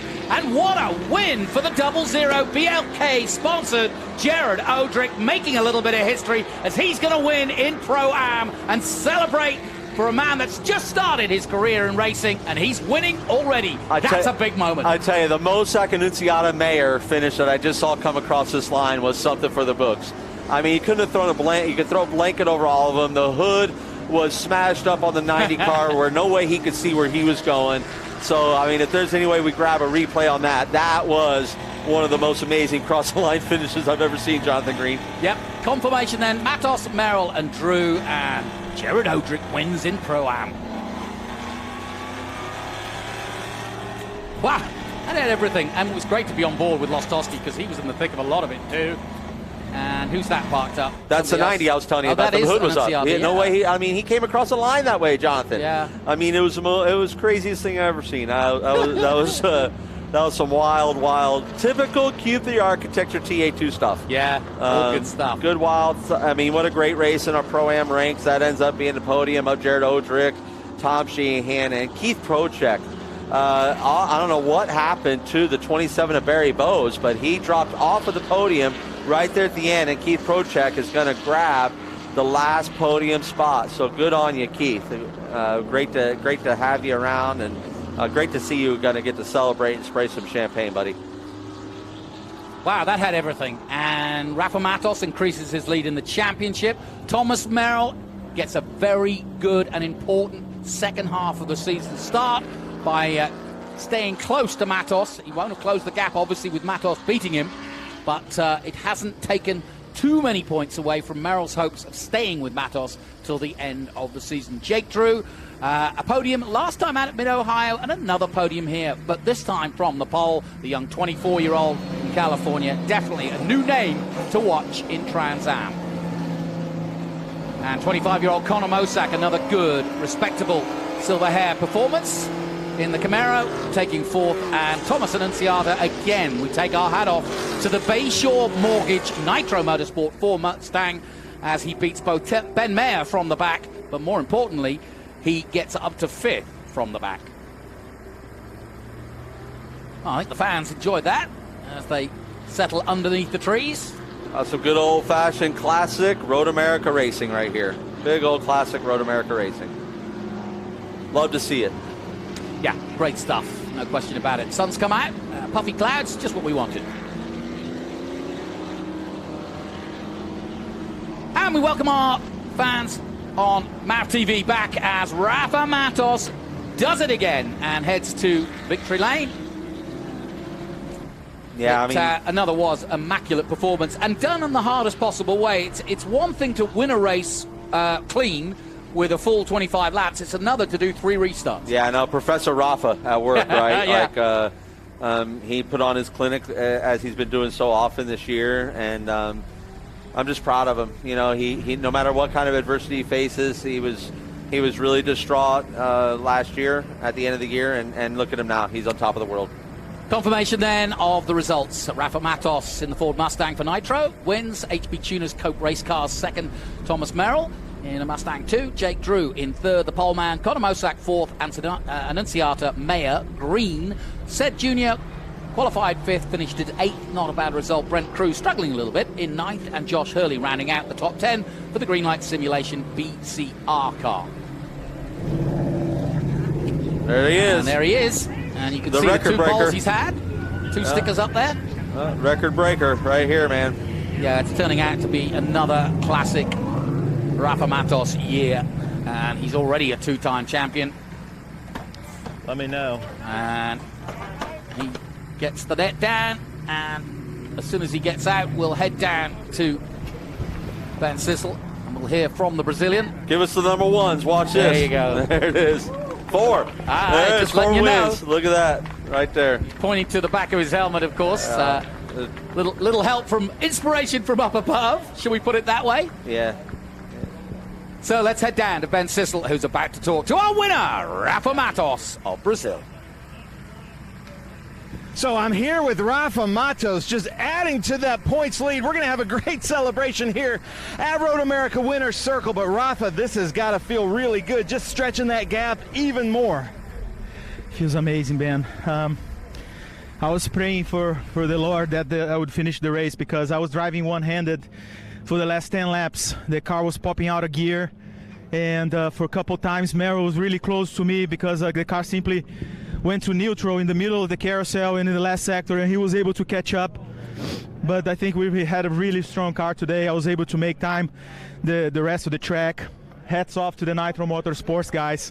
They worked their ass off, you know, they prepare a fantastic car. Concord American Flag Pole Company believe in this program. Chris Dyson, a big supporter of mine, a great friend, and our Lord Jesus Christ. Thank you so much. Nice. How about that, Rafa Matos? But ladies and gentlemen, we've got a special treat. Clear some room because Jared Odrick told me he gets on the top step. He's going to do the same dance he did in the NFL. Let's see if he's got the energy, but you got to make it work, Jared. Well, it's got to come back, you know. I don't know. No, come on. Nice. How about that? First place, unbelievable Jared Odrick in Pro-Am. He gave us the dance he did in the NFL after sacking the likes of like Tom Brady. But man, this has got to feel so good, Jared. I'm so proud of you. Yeah, I'm doing my best not to cry. I have a lot of goals within racing, and I don't want to treat this like the championship because it's not. I just want to keep this going, and I'm just so happy that I was able to run with Nitro, and everybody there would just been awesome. Black underwear, thank you, and yeah, thanks to this guy, brother. This guy. What a drive by this guy, huh? Crew Chief Cody, man, he hung in there with me. We had a tough first week at Pittsburgh, and we've just been fighting back ever since. And then your competitors, you got Bose, Prochuk, Sheehan.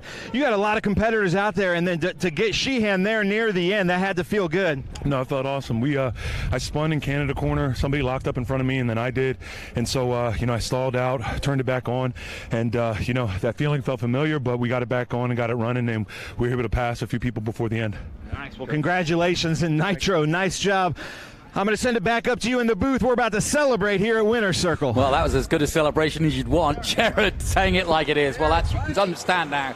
You've heard from him what it means to him and why we were excited for him, because it's a great story. And, yeah, Cube 3 architecture, Nick Middleton congratulating him. But what a great story to change disciplines as a professional athlete. Never easy at all.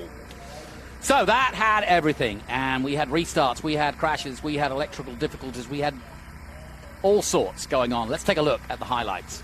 Off we went then. Jake Drew in the all-grey started in the lead. Sheehan took to the grass for a minute. That allowed Merrill to come through. That was our first safety car. That was Patrick Paul causing the slowdown. And then at the restart, Matos under pressure again. Lostowski turned around at 14. Kept it going, though. Good race for Lostowski. And in the middle of it all, the HP Tuners, 26 of Thomas Merrill. Barry Bowes leading for a while, but Odrick made great moves at 5 and would take the checkered flag. But it was Matos again as he extends his lead in the championship. Wow, catch your breath. But we are definitely very, very happy for Jared Odrick. And let's take a look at our cool move of the weekend. And it has to be this man, doesn't it? Jared Odrick, look at this. For the lead on Tommy Sheehan. See ya. And that was at 5, but that was just one of many moves that he did at 5. And as you heard, he spun round. So the recovery was brilliant. He spun at Canada Corner earlier in the race. And there he goes on Lostowski as well. So it just kept on rolling, all at turn 5. So Odrick, man of the moment, and our cool move of the race. Well done to him. More coming from the Speed Tour, more great races to come for the weekend. And of course, we've got TA qualifying coming. Let's head down once again to Victory Lane and Ben Sissel.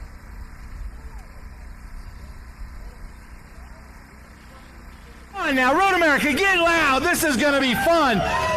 Cube 3 architecture, TA2 series. I love coming to Road America because of the fans and the crowd. And we know that you guys love the Trans Am series. It's kind of like two were meant for each other. We've got some great celebrations here. We are going to start actually in Pro-Am. He calls this his home track. With HP Tuners, Mike Cope race cars, 3rd place. I think he was down a plug wire running on 7 cylinders. Let's hear it.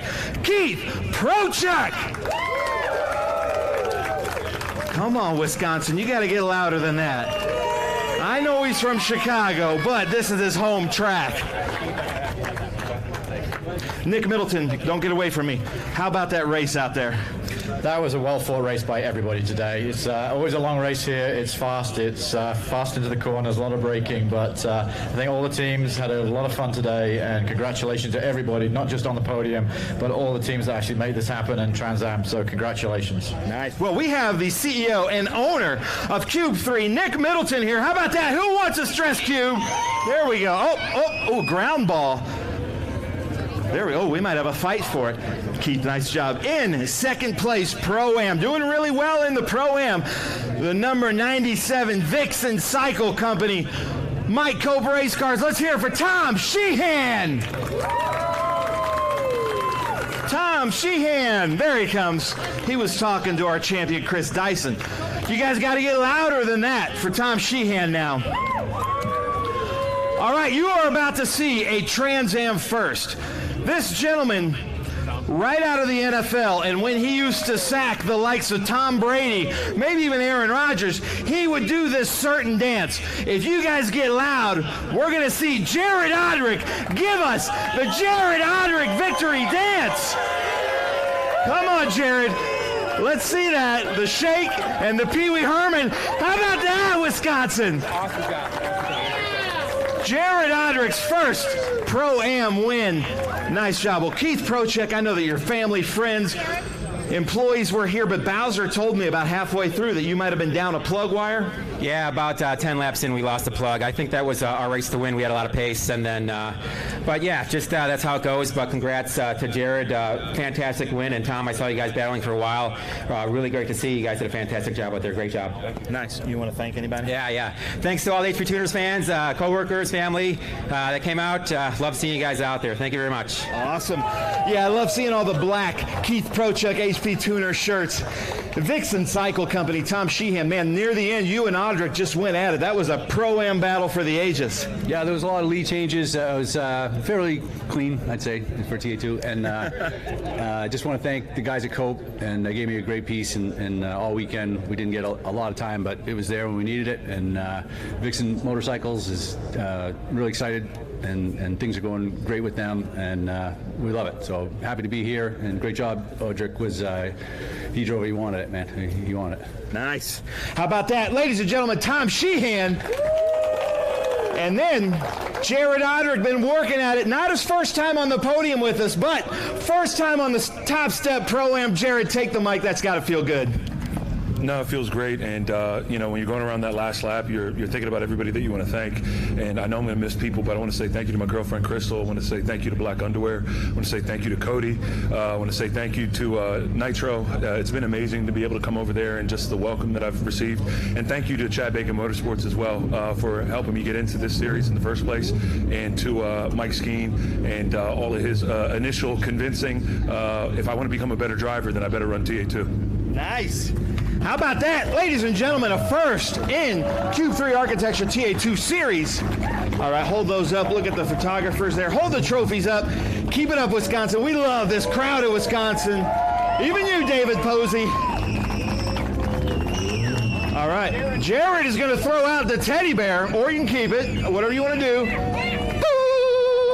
Oh, he lost the hat. Oh, look at that. Hold on now. We've got a hat, too. You get a hat with that, too. Jared's arm, just too much. Will you give that to him there? There we go. All right, hold those up. Come on, Wisconsin, get loud. Keith Prochuk, Tom Sheehan, Jared Audric. There we go. He's throwing the cubes out. I love it. To the HP Tuner. Look at that. Ooh, Tom Sheehan got some height on that thing. Nice job. Uh-oh, Joe. Uh-oh. We're about to have a fight up here, ladies and gentlemen. Joe Claridge. All right, Wisconsin, the Dairy State. I need you to get loud one last time. Keith Prochuk, Tom Sheehan, Jared Audric, Pro-Am TA2, Cube 3 Architecture TA2 Series. Cope Racing, Nitro Motorsports. Congratulations, guys. We've got some champagne here, so watch out. We'll see what happens. Oh, they're going right for it. Going right for the eyes. How about that, Wisconsin? Nice job. Congratulations, guys. Nice job, Keith. Nice job, Tom. Nice job, guys. How about that? Pro-Am TA2 Series. Keith Prochuk, Tom Sheehan, Jared Audric. Unbelievable show. Jared Audric, congratulations. First win in Pro-Am. Now we go to Cube 3 Architecture, TA2 Series, National Masters. Ladies and gentlemen, joining us back halfway through the year, another Masters win. Where is Three-Dimensional Services Group, Doug Peterson? Come on, Wisconsin, get loud. Here he comes. A long-time, huge supporter of the series and a Trans Am champion, Doug Peterson, out here. How's it feeling? Feels great. This is about my 25th year coming here. So, feels good. I love the weather compared to last week. Yeah, exactly. Anybody you want to thank for this Masters victory? Yeah, I want to thank everybody for coming out. This is awesome. Yeah, thank the fans, right? Yeah, of course. How about that? Thank to the fans, ladies and gentlemen, Doug Peterson, Masters, Cube 3 Architecture, TA2 Series. How about that? Doug Peterson, Three-Dimensional, is also competing this season in the Xfinity Series. So look for them with Austin Green in the Xfinity Series.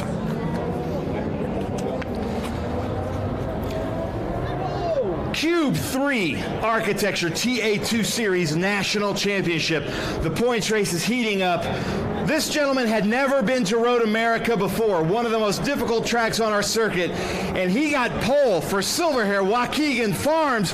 Let's hear it. Jake Drew, 3rd place. First time at Road America, Wisconsin. Make him feel welcome. And I forgot to mention Laura's quarter horses. Is that right? I want to say, I'm from Tennessee, so it's a different horse there. Quarter horses, Waukegan Farms. Jake Drew, 3rd place with Silverhair Racing. In 2nd place, our champion just 2 seasons ago, number 26, HP Tuners, Cope Race Cars, Thomas Merrill. Now, ladies and gentlemen, you got to get louder than that because Thomas Merrill at the grid walk told me he's been feeling a little under the weather, but obviously it didn't affect him too much. 2nd place for him. And then in 1st place, just kind of running away with this. Seems like almost every other weekend he notches another most wins in TA2 Series history. Our current points leader, let's hear it, Rafa Matos. Concord American Flagpole Company, the number 60 Nitro Motorsports car, here with Nick Middleton. Jake Drew, you get the pole, and then kind of early on you fall back a little bit and really had to fight through. I spoke to Gil Martin, your crew chief, halfway through. He wasn't worried. He knew that you had the machine and you were going to come through. How's it feel to be on the podium first time at Road America? It feels awesome to be up here on the podium the first time at Road America and in the Cube 3 Dimensional TA2 Series. It's awesome to be back up here for my 3rd podium of the year. I did manage the race my best I could in the beginning and lost a lot of track position that hurt me bad, but I knew my Silverhair machine was going to be fast today all day and just had to keep my head in and keep digging and finally started to make up spots there and wound my way back up here. Nice. How about that? Road America. Let's welcome Jake Drew to Road America. Come on now. This is always a favorite stop for our drivers. Thomas Merrill, you told me you weren't feeling great, but man, I guess that adrenaline kicked in and you had a great race. Yeah, man, this feels like a win. We've had a rough couple races, but it's great to come to HP Tuner's backyard and do well. The Mike Cope Racing team gave me a wonderful race car, and it was awesome. I wish we could have given Rafa a little more grief there towards the end, but it feels like a win given what we're coming off of and how I feel today. So thanks, everyone, for coming out. It's great to see all the fans out, too. Nice. I love it. I echo that. We love the Road America fans. Thank you guys so much. Rafa, take the mic. Tell us about your race. What a day, what a day. Thanks for the fans for coming out. It was a very special day for us, definitely. 4th win of the season. Great moment for us, great moment for Nitro Motorsports. Hats off to every single member of the team. This is a group effort, and I wanna congratulate Tyler Kisera also. A lot of times, Tyler is the mastermind behind that team. He's a great man, great driver. Concord American Flagpole Company, my biggest supporter, Chris Dyson. Thank you very much for believing in this program. It's been a good day for us, and hopefully we'll come back after the summer break even stronger and wrap up the championship. Thank you. Nice. How about that, Wisconsin?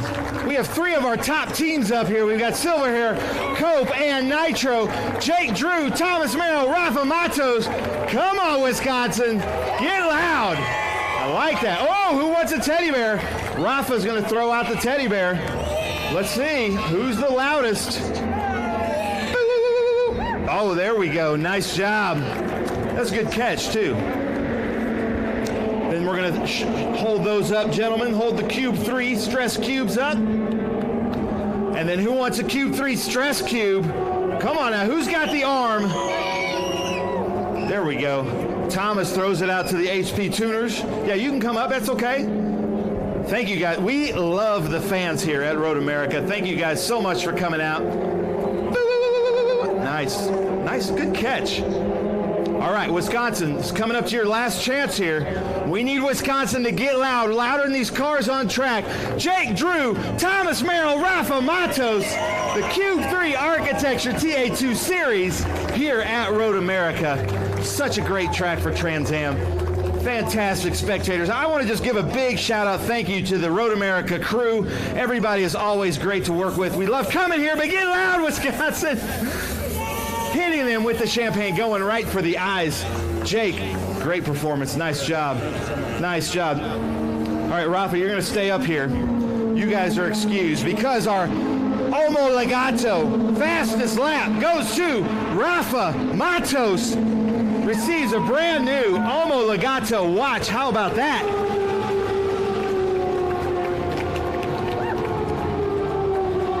Rafa Matos, nice job. And I'm going to make this gentleman do this one more time because our cool box, cool move goes to Jared Odrick.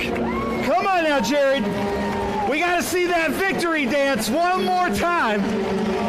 Oh, no, we got to see it. No, it's hard to see. You know, you can't do it, huh? Too hot? Oh, there we go. There we go. Oh, a little change to it. Cool box, the iceless cooling suit, and after you got out, that's got to feel pretty good. No, it felt great. It felt great. We just put this in the car, and it's working, and it was awesome. It took my body temperature down, and I was able to make some good moves in this. Nice. How about that, ladies and gentlemen? Jared Odrick, cool box, cool move of the race. No, he doesn't throw that one out there. He's going to hold on to that one. Yeah. Thanks, Jared. All right, well, we've got one more hat up here. Who wants a hat? Boo! There we go. And Eric's got some stress cubes. Stress cubes, anybody? There we go. That does it for the Cube 3 Architecture TA2 Series this year. Tomorrow, the Trans Am Series presented by Pirelli will be back right here. Please meet us in Winner's Circle.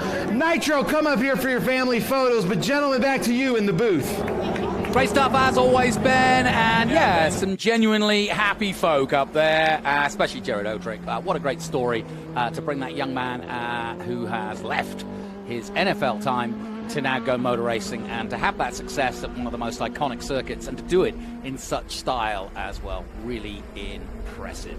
Now, don't forget, if you want to tell everybody about Odrick's moves and see it all again, don't forget, Thursdays is Trans Am night on MAV TV.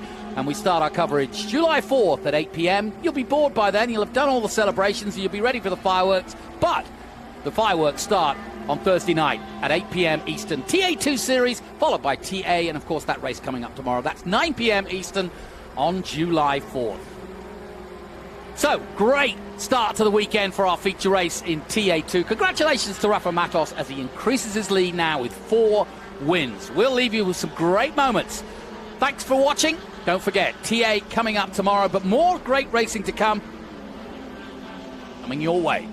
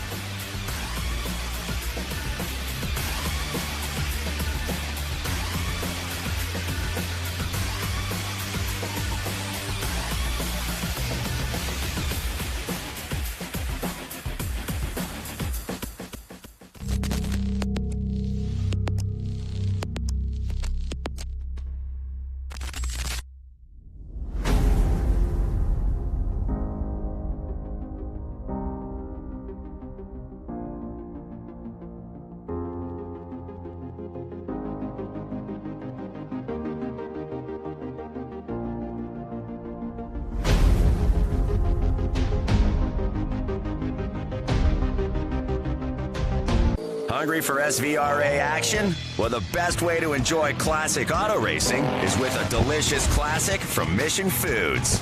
Green flag your race-watching snacks with Mission's mouth-watering race day recipes. Try some of our tasty tacos, piled high nachos, fresh chips with guac, and more. So gear up your ride and fuel up those stomachs with delicious Mission Foods. Now that's too fast, too tasty. You've got a business to run, big and heavy products to ship, and customers who need them now.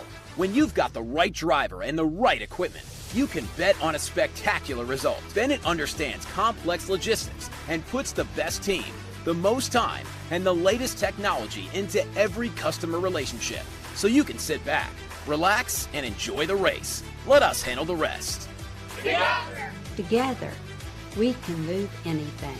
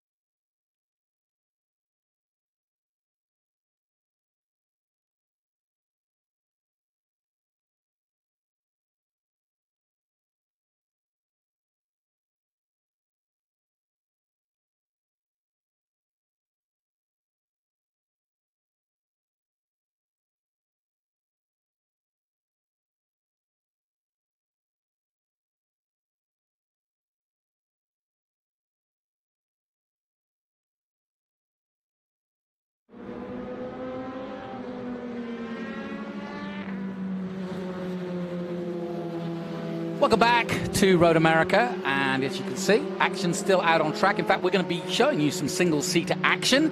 And in terms of the Speed Tour, we want to draw your attention to some of our little stars in the making, one of which is Landon Matriano Lim. I've got to know him from Louisiana over the last year, and he's currently racing in our FR series, just starting out his single-seater career.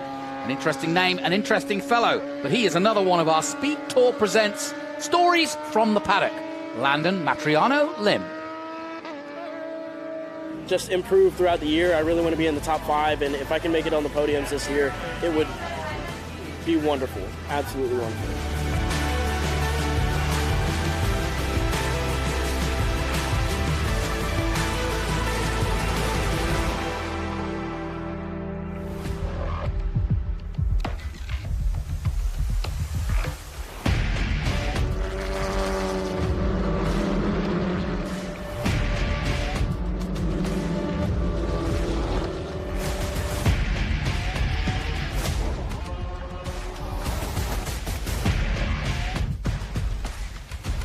My name is Landon Matriano Lim, and I'm car 73. So I actually just started with doing track days with my dad. We would take a Lotus Elise on track and just have some fun.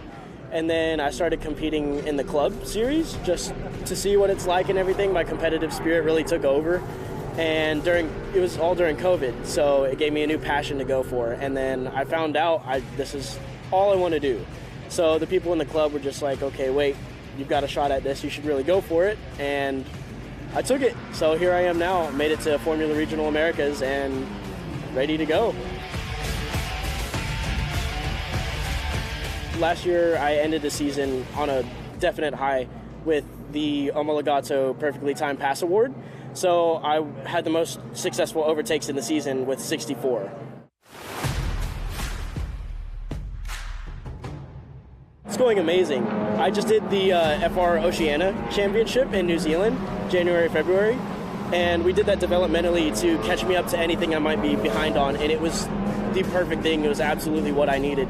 So I'm really looking forward to this FR America season. I think we're ready to go, and my goal is definitely to be in the top 5 this year, so that's what we're pushing for.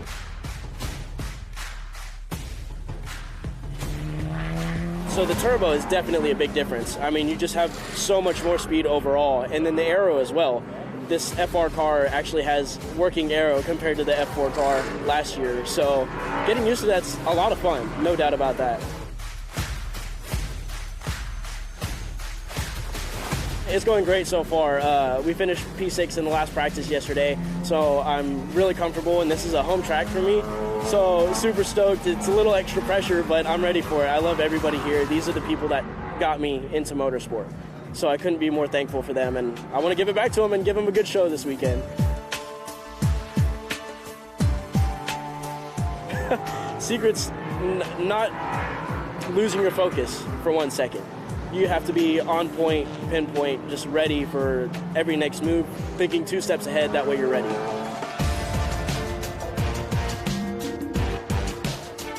Oh, it's absolutely huge. They help us a lot out on the test days, so that's a whole extra day we get to be in the car at the track before the race weekend. So that's really helpful for getting extra time in the car and getting to learn more. It's more chances to learn, which is the biggest thing. So with the mostly Filipino background for my family, it's really big for us, and I love our culture and everything we're about. So it feels good to be able to represent those as well here in America. So my great-grandfather was Chinese, and to get out of the war in China, he had a best friend who was Filipino. So he used his last name to get out of China, and shortly after, his best friend passed away. So he combined the 2 names, and that's how we got Matriano Lim. Doing everything I can to improve and prove that I have a place here in motorsport, even starting so late. And I guess I'm technically old for the crowd, being 22, but that's just even more reason to push hard right out the gate. So just improve throughout the year. I really want to be in the top 5, and if I can make it on the podiums this year, it would be wonderful, absolutely wonderful.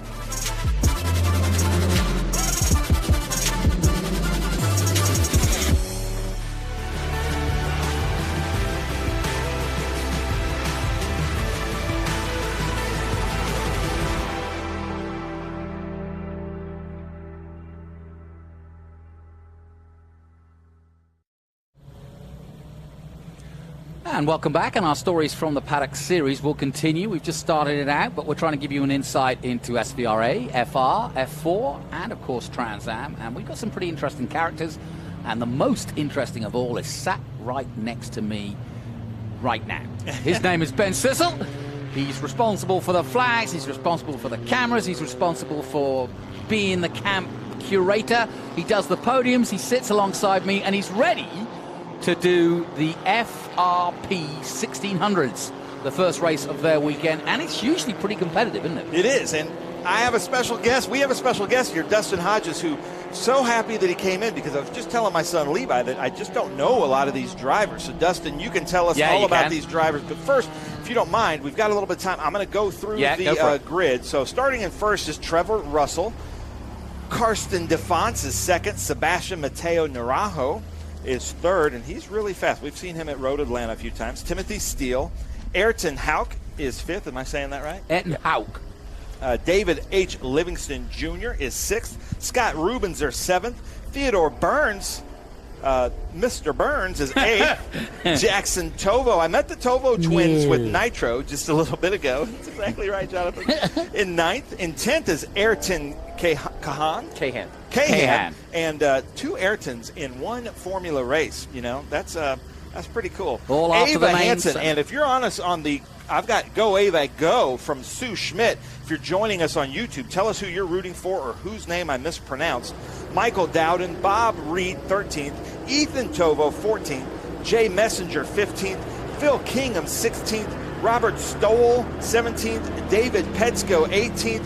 Dylan DeFonts, 19th. Joseph Tovo, 20th. So, Dustin, we're looking at these great images. Such a competitive field as this F1600. Tell us what we can expect here from this. You're definitely going to get a lot of, there we go. You're definitely going to get a lot of wheel-to-wheel racing. That's what this class is known for, is just really a dogfight, if you will, like going out there. Yeah. You've got a very big depth of field of amazing talent.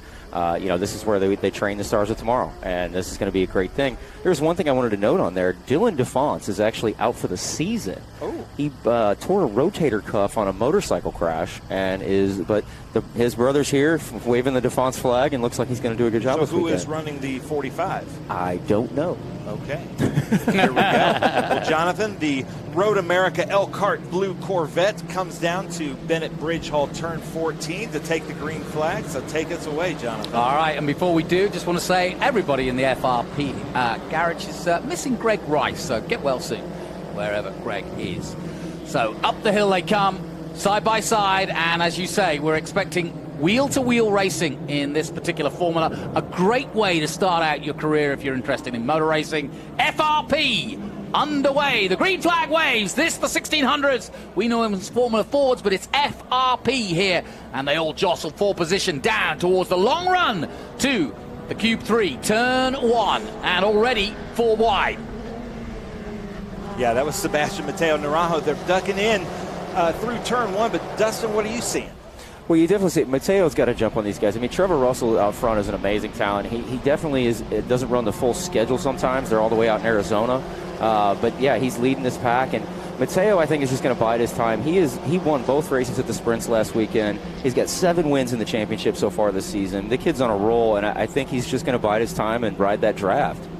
And that's the biggest thing. If those 3 front cars can break away from the rest of the field, they'll have a much easier day later in the race. But it looks like, never mind, they're going to go 3 wide on lap 2. Turn 5, look at that, 3 wide. Down to 2, thankfully. But somebody going wide and losing a position. I believe that was Trevor Russell. Yeah, who started in pole. Yes, drop back, look like he's P6 now. All in one corner. That's amazing. That's how quickly this can change in F1600. The cars are just so equally yoked. And this is a driver class that you're seeing here. The draft is so important, probably no more important than at Road America, just because of the long straights here in 1600cc engines. But you call him Mateo there and the number 80 out front? That's, as far as I know, that's what he's known by in the paddock. Okay. Yeah, it's a bit of a mouthful. Sebastian Mateo Naranjo. Yes. So it's, but yes, he's definitely proven. I think this is his 2nd or 3rd season with 1600, and he's definitely come on as definitely one of the favorites to win races. In FRP, the names I remember are Ayrton Hauk and this man Naranjo. So he's been around for a while. And as I said, great way to start your career in single-seaters, isn't it? Well, that's one of the things I like about this is you saw it a little bit over the past couple seasons with Simon Sykes coming back in while he was running USF 2000. Now Ayrton's running USF 2000, coming back for a couple races, just to kind of keep those skills up. Yeah, it's away from the pressure of like a Trans Am or a higher formula like the Road to Indy. This is a place to cut your teeth. I was looking actually at the entry fees, not unobtainable in terms of cost to go racing here. These chassis and these cars can be brand new, or whoa, that's not so brand new. He's taking your Bennett sign out. Yeah, one of the race cars there. Who do you reckon that is? Dowden? Is that Michael Dowden? Yeah. Levi, my son, who's sitting here, we got some work to do. Somebody just took out one of our signs, but I'm hearing we've got some people rooting for the Cahill crew, and you know all about them, Dustin. Oh yeah, that would be the Tovo twins, and then also Ava. Yeah, it's interesting. You look down this point sheet right now, and the DeFonce twins, are brothers, I guess, are tied for points. Yeah. And then right behind them, you have the two Tovo boys that are right there with points. And look at this, another change for the lead, which is pretty common in this F1600, that long draft down the main straight into Mission Foods, Cube 3 Architecture Turn 1. You know, they kind of changed the position, so we have a big change for position in that top three. Now, the surprise for me is Timothy Steele down in 7th place. Watching practice earlier, he was right up there at the sharp end, so let's hope he can come through as well. Yeah, he's kind of a quasi-teammate with Mateo in the Pelfrey camp. I think he's getting a lot of help out of them, and it's definitely shown over the past few weekends that he's been able to kind of get closer to the front. Yeah, he was 4th fastest in qualifying this morning. Russell fastest, of course, and like I say, he went from right at the front, and he's dropped down to 5th for now. So Mateo in 3rd. I think that's Carson DeFonce in 2nd. Yes. Not sure who's out front. I believe that is Hook. Mateo, yeah. Ayrton Hook in the Rice car. Okay. Out front. Yeah, it looks like the Rice car, the baby blue. Yeah, and then you've got one of the Masters drivers there, right there, currently in 5th, 4th on the timing board, just fighting with these young kids. It's always good to see. Which we saw at Road Atlanta also. So explain Masters. So I think it's 35. I'm not exactly sure on the age break, but it just gives those other guys, the less young drivers.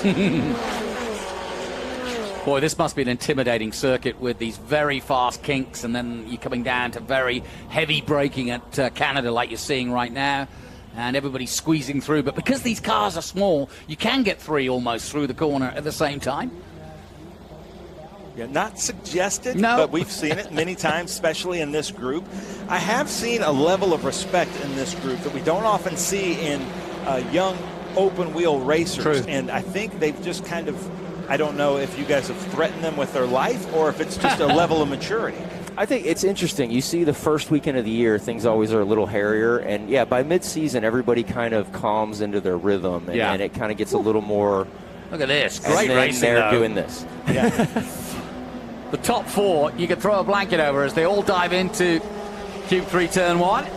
There's the 81 of Theodore Burns, just going slightly wide, but gathers it back as they go down to 2. Theodore Montgomery Burns. No, I'm going to race at Road America. But I love this. This is what I love about the racing is you've got that front pack going at it. Then you've got this middle pack of like 5 or 6 just going at it. And then here comes the mid to back pack. And this is what's so cool, especially in this kind of where the draft is so important. But oh my gosh, Jonathan, what's happening here? They're all headed towards Lake is all I can see. Not the Lake, the Lake, as in Lake Kirkpatrick, who's doing the great filming at Turn 5. But that is a great spot to be in because they do come down that hill pretty darn rapid, and then they are heavy on the anchors before they turn up the hill on that left-hander. So it's always a good corner to be on, Turn 5 at Road America. I've stood there myself many a time, and it's great. A ton of Ava Hansen fans on our YouTube page, so thank you so much for joining us. But that Rice car still out front, followed by Mateo in the yellow car just behind him as they come around under this new Mission Bridge and the new Mission Beach. You got to come out here, you cross the Mission Bridge, and now you're on to Mission Beach, set with palm trees, not real palm trees, but palm trees in Wisconsin. You'd think Gonzalez, who is Mr. Mission, he would prepare his car on the beach, don't you think? Wouldn't that be more? Yeah. 3 wide, almost 4 wide as they come past that static shot, which is really quite an exciting add to our coverage And then down to Canada corner, trying to sort themselves out. A pass on the outside there into Canada corner. Not suggested, but I think that driver was able to make it work. It looked like he pulled it off. That's very amazing. Not a traditional passing zone. And look at this, top 6, there's nothing. What, top 8? See, I think that cost them a little bit. You see those 4 lead cars, they were out they had a pretty good gap on this second pack, and I think too wide through Canada might have caused them to lose their little lead for a bit. So is that Trevor Russell now side by side with Houck? Trevor Russell there in the black car, right behind Houck. Yeah, he's gone from pole, he dropped down to 5th, and now he's back up there. Look at this, 3 wide in the grass for the lead. Well, that is 5 wide. Whoa, locked up there to the 80s. That's Matteo again on the inside, the race car on the outside, the light blue 02. And Hoop down to 2. Well, we said it was going to be wheel to wheel, and it is. Yeah, wheel to wheel, but so much respect these drivers are given to each other. Well, to answer that question, I reckon a good race director would get these guys and say, okay, you're spending a lot of money each and every weekend. You got a choice. You want to take each other out, you want to cause yellow flags, you're going to get less laps, less experience, and less for your money. We'll see how they do in race 3. Okay. At the end of the weekend, yeah, but out front through Mission Foods Turn 5 up the hill. And this track here, especially with the power of 1600s, keeping your drive in and out of the corner so important there, because you come down to a low gear and then up a hill. So torque and keeping your momentum through these corners so important, especially in this type of driving. And you can tell that the front drivers really know each other really well, because they give each other just the amount of room that they know that they need. By the way, Ava Hansen, just been reminded, thank you, on YouTube, that she's one of our, Tony Pirella or Pirella Motorsport Holdings scholarship recipients. So a little bit of help is always welcome in motorsport. It's an expensive game, and Ava is a recipient of that, as are several diversity scholarships this year. So we wish her well. Yeah, so fast through here, this Customers Bank kink. Not a great passing zone because you are in top gear at top speed. You want to kind of try to get behind on the draft, but you also don't want to lose that momentum. Now, here comes a big passing zone, but not usually on the outside, but we've seen it out 3 in a row. And by the way, to answer Hugh Jess, 6 laps to go, and at the end of this one, it'll be 5. But that was pretty tight coming through Canada. It's very difficult to set up a pass down there. That back straightaway isn't straight, so the racing line is basically a blocking line almost, which it makes it very difficult. I'm very impressed they're able to get these passes done going into Canada, especially on the outside. You can dive bomb in there, but it's usually a little sketchy. And then you can see the leader there taking the defensive line into the inside. We're seeing across white flags. They're telling you that there are safety vehicles up there. And 3 wide again into turn 1. What were you saying? It's halfway. Oh, halfway through the track. Halfway in the race. That's what you're showing. That's halfway. What did you want, Bon JB, going halfway there? Yeah. I'm learning something here, and he looked at me like, you're an idiot. Don't you know that's halfway? And I didn't, thank you. No, that's not as good as... He tried to whisper that to me. No, I've got you both beaten. Last week at Mid-Ohio, the Ginetta pulled off in front of the Ginettas, and I went, oh my gosh, the leader's pulled in. He goes, no, that's a safety car. Yeah. Our lap car. But yeah, you were trying to be so polite, but we don't allow that here. Just say, hey, idiot. No, that means halfway. Well, so we're learning something new. It means I love a vehicle. He's polite. But look at this. 3 wide into Mission Foods Turn 5 as they come in. And the 81, who was the 81? Because he seems to just keep kind of being conservative.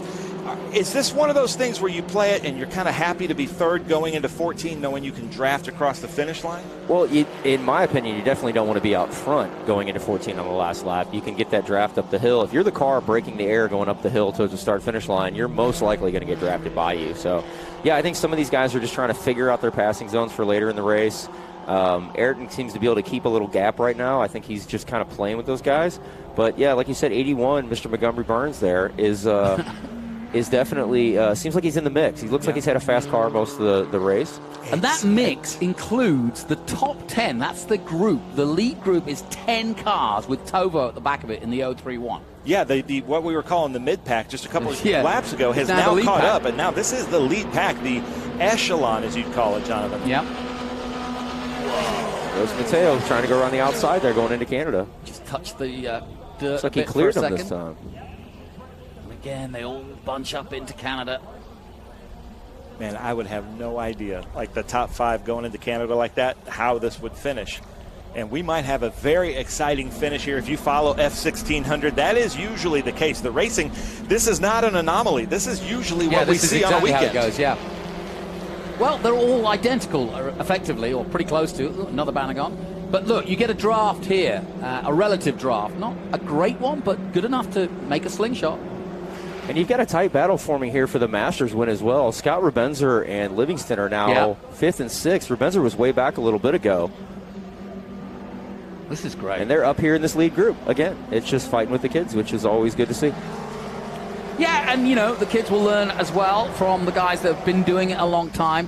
It doesn't look as though there's a lot to this because they are simple cars, but the nuances of being fast, because everybody's within a tenth of each other, actually make the difference. You see the guys that win week in, week out, they just do something slightly different and use what they've got at their, you know, disposal better than the others. I think it's so much more difficult to drive a momentum car this close in a pack like this than even what we saw today in the TA2 series. Like, this is such great training ground for these drivers to drive wheel to wheel like this, because they're going to be able to move that skill into any other series. Yeah. Well, I was talking to some of the youngsters in F4 the other day, and they were saying that there is just, you know, a lot of them want to go now into sports car racing or Porsche car racing, maybe even IGT. But they say that every coach and every driver coach that they talk to says that this kind of racing is the absolutely best way to become just a good racing driver, whatever you're in.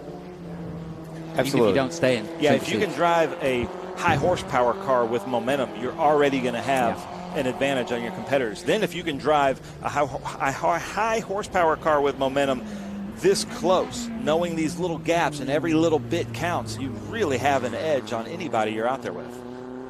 Yeah, Teddy Burns is what we're being told. All right, Teddy Burns, I like that. So Teddy Burns in the black 81, I believe. Just out there on the outside, the third or fourth car in that echelon. You can't tell when they're side by side like that. Fourth car right there going into Canada corner. Dustin, what are you seeing as we get kind of to the late stages of the race? This is definitely getting very compact. The lead guys have been fighting hard, and they've allowed that second group to stay with them here. And it's within 2/10. Is that what that says? Yeah, that's crazy. It's they're all right there in the train, and with this draft pack, any one of these guys could end up winning this race. Yeah, absolutely. It's just going to take a thing. If I'm looking at it, I'm thinking it's between these front three: Burns, Hook, and Mateo. But you know, you never know in this thing. It could be draft train, and they could be all 10th by the end of this lap. In that respect, is there a little bit of a strategy to when you show what you can do? And what I mean by that is you sort of jink out maybe and think, I've got a chance to overtake it, but I won't, because that just means me to be the sitting duck for next time. Oh, absolutely. I think you see that in a lot of these races, especially you see some rookies that are really fast, and they run at the front half the race, and then all of a sudden they're cycled back to 4th or 5th in the last. And like you said, the guys that win, they do something different. There's just something about them, and I think that's part of the experience factor in this class. There are rookies that win a lot, but it's definitely, you see the guys like Mateo's been doing it for a few years, Ayrton's into F2000. You know, you got the Masters guys up there. It really shows the experience here. I think the Tovo would be the highest running rookie right now at 6th. And the Tovo twins, I met them just the other day with Nitro, and they were saying, once they get old enough, they want to be racing a Nitro TA2 car. And I'm saying right now, just based on what I'm seeing, I can't wait for that to happen. Yeah, that series is amazing. I'm hearing from one of our camera operators that all my signs have been taken down in his turn as well. But that's okay. As long as it was on camera, sponsors are happy. Everybody likes seeing those signs just get hit. That's just disintegrate. It's part of the show. It's what they're supposed to do. Marina Coleman says, "Go Teddy!" I like that. And go Jackson Tovo. So plenty of fans out there. So I'm not kidding. This might be the biggest gap we've seen in the top 4, which is crazy. Right. And yeah, I think the last lap, you haven't seen them dive bombing much. They kind of expanded that gap a little bit, but here goes Mateo once again, outside going into Canada. Yep. And he made it again. Yep. Well, youth and exuberance versus age and treachery. That's the order of the day. And Livingston in 4th. Rubenzer doing their bit against the youngsters.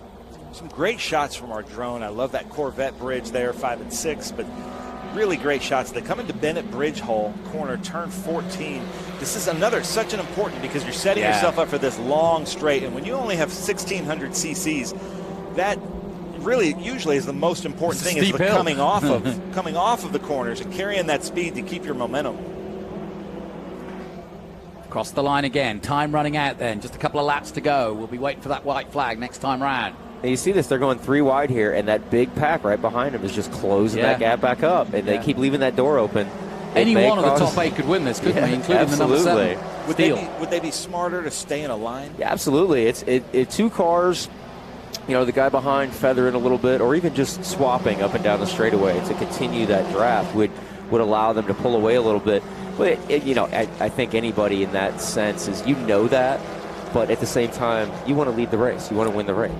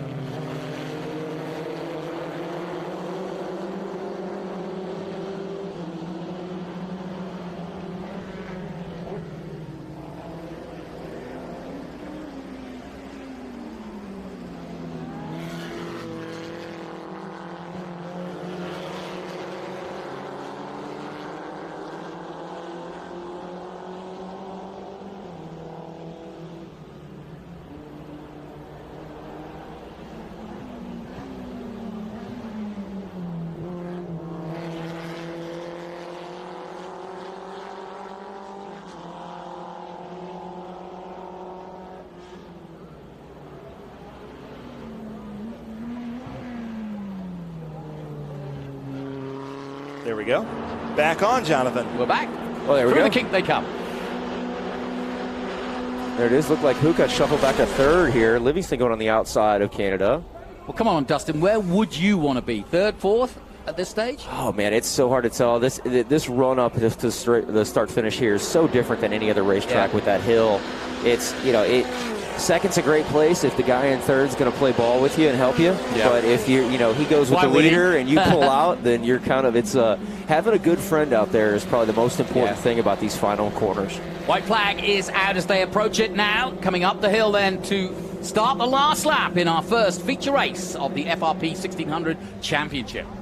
And this should be exciting. There's no team cars up here at the front, so you're not going to get that we're all going to play together here. These are all from different teams and independent drivers that are.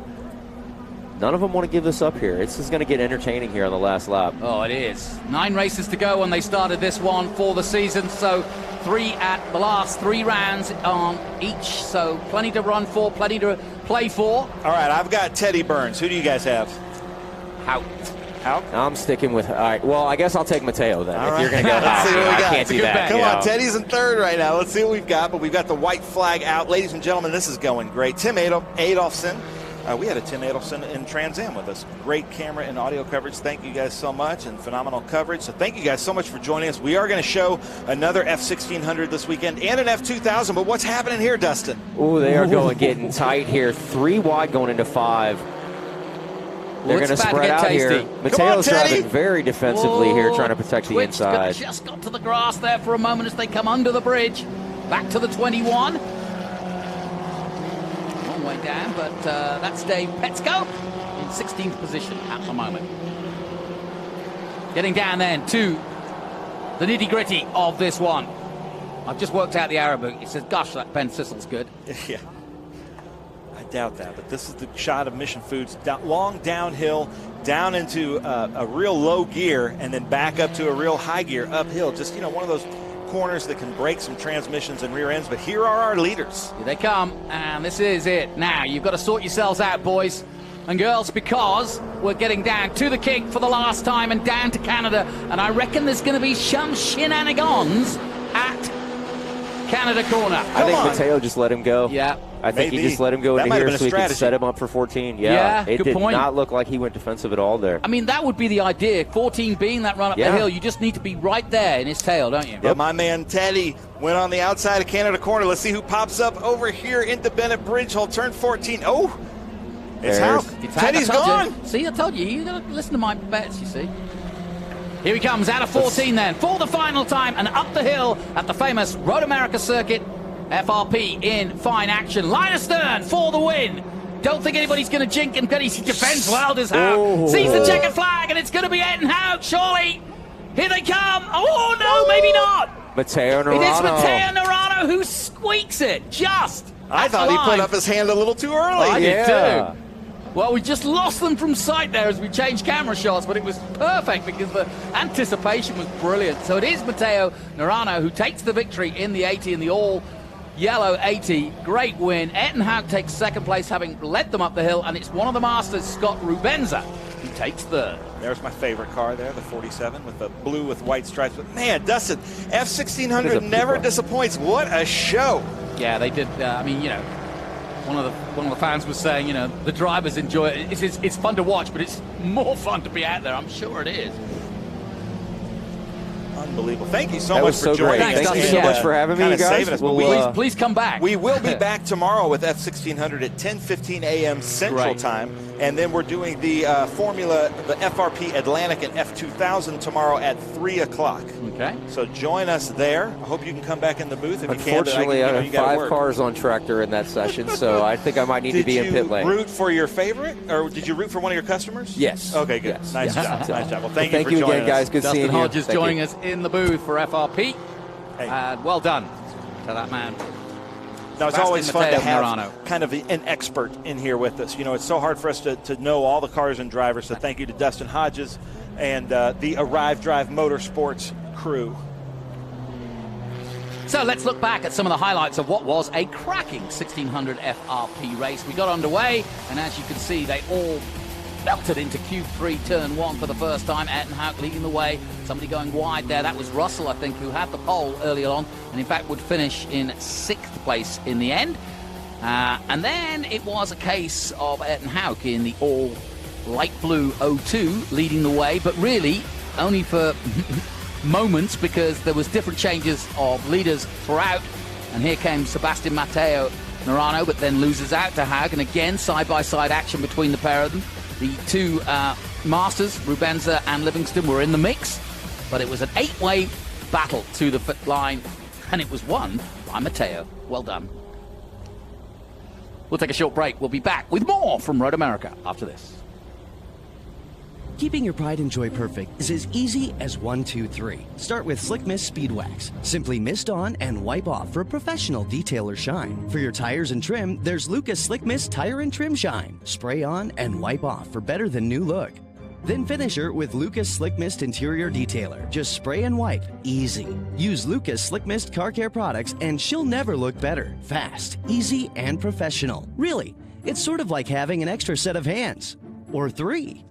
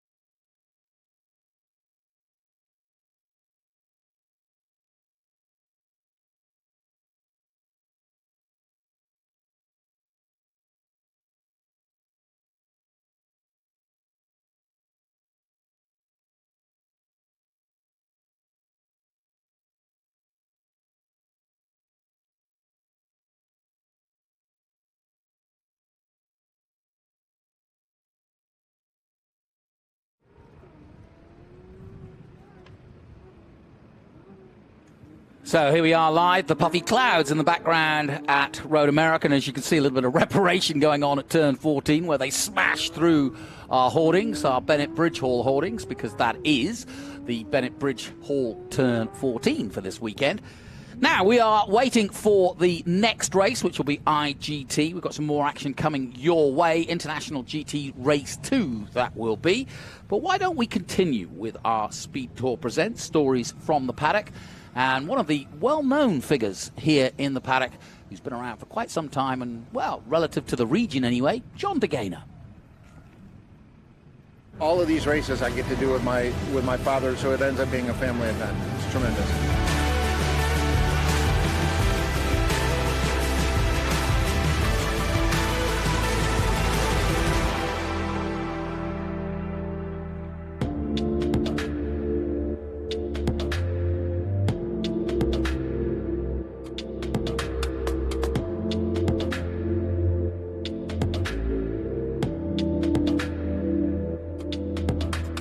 So I'm running both a vintage car in Group 6, and for the first time I get a chance to run my Riley and Scott Trans Am car with the pros in Trans Am as opposed to running it with Group 10 in vintage. It's a new challenge for me. Bill Devon built both turnkey cars called the Devon SS, and then he built a series of bodies that ended up in specials, either with small four-cylinder engines, so Devon Triumphs. You saw there was a Devon Volkswagen here, a Devon Porsche here, and then a whole series of cars that end up with Devon V8s. So this is an original Devon body on an MGA chassis with obviously some reinforcements, and then with a small block Chevy. So that's a car that's been in our family since actually before I was born. It's on iteration number 7, but it's a car that my father bought. We raced in SCCA solo events back when I was a kid. When I turned 16, I was able to race with him in the same car because it's one car on the track at a time. And the car sat for 25 years. We then restored it and got it ready to go vintage racing, and we've been doing that together as a family since 2015. Oh, you know, it was fantastic, and we actually had the opportunity on the vintage side. I have another Devon, and we ran both of the Devons in Group 4 for a couple of years, so racing with each other it's tremendous, and it's all of these races I get to do with my father, so it ends up being a family event. It's tremendous. Yeah, so this is a 1992 Riley and Scott Mustang body Trans Am car. It's Riley and Scott number 11, so it's their Gen 1 car, and it's serial number 11. It was run by Ron Fellows for a couple of years between 92 and 94 successfully, and so I'm now the caretaker of it, if you will, for the last 5 years, and trying to run both of the cars. It just got to a point where, hey, maybe if you're gonna measure yourself against the best, and that's running with the pros on the TA side.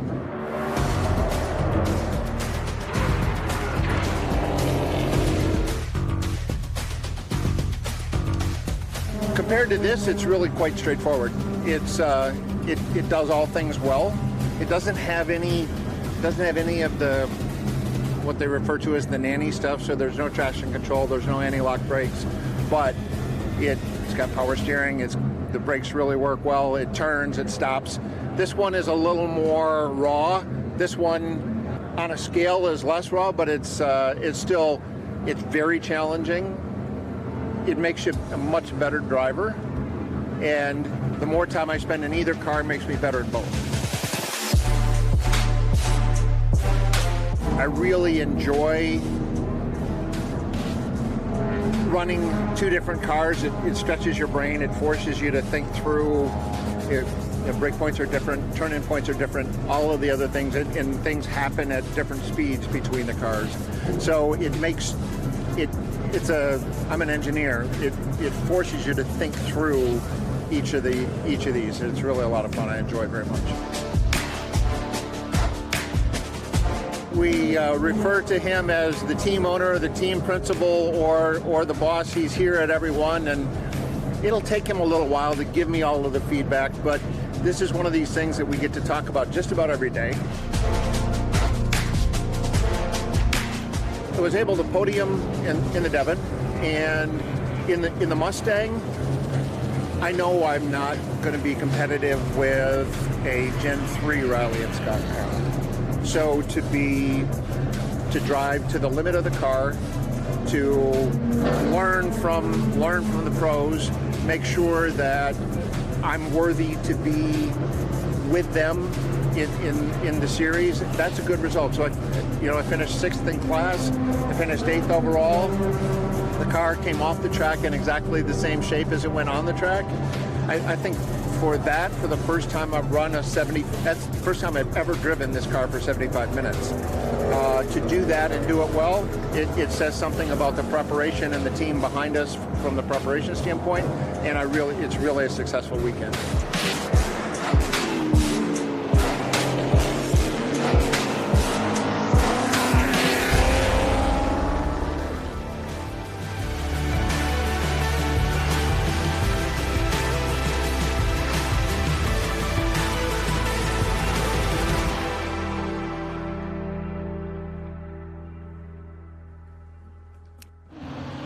Yes, and as we look at our IGT cars on track, Ben Sissel alongside me, John DeGainer, interesting cat. Somebody listening to what he said there and how many years he's been involved, but he's been a regular, hasn't he? Yeah, good friend of mine. I love seeing John DeGainer in the paddocks. We got to spend some time together in Mid-Ohio with his dad. It's always really fun to see him. We're here with SVRA in May, and they are usually here at that event doing really well. I'm sure he's going to be here in 2 weeks. There's a big vintage event here at Road America, but this is International GT Race 2. We had a fantastic Race 1. We're on board right now with the Mission #TooFastTooTasty car of Juan Gonzalez as he comes into turn 8, about to go around the carousel under the Mission Bridge. He was telling you about his breakfast. Did you remember what he said about? He said, "I just had my tacos." I can't remember exactly. I want to know what the main man eats. He has a pretty good breakfast burrito. I know that. We had lunch the other day here, and we were talking about that because I told him, it's funny, this is so Juan Gonzalez. I said, we talk about you with my family every Tuesday because it's Taco Tuesday, and we have Mexican food at my house. And he goes, you're going to have Mexican food every day.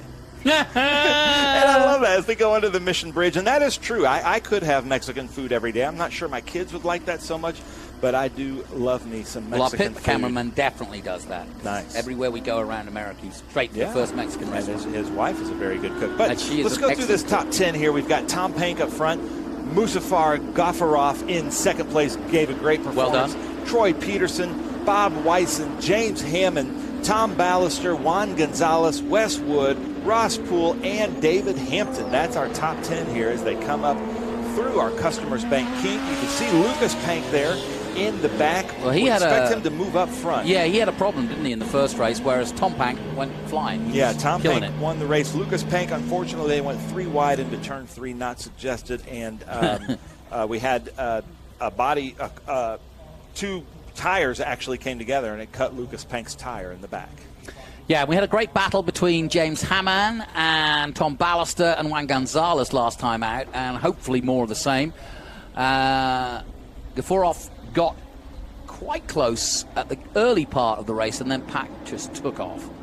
And I expect him to do similar. And as you can see, the lights off on the pace car. The Elkhart Lake Blue. That's the GM color, I think, of that. Either it's Road America Blue or Elkhart Lake Blue. I'm sure if you join us on the comments, you can tell us, is it Elkhart Lake Blue or Road America Blue as they come to take the green, Jonathan? Welcome to Gig Harbor, Washington, who join us. That's Tim Adolphson getting ready, as we are for the start of this. They head up the famous hill that is the start line here at Road America, 2x2 in our IGT feature Race 2. Tom Pank leads the way and gets away well too as they pop over the crest. Green flag waves, and it is the all bright green Tom Pank who leads the way ahead of Troy Peterson in the 277. Tries to come alongside, but will take to the outside now, slots in behind him. But James Hammond right there in third. Nice move from James Hammond as we see Juan Gonzalez go around Bob Wyson as they come downhill into the treacherous turn 3. But this time they do a single file. Yeah, Hammond in third place, and we're on board with Juan Gonzalez. You can see the speed, and you can see where he's changing gear. And it's nice to come under the Sargento Bridge at what, over 140 miles an hour just. And Gonzalez using that 140 to blast past as he does now to the run to turn 5. Sorting themselves out, and the 277 goes for it. Boy, I didn't think he was going to make that. Tom Pank taken by surprise. Hammond goes to second. And Pank drops to third. Wow. Gaforov. Well, yes, he might be Gaforing after that. The move of the race might have been Tom Pank avoiding that incident. So Tom Pank, nice job there. You're going to be able to get this back. Just stay patient. That was a very ambitious move there, Troy Peterson, but he made it stick. Hey, the Troy Peterson fan club are in the house. Good to know. That's awesome. That was pretty darn impressive. Let's take another look at it. And Ben, that was a lunge from a long way back, and I think Pank was, he was not expecting it, was he? No, not at all, but I think he got a little bit squirrely, and I don't know if Troy was planning on making that. Yeah, I'm not so sure he was. But so Troy was able to kind of almost avoid an accident and take a place there. So really great driving from Troy and Tom Pank there, and James Hammond also able to pounce. Now you can also see where Gonzalez is on track. He's about to go in under the Speedville Bridge and into the carousel, and it's great to see a little red dot there. And here's another look at high above Canada Corner. Yeah, there's this big hill here. Great viewing from everywhere at Road America. If you haven't been here live, you need to come out. But watch for Tom Pank now. He does have that 4R power. He should be able to get Peterson into Q3 Architecture Turn 1. But he might kind of stay next to him side by side and just give him a little wave before he passes him here. Well, Pank's looking for an inside move at Turn 1, at the Q3 Turn 1. He's come alongside now, and that's a positional move. He just needs to brake as late as he dares, and that should do him right, but he's not going to do it this time. No, hangs back a little bit. I wonder if he would have gotten there behind Peterson and used the draft had he been able to drag race him a little bit. We have now been joined by Ken Fangler, the gentleman that has been running IGT now for, 11 years. Good to have a pro in the house. I'm not sure he saw that, but he will be really happy with what happened at Mission Foods Turn 5 there.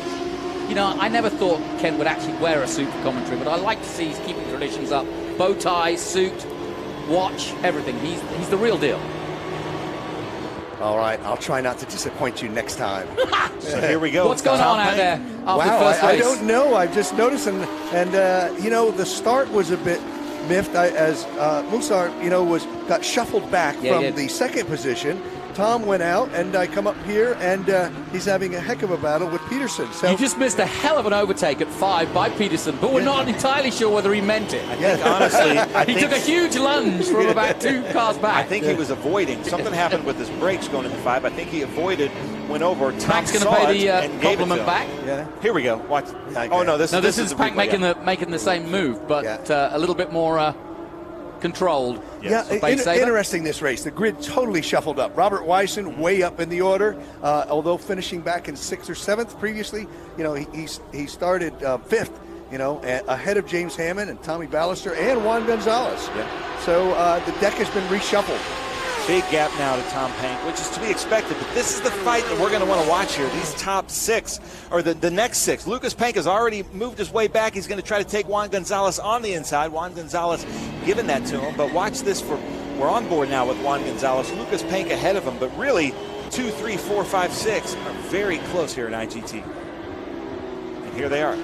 Well, Lucas didn't, he was the victim of that first lap incident and went off and said he had tire rub and he didn't want to chance it. So he started and didn't get one lap in. So that meant he was starting from the back of the field. So Lucas has got his work cut out for him, but doing a good job. Tom Pank doing what he did in the first feature race, starting to pull away now and masterfully control this race. Meanwhile, the battle for 2nd and 3rd, 4th, 5th and 6th is heating up nicely.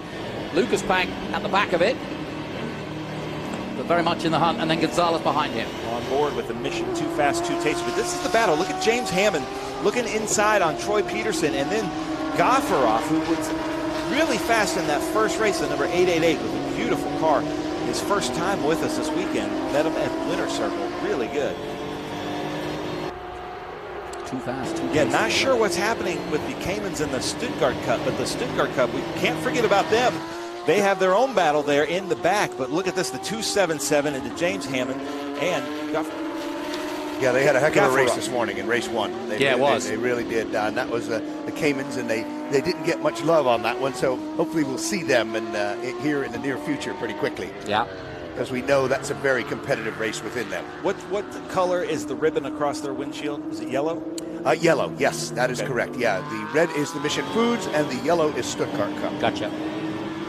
And there is a Maranello Cup, but just no Ferraris here this weekend. Right. That is green. So you can see here, it's coming through the carousel. That's Lucas Pank there, the back of the 5 that we're seeing here. This is 2nd, 3rd, 4th, 5th, 6th, and then Juan Gonzalez is 7th. There is our leader, Tom Pank, Customers Bank, Kink. You can just hear Beautiful that noise shaking the camera. I love that shot. But then Troy Peterson and James Hammond. James Hammond had a really good battle with Bob Wyson in the last race. And now, look at this. Bob Wyson might do the same thing and be able to speed up and catch up to this group. Porsche sound like angry bees, says John Doe. Yeah, I'm with you. Is that his real name? Nah, I'm not so sure. Maybe he forgot it and just thought, well, I'll just call myself John Doe. So I've certainly done that. Lucas showing himself all over Tommy there, just trying to get up there. Here comes Lucas. Lucas Pank in the 40 in the green and blue. I believe Lucas is in a 4-liter, and you were saying Ballister's in a 3.8. 3.8, yes, yeah. Tommy's the giant killer out there, doing a very admirable job, to say the least. Yeah, he shouldn't be doing what he's doing, but that's just the talent of Mr. Ballister. Yeah, some good racing. I gave him kudos to his race this morning. There was several instances when he was in the middle, and it could have been gone wrong in between a 4-liter and a 4R, but due to his driving ability, he knew when to pull out and got out in time. Yeah, we appreciate that because your race goes off without any full course cautions, and it's a great race. And maybe he didn't make the pass, but he also didn't collect 2 cars. Yep. And Ken, remind our audience what you were saying to us this morning in Feature Race 1 about how, in terms of the spirit of the rules, these cars should be as they come out of Stuttgart, right? Yes, exactly. They, or they are prepped to a certain specification, whether it's Porsche Club, whether it is IMSA, when they delivered those cars, yes. So it shouldn't have added aero. It shouldn't have, let's say, some scientific... You don't want them spending millions of dollars because that's not the point of this. No. The thing that's going on here with Thomas Ballister is in the points, the championship point system, which he is in the heat of, I think actually leading at this point, he gets a half a point for every car he beats of higher displacement. Oh, okay. All right, so if he beats Juan Gonzalez or he beats a 4-liter car, that's a half a point with a max of 2.5. Usually the championship comes down to those extra championship points. Now look at Lucas Pank right behind Hammond. I think Lucas Pank's going to try to make a pass on Hammond. Hammond in the red car at Canada corner, but Lucas to the inside. Yeah, going for it. Ooh, yeah, he's got him. Nicely done. Yeah, I think that was James Hammond seeing Lucas there. Yeah. So it was a great pass by Lucas, but I got to give James Hammond some credit there as well. Well, yeah, it takes 2 to tango. Yes, Yeah, absolutely. good point. Yeah. And that is what we're looking for in international GT, that nobody is going to rub metal or side by side with anybody, that it's good, hard racing without consequences. We hope. Yes. That is what we're trying to do. It always doesn't shake out that way. But then the other thing, just the camaraderie in the paddock. Yeah. I think that camaraderie that you've built, nobody wants to do that to their friend. And I think that's a strategy here with IGT. Big thing. We take to tell people, we have a social, as you know, on Friday. I think we have 4 new customers here in this weekend, and we encourage them to come and meet their fellow drivers and teams because it's a lot more fun to race with your friends. Now, Lucas Pank should be able to use this back straight here down to 5 to maybe get a slipstream and maybe get an out-braking maneuver a la Tom Pank earlier in the race. Let's see if he does it. We're on board with Gonzalez again. Coming down to 5 now, and here we are. Not quite close enough this time. Through goes the 188 of Thomas Ballister. Look at that. Lucas Pank got a little bit wide going into Mission Foods turn 5. Yep. Went into the gravel a little bit, and he was able to take him. So Gofferoff now in second behind Troy Peterson. And again, Tom Pank absolutely gone, hasn't Lucas he? 11 disappeared. seconds. Where did Lucas Pank go? Lucas has disappeared at turn 6. APB out for Mr. Lucas. So I think it's Gaffarov. Yeah. Lucas is brighter than that. So where did Lucas go? There's Tom Pank. That's the leader. That's what Lucas looks like. Yeah, yeah. The problem is their cars look the same. Yeah, exactly. So Troy Peterson there into the kink. One of the most dangerous corners in road racing, period. Cesar Cordova says, "Greetings, amigos." And he's supping on a coffee. So yeah, Lucas Pank falling behind there. Here we go. There's Bob Weisen behind Juan Gonzalez as they come into Canada corner. Not sure what's happened to Lucas. I don't know. Yeah, I think he might have. He may have pulled out because he's not circulating, is he? No. And we haven't had a call on the radio. Now, what's happened to Butch Leitzinger? He was right up at the front, but he's right at the back this time. Well, Butch is testing, and Butch is, by the whim of Juan Gonzalez, and he's great to be here. Butch is such a humble guy and such an experienced shoe, and he comes along with Juan, and let's whatever Juan decides that day, said let's get some testing time, and so he started from pit lane. He was gridded third, but didn't take that position. They're testing for the Enduro. Ken might be being too nice. This is a competitive thing. That's going to be their Enduro car that they switch drivers. Those are team cars, I believe, right there. I got you. Those are team cars, I believe. So Gaffarov now in second place. Troy Peterson in third. Well, you think these are two teams? That's where he these started. are team cars? Troy Peterson and Gaffarov are team? I believe those are both Goldcrest cars. I believe so. Yes. So they're playing friendly out there. So they'll have plenty to talk about, won't they? Yes. Good move. Good racing. Yeah. I really like the livery there, the 277. Matter of fact, I think both those guys are with the same coach. Oh, wow. So this is where we lost Lucas Pank, top of this hill. He must Not have sure pulled what off. happened. Yes. Yep. Maybe the drone will show us. Not seeing anything there from the drone. But Gaffarov, and you have to see this car up close. It is immaculate. Just looks so nice. Juan, you've had a request. Send chips, said the audience. Oh, nice. And they don't mean French fries. They mean Mission chips. Oh, we've got a local yellow there, flashing yellow in turn 8. That might be the area that Lucas Pank is has just gone through in 12th. Okay. So he's still out there. But he dropped right back, so he must have made a mistake. Yes. All that hard work, and now he starts all over again. I know. Still, though, we're looking for those Cayman, the Stuttgart Cup, the yellow windshield ribbons with David Hampton out there. That's right. We know they're there. Those cars had a good run with Wes Wood, John Dean, and Ross Poole, all in 3.8 cars. David Hampton in a 4-liter car, and Richard Menace in a 3.8 car. So we know they're there somewhere.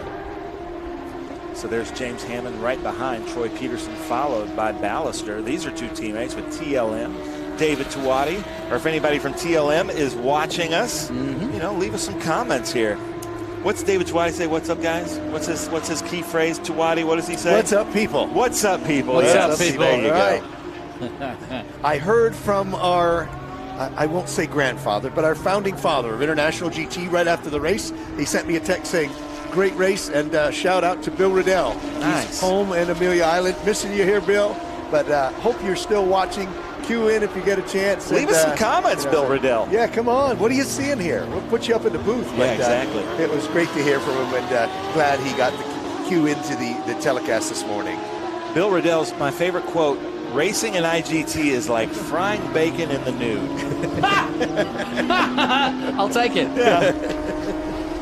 That's not Caleb bacon.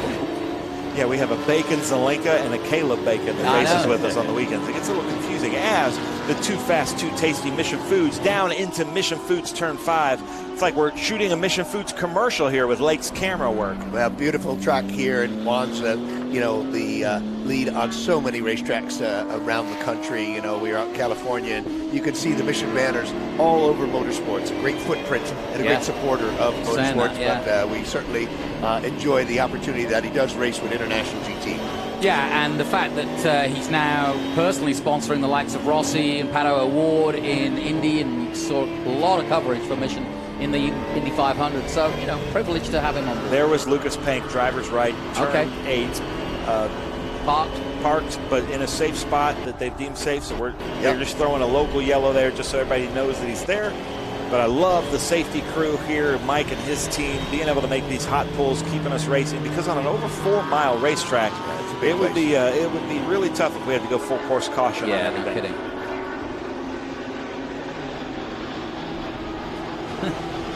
kidding. We're getting some good feedback from the cooking in the nude comments. Yes. Folks are liking that. Frying bacon in the nude. Frying bacon in the nude. Yes. Careful. You get burnt that way. Yeah. In many ways. But he has a bunch of phrases like that. I wish I would have started a book of Bill Riddell phrases. Riddellisms. Yes. Getting down to the closing stage of this one, Tom Pank has checked out yet again in the second race in a row. I don't know if he'll do it in the Enduro, but he is absolutely flying out front at the moment. Molly Hammond, who you know really well, one of my favorite people in the paddock, is saying, please say, what's up, people? For us, yeah. So that's for you, Tuwati. Yeah, we certainly miss David and camaraderie, but we're glad to have the Jim Hammond and the TLM crew here. Trish, who keeps them all in line. Is she here? I haven't seen her yet. She's here. Okay. It's hard to see her because she's always so hard at work. But we're glad that she came here rather than holding David's hand, Tuwati's hand at Sebring. You know, could be really sweating. I've heard it's extremely warm. Yes, and we're enjoying this lovely Wisconsin summer. So they're able to pull Lucas there through the wall. So something that looks like that would be mechanical then. Yeah. If he was able to circle around there. Yeah. Yep. Really appreciate the safety crew here. I believe some of the best, fastest safety crew that we see throughout the year. And now there's Tom Pank going through the kinks. Some great shots there from our green light drones. Through comes the leader. Lonely job at the front, isn't it? Yeah, but somebody's got to do it. Yeah. I bet it's great. Although Tom loves the competition. He loves, he was so excited to have Butch out there next to him. Says, yeah. I can learn a lot. As many races as Tom Pank has, he can learn a lot. Well, that's the point, isn't it? Yes, it is. As long as I've watched motor racing, I don't think I've ever heard any racing driver, whether it be Alonso, Verstappen, Lally, anybody say, "Yeah, I got this game down now." Yeah. There isn't a racing driver in the world that is perfect at what they do. Yes. I love that shot of just poking up over that hill. Yeah, it's great, isn't it? To go to the flag stand down to this just super long straightaway into the Q3 turn 1. Here we go. Here's Stuttgart. Here we go. There we go.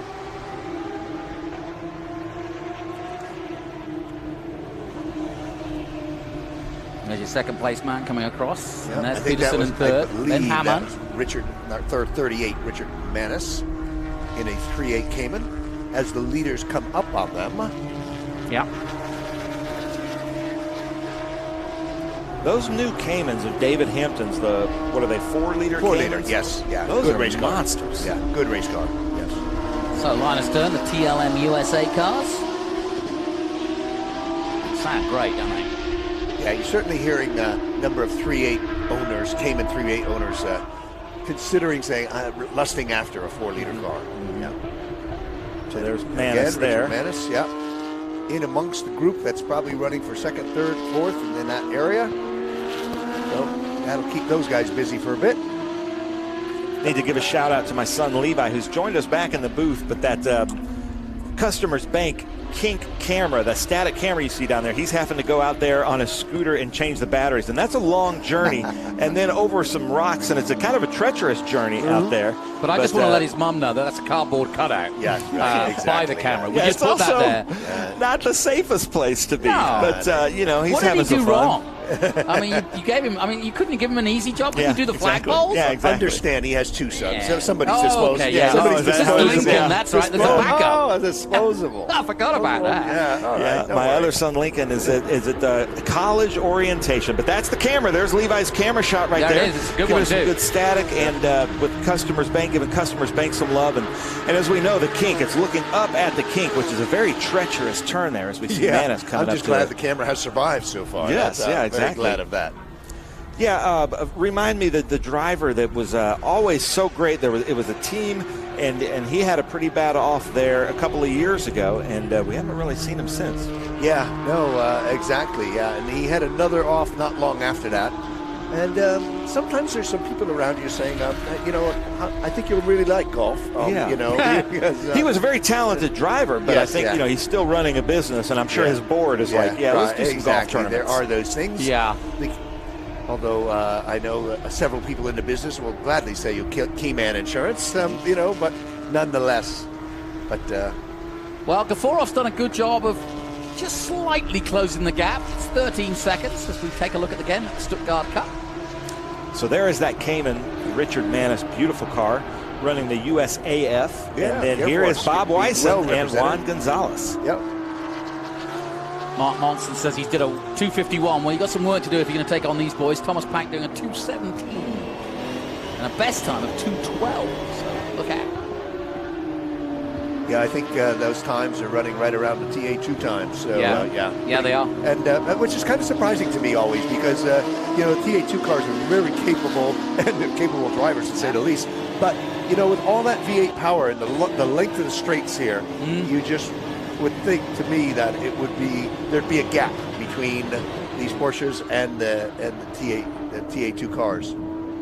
I think it's now this section in the carousel, basically from here to the kink, is where the Porsches kind of have the advantage. Yeah, it's fast corners, fast cornering. That's where the Trans Am will lose out. But obviously in a straight line, that horsepower shows. Yeah, I didn't see the TA times. I'm sure they were quicker. They usually are, especially on a big straight like this with the, you know, massive horsepower difference on the TA cars. Well, we'll get a chance to see that. Yeah, David Hampton, who's out there with us in the Stuttgart Cup, is going to be out there in the TA. Actually, he goes right from this to the qualifying. Yeah, he's the same car. He can't even cool it down. Yeah, GT. Oh, my word. Yeah.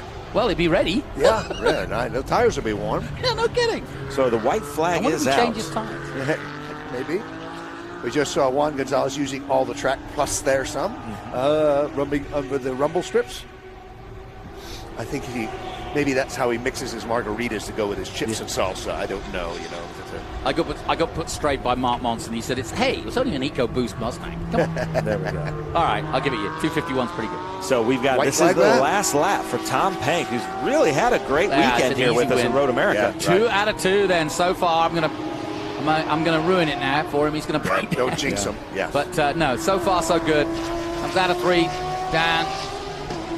The back straight Hey, again. Lake, if you're hearing us, get a really up-close shot of the front of the hood of this car. I can't tell if that's a sticker or if the hood is coming up in the middle. So, Lake, if you're hearing us at turn 5, get a really good shot of the lead car's hood. See that right there? What is that? Yeah, I forgot to mention that. Is that up? Look at that. Looks like that is up. Lake. Your wishes are command. Man, unbelievable camera work from Lake. I forgot to add Ben Sissel's coverage as director as well. I am such a jerk. I'm sorry, but when I see something, I want to see it. I'm a fan too. And don't tempt Lake. He'll go closer than you need. No, that was great. That was awesome. That was like, we need this in 3D. Closing stages then. Tom Pank has absolutely spanked the field yet again. The Pank that spanks. We met Lake's parents at pit race. Yeah, and they actually they were willing to assure us that he was theirs. Yeah. So that surprised me in the first place. And he's been a fan of motorsports since they brought him here, I think, at 5 years old. Under that Mission Bridge. Bill Riddell says the quote is, "Racing in the rain is like frying bacon in the noon." There we go. Dangerous. Yes. But very rewarding if you do get it cooked. Yeah, that's right. That's right. Sorry, Bill. I didn't mean to misquote you. What did you call them? Riddellisms? Yeah, exactly. All right, so Tom Pank about to come up to the Bennett Bridge Hole. Turn 14. You can see them coming in. So, Jonathan, take us away to the checker flag. Well, here he comes. It's been an immaculate day at Road America for him. He started off this morning with a blinding win from the front, and he's done it again.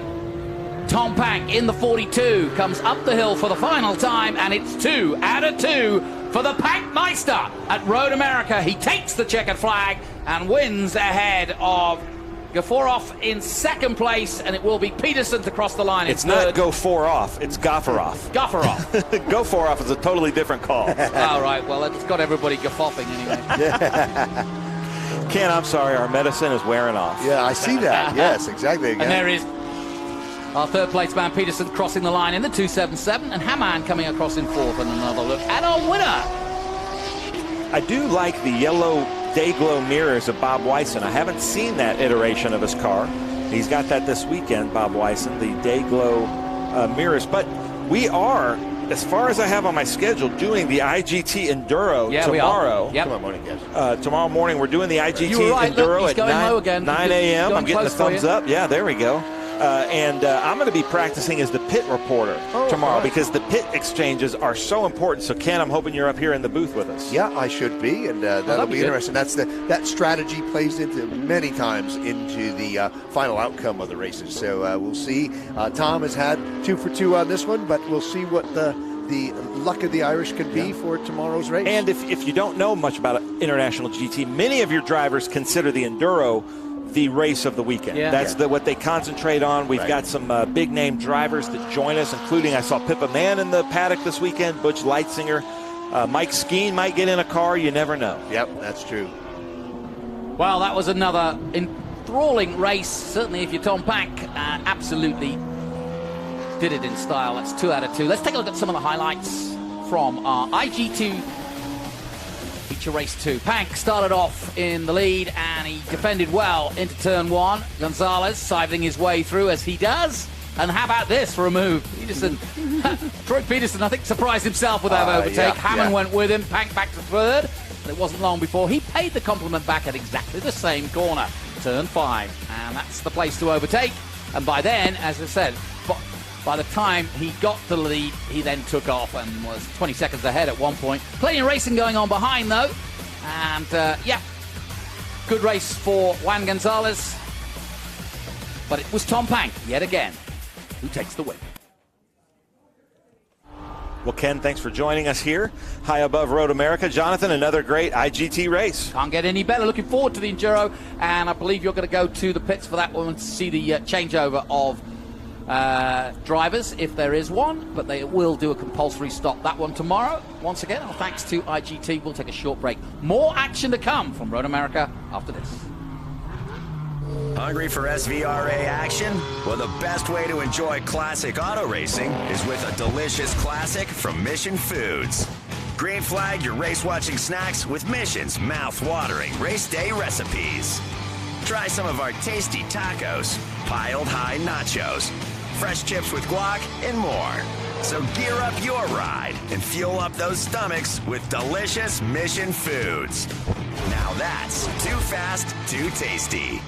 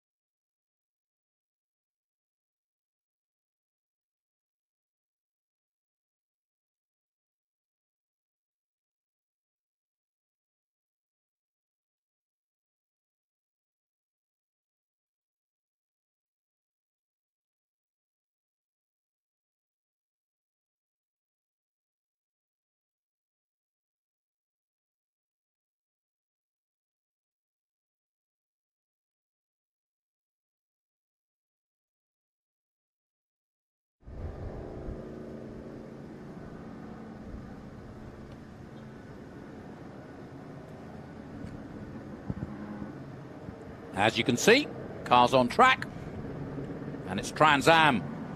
Now, this is something we don't often cover, which is the Trans Am qualifying, but we got a chance to do it today.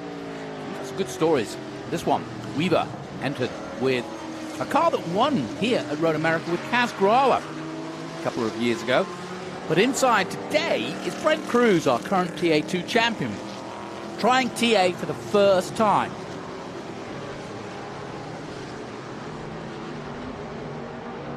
Should be very interesting indeed.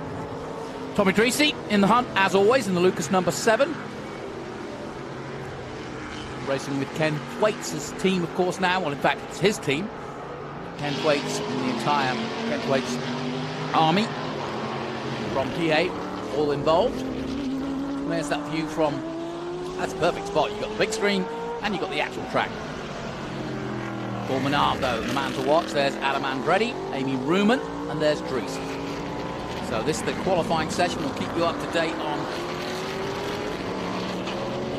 exactly who's going to be pole for this one.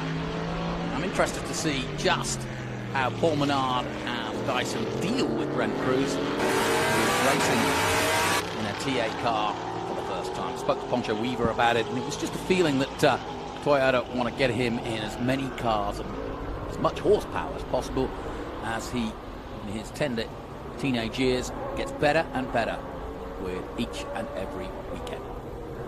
Doing a bit of dirt, he's been doing late models, you name it. But Brent Cruz is going to be a name that you're going to remember for a long time to come.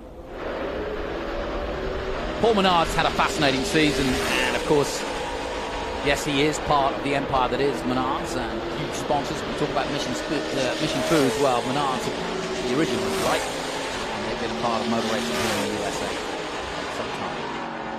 It's great to see Paul actually racing again, an entrepreneur in his own right, and a great racing driver too. Into the very top because he likes of all forms of NASCAR, but in his later years he's decided to come and join us here in TA, which is no mean feat, I tell you. These are 850 brake horsepower plus cars. We've got Dodge Challengers, we've got Ford Mustangs, and the Camaros, of course. But here's our champion, Chris Dyson. It's been a tough start to the year, or first half of the year. Certainly by his standards, he's always there or thereabouts, Chris Dyson. But yeah, he got turned around in the first race at Sebring, and therefore retired from that, and he's been chasing it ever since, but he's caught up. And Menard, though, is making a really strong battle for overall championship hopes. But Dyson, I would never count him out, and you never should. But that Jim Weed, number 16, once again flying. And we'll start taking a look at the times as they cross the line this time. And the session itself, not a very long session, I believe. Just 12 minutes to go already in this qualifying session. So you've got to get out there and you've got to make it count quick. Into the carousel goes Dyson.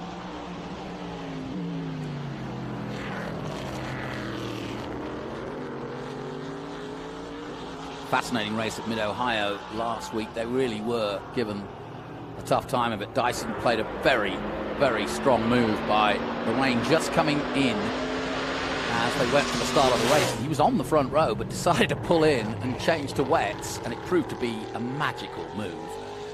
And but that was only just one of several really interesting parts of that race, because there was all sorts going on, but it really tested them to their mettle and turned out to be one of the best races of the season. Now here comes Dyson.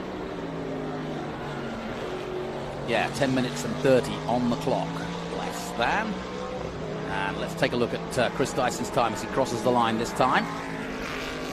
And Dyson puts in a 2:03.3 to set the mark then. And that's a pretty handy lap around here. Menard goes quicker, 2:02.9. Cruz goes 2:06 in his first lap, but he will improve, I'm sure.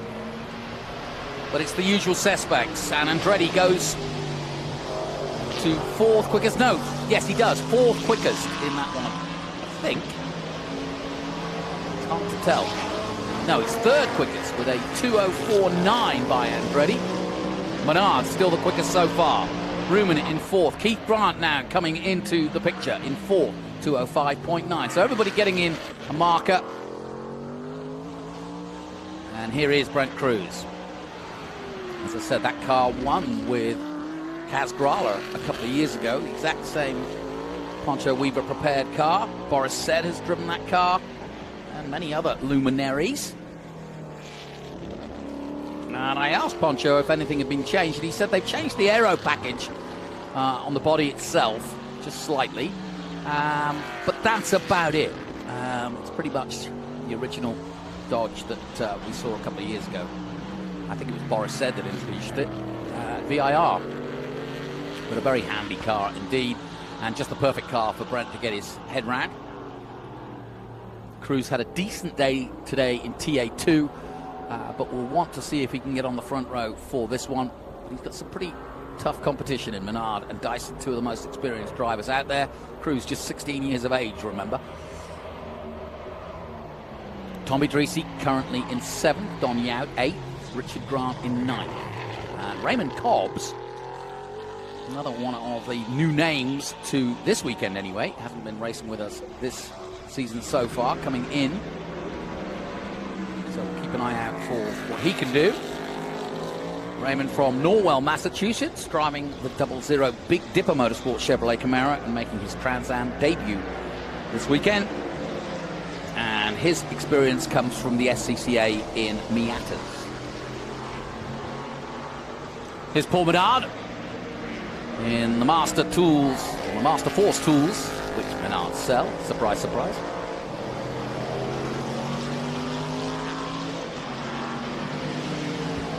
And it's been a great few weeks for Paul Menard, going to circuits that he hasn't raced before, like Pittsburgh and Mid-Ohio.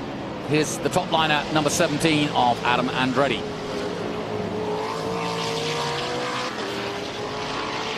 It was pretty fun in the TA2 race. I asked him if he remembers racing his first time here, and he goes, absolutely, you never forget racing. That's Poncho Weaver. Just checking out Brent's car. Everybody having a watchful eye, but it doesn't look too dramatic. They are going to take the hood off, so something to look at, but Ben's there anyway. So if there is something to talk about, Ben will get the story. And off comes the hood. Tony Garcia straight in there. I think one day he should just jump in the passenger seat and just join the lap. What do you reckon, Ben? What are they looking at?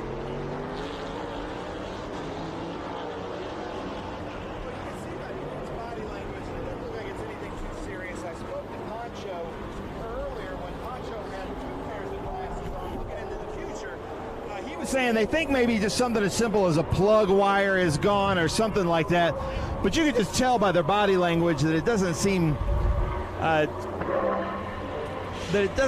too nasty or anything like that. They're just trying to look for the plug wire. Being a V8, it's plug wires on both sides, so they're not seeing it, and you can see some of the covering over the engine, maybe keeping them from being able to see the plug wires. They're discussing it. Not sure what's happening. Poncho, do you have any insight what they're seeing? 10-4. Say again? Do you have any insight of what they're looking for in there? Well, plug wire possibly, but we're also getting a low oil pressure reading, so we're kind of trying to figure out what the heck happened. All of a sudden, the car's been running great all weekend. Well, you can see there that they don't seem super concerned, but it might be oil pressure or plug wire. But look at this. We've got Paul Menard and Chris Dyson coming in. So, Jonathan, I'm going to send it back to you, but I'm going to try to find out something. Good for you, yeah. And the problem that Brent Cruz has got, as you can see from the clock in the top left, only 5 minutes to go. He really needs to get out there.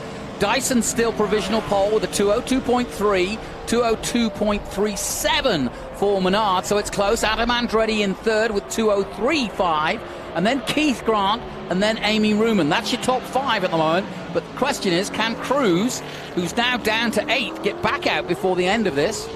Tony, don't get run over by Mr. Dreese. In comes Tommy.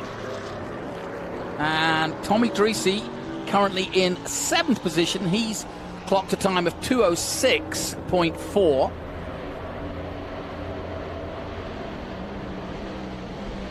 And it is the Jim Weed Ford Mustang of Chris Dyson leading the way, and maybe making one adjustment before going for one run more.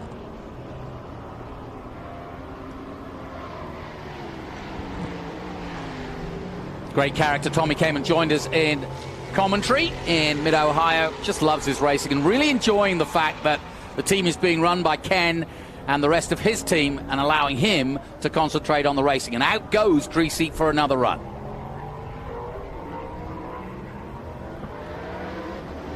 Now, as far as I can see, well, we're on board with Tommy as he comes into turn one. You'll get a nice view of his hands on the wheel and the V-Box showing us his data as well as he dives in the number 8 to turn 3. Beautiful sound of that TA car.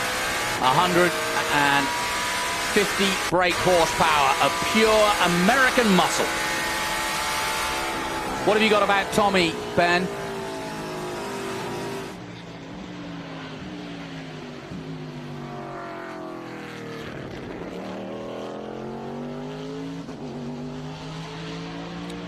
Well, we heard earlier from Ben that it was a plug wire that they were looking for at Brent Cruiser's in pit.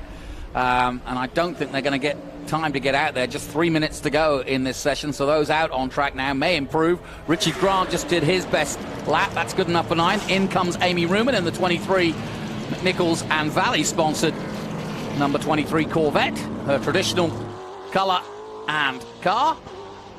2-time Trans Am champion from Ohio.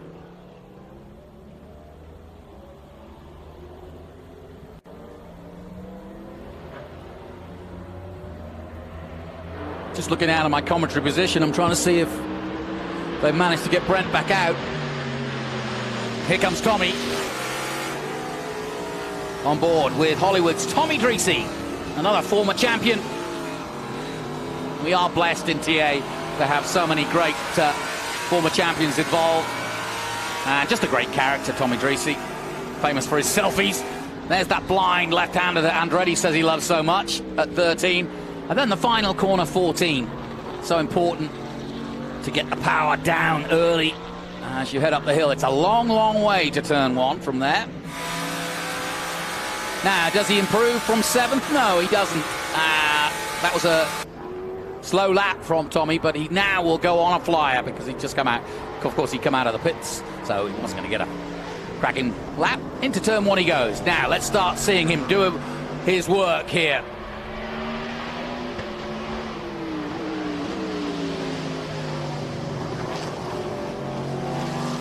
I've been out at that part of the circuit before now by that Sargento Bridge, and it sounds so awesome from here. Now, look at the speedometer. What is he now as he flats out through the woods at 176 before braking hard into turn 5. 176 miles an hour, folks. No mean feat. You can't be a Shine retiring racing driver racing one of these monsters. It's just not possible. Now, he looks as though he's on a good lap so far. Tommy. Nice and smooth so far. Still chasing that 2:02.3 by Chris Dyson. Dyson only doing 3 laps, and that might be all he needs. Into the carousel then. And he may just get a chance for another lap, Tommy Dreese. And already Dyson out of the car, and that is game over for him anyway. But it might be enough for the pole. Looks a bit distracted though, Dyson. Down towards Canada corner, flat out at 170 again before dropping down to 60 miles an hour through Canada corner. Don Yount improves to 6th. Tommy still 7th. So far, so good. But I think he's decided against that lap. And he's going to come in. So in comes Dreese. No improvement. He stays 7th. And the checkered flag is now out. Ending the TA qualifying. Don Yount, there he is. Currently 6th. In the Lucas number 7. Same colors as, of course, Tommy Dreese. Very similar looking cars. And And Ben Sissel, if you can hear me, just want to check. You said you've got some information on Dyson. We saw him out of the car and looking a little bit bewildered, to be honest. What can you tell us? Well, yeah, thanks, Jonathan. First, the 0-0, new driver with us, the yellow Corvette. I was talking to Myson. He was saying that they were going out late. He's new to TA, and I love this decision. So they were going to wait for a lot of drivers to come in before he went out, which I think is really great, a great intro to TA, but he's, Ray's out there doing his own thing. But then Dyson, I was puzzled by the fact that they were taking the tires off because, the rule is you have to race on your qualifying tires. And so what they've asked an official, and the rule is you are allowed to change tires to go back into the paddock so that you don't get your race tires dirty. And that official will basically stay with those tires until they're back on there for race day tomorrow. So that's some good information and some good technicalities here in the TA qualifying at Road America. The TA cars, like you were saying, the top speed, unbelievable. So every little bit counts here. Back to you, Jonathan. Great stuff. Yeah, that's typical Dyson, using every bit of knowledge he can use. Doesn't want to get them dirty, doesn't want to get them more worn, and takes them off, and they can put another set on just to wheel him back to the garage. And as long as they are the same tires that are on the car tomorrow, which will be clean but used. And Chris Dyson, in the end, just doing 3 laps to most people's 4 laps. So that's all you get to do. And we welcome MAV TV Motorsports Network. It's been a great partnership over the last couple of years, and these Lucas cars are sponsored by them. And confirmation of the results then. Chris Dyson takes the pole here at Road America, an important one too for him, with a brilliant time of 2:02.3. Paul Menard, our championship leader, just 0.025 off that pole. He starts on the front row. Adam Andretti will start third for the top line of Go Share Chevrolet car. And then it's Keith Grant, Amy Ruman, 5th, Don Yance, 6th, Tommy Dreesy, 7th, Brent Cruz in the end, 8th in his first run for the Mobil 1 Canopy Roofing Dodge, prepared by Poncho Weaver, Richard Grant in 9th, and Raymond Cobbs, the man you were talking about, Ben, who waited right to the end, his first run, the man who usually does Miatas, but taking out and trying out TA for the first time.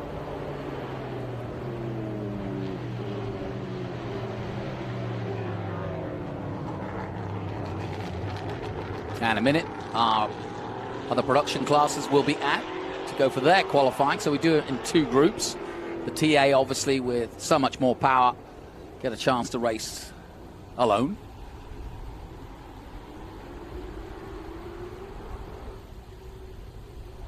It's turned out to be an absolutely beautiful day here. We were a bit worried last night because there was a lot of rain overnight, but thankfully it stayed off. Let's head down once again to Ben Sissel.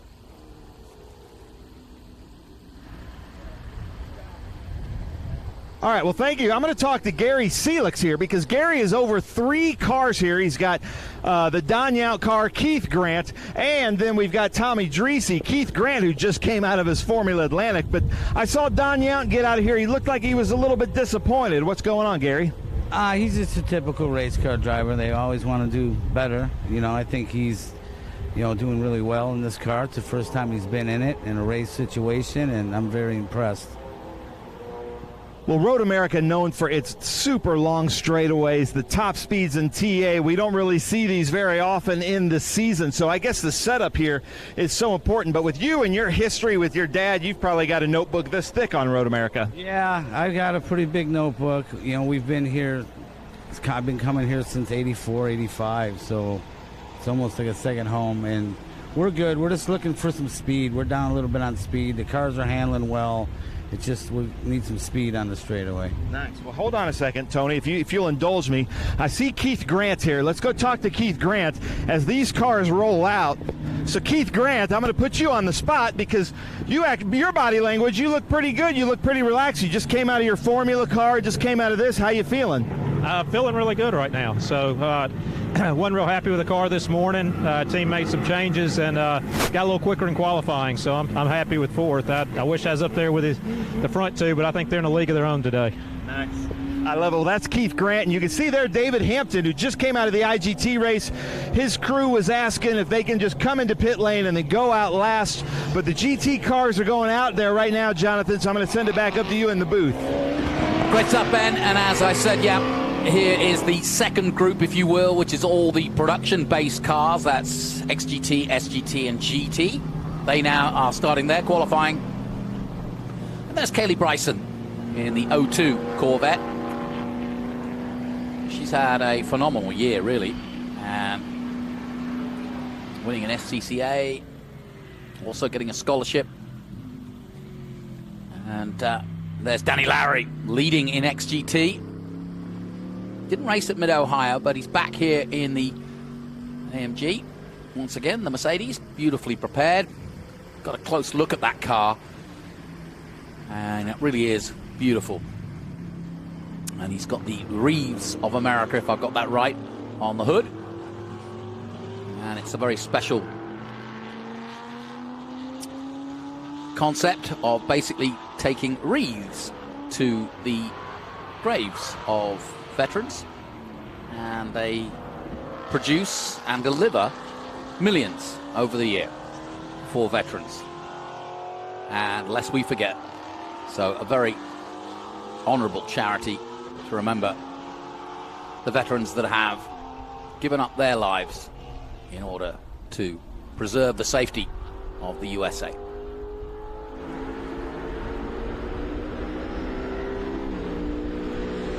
Danny Lowry and his teammate Rick Sanders having great battles each and every weekend, and here is Ricky, I think, in the other AMG. There he is. And they are at the top at the moment, both in XGT, in those Bennett Bridge Hall pit boxes, Mercedes AMG GT3s. And it's funny because they look such a big car, but they're very nimble. I first saw these cars race at Macau and thought they'd never get round the street circuit, but they did it honorably and brilliantly and nimbly, and were pole. Joshua Carlson currently in third. He's in the Ford Mustang, the Ensiva TC Fab Derricks Limited Ford Mustang. We'll see him in a moment. But the youngster, starting his out in his career, but doing some really good work. And at the moment, he is leading an SGT just ahead of Lee Saunders, who's just crossed the line in his Dodge Viper.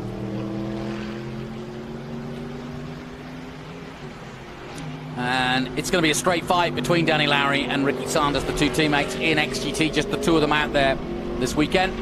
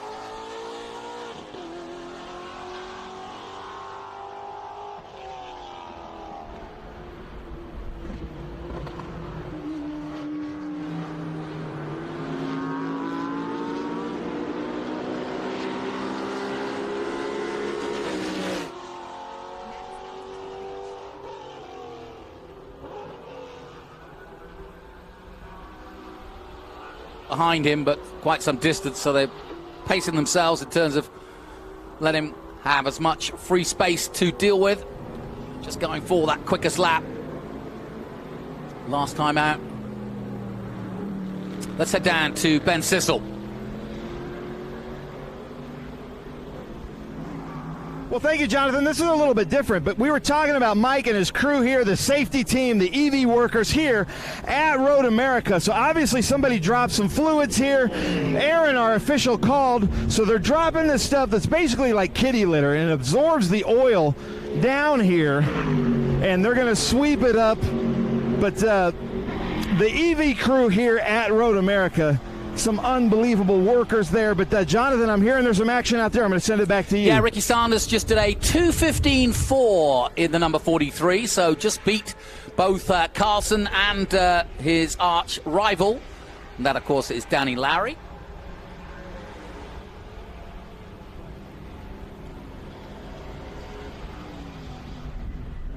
And here is Danny Lowry coming into 5. Let's see if he can swap positions again.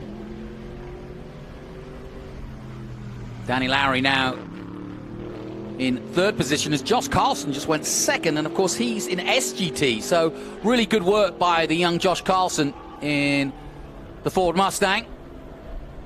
Provisionally on the front row, and there you see it, Sanders, Carlson, Lowry. Not a great deal between them. 2nd in SGT, former champion Lee Saunders in the Dodge Viper, the 84. Then comes Chris Coffey in the Maserati. So it's going to be an interesting battle in GT as well. Colin Cohen in that, in a similar teammate Maserati.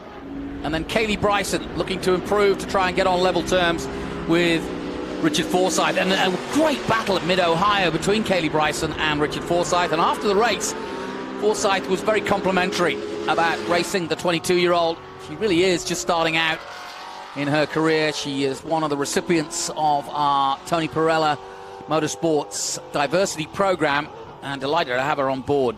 And she is quite a go-getter.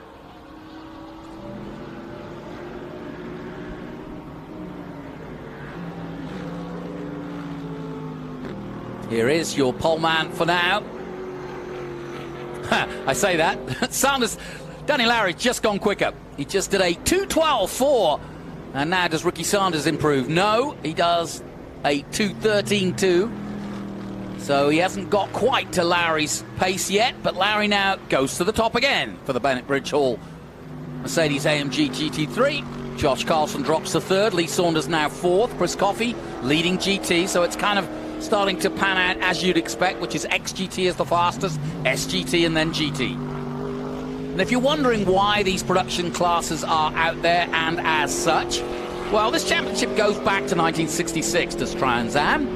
And it was a long time before we started using tubular frame TA and TA2 cars. And the championship was basically a production-based championship, and it was the Mustangs and the Challengers and the Camaros that went head-to-head back in the mid-60s and early 70s. But we kept the tradition of having production classes involved, and that is still very much the case today.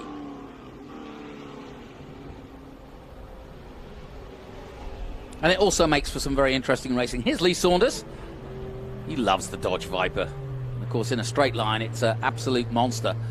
Big V10 under the hood.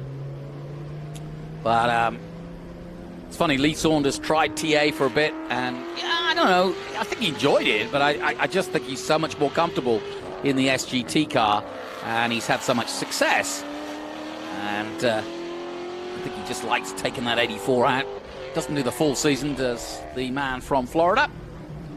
But he's been I think, 2-time champion in SGT. And continues to be a great character in our paddock.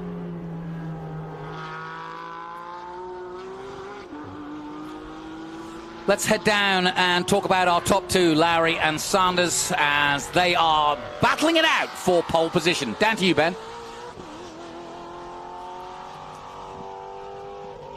Battling it out, and I thought it was funny because I keep asking them, are they coming in this lap, are they coming in this lap, as they pass us right here. But talking to the crew, I guess tire degradation isn't a big deal because they're still racing each other, and they said they might stay out there for another 3 or 4 laps.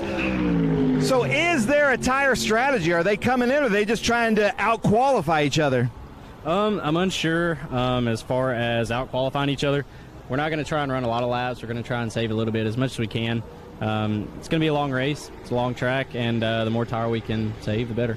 Nice. All right. Well, we're getting very limited information. They keep telling us different things down here in this look, the Bridgehole Racing, the Bennett Racing pits of these two Mercedes friends of Ricky Sanders, Danny Lowry, but they're out there and they're clicking off faster times. Back to you, Jonathan. Yeah, they certainly are. In fact, Danny Lowry's just done a 2:11.625 for the provisional pole. Ricky was Here we also go, Tony. One car coming Go in. ahead. Yeah. That's Josh Carlson. Sorry, Jonathan, I didn't mean to step No, on you're fine, you. man. Josh Carlson in. I don't know if there's anything to report, Ben, but there is Josh Carlson, who's doing a good job. Currently fourth, as Lee Saunders just improved to third. So Carlson fighting his way with them, but there's now this 351. Chance of him getting out. Lee Saunders also coming into the pits, as is Andretti, parked up in the 17. Obviously, Andretti already done his session. Here comes Coffey. And that's your GT leader, Chris Coffey, currently 5th overall, with a best time of 2:18.604. It's been a good season for Chris Coffey, really has. It's been at the sharp end pretty much the entire season as we head to the second half of this season. And 5th overall in this session anyway, and of course it'll be joined together for the actual race tomorrow. He's sponsored by a Dallas company called Traffic Graphics, and as you can see, they do a pretty good job. Stands out, doesn't it? Norwood. Got the Skip Barber logo. Skip Barber just inducted into the Motorsport Hall of Fame here in the USA. And got a chance to talk to Skip myself a few weeks ago. Really interesting guy, and he's 88 years old and still going strong. Love it.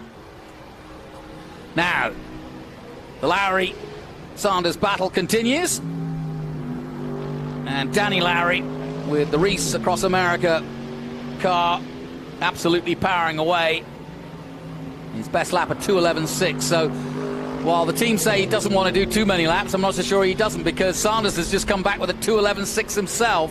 Still not quicker than Danny's, but boy, 0.026. They are so close to each other's times. This is a great rivalry, great teamwork. Here comes Ricky Sanders trying to take just 1/10, 100th of a tenth in the 43, to try to stop the 42 from taking the pole. Been a good rivalry, usually dominated by Danny Lowry, and Danny Lowry still leading the championship overall coming in to Mid-Ohio.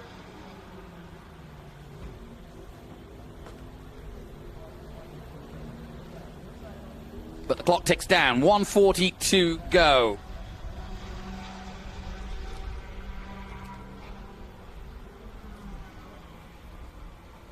Richard Forsyth leading in SGT overall in the championship. Kelly Bryson, though, not that far behind. It's 464 versus 414 in that battle. Josh Carlson third with 290. And in the SGT rookie standings, Kelly Bryson leading the way over Josh Carlson at the moment by quite some margin. 414 points she's picked up. And Danny Lowry very much leading the way. And in fact, Ricky Sanders hasn't really had a chance to fight him much. So he's had it all one-way traffic, has Danny.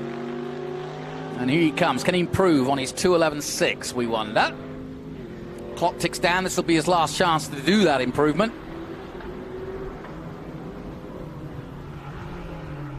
Crosses the line now. And no, he does not go quicker on this lap.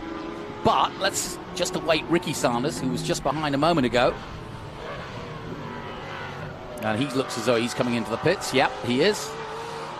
Well, let's head down now to Ben Sissel, who's got the Chris Coffey pits. Down to you.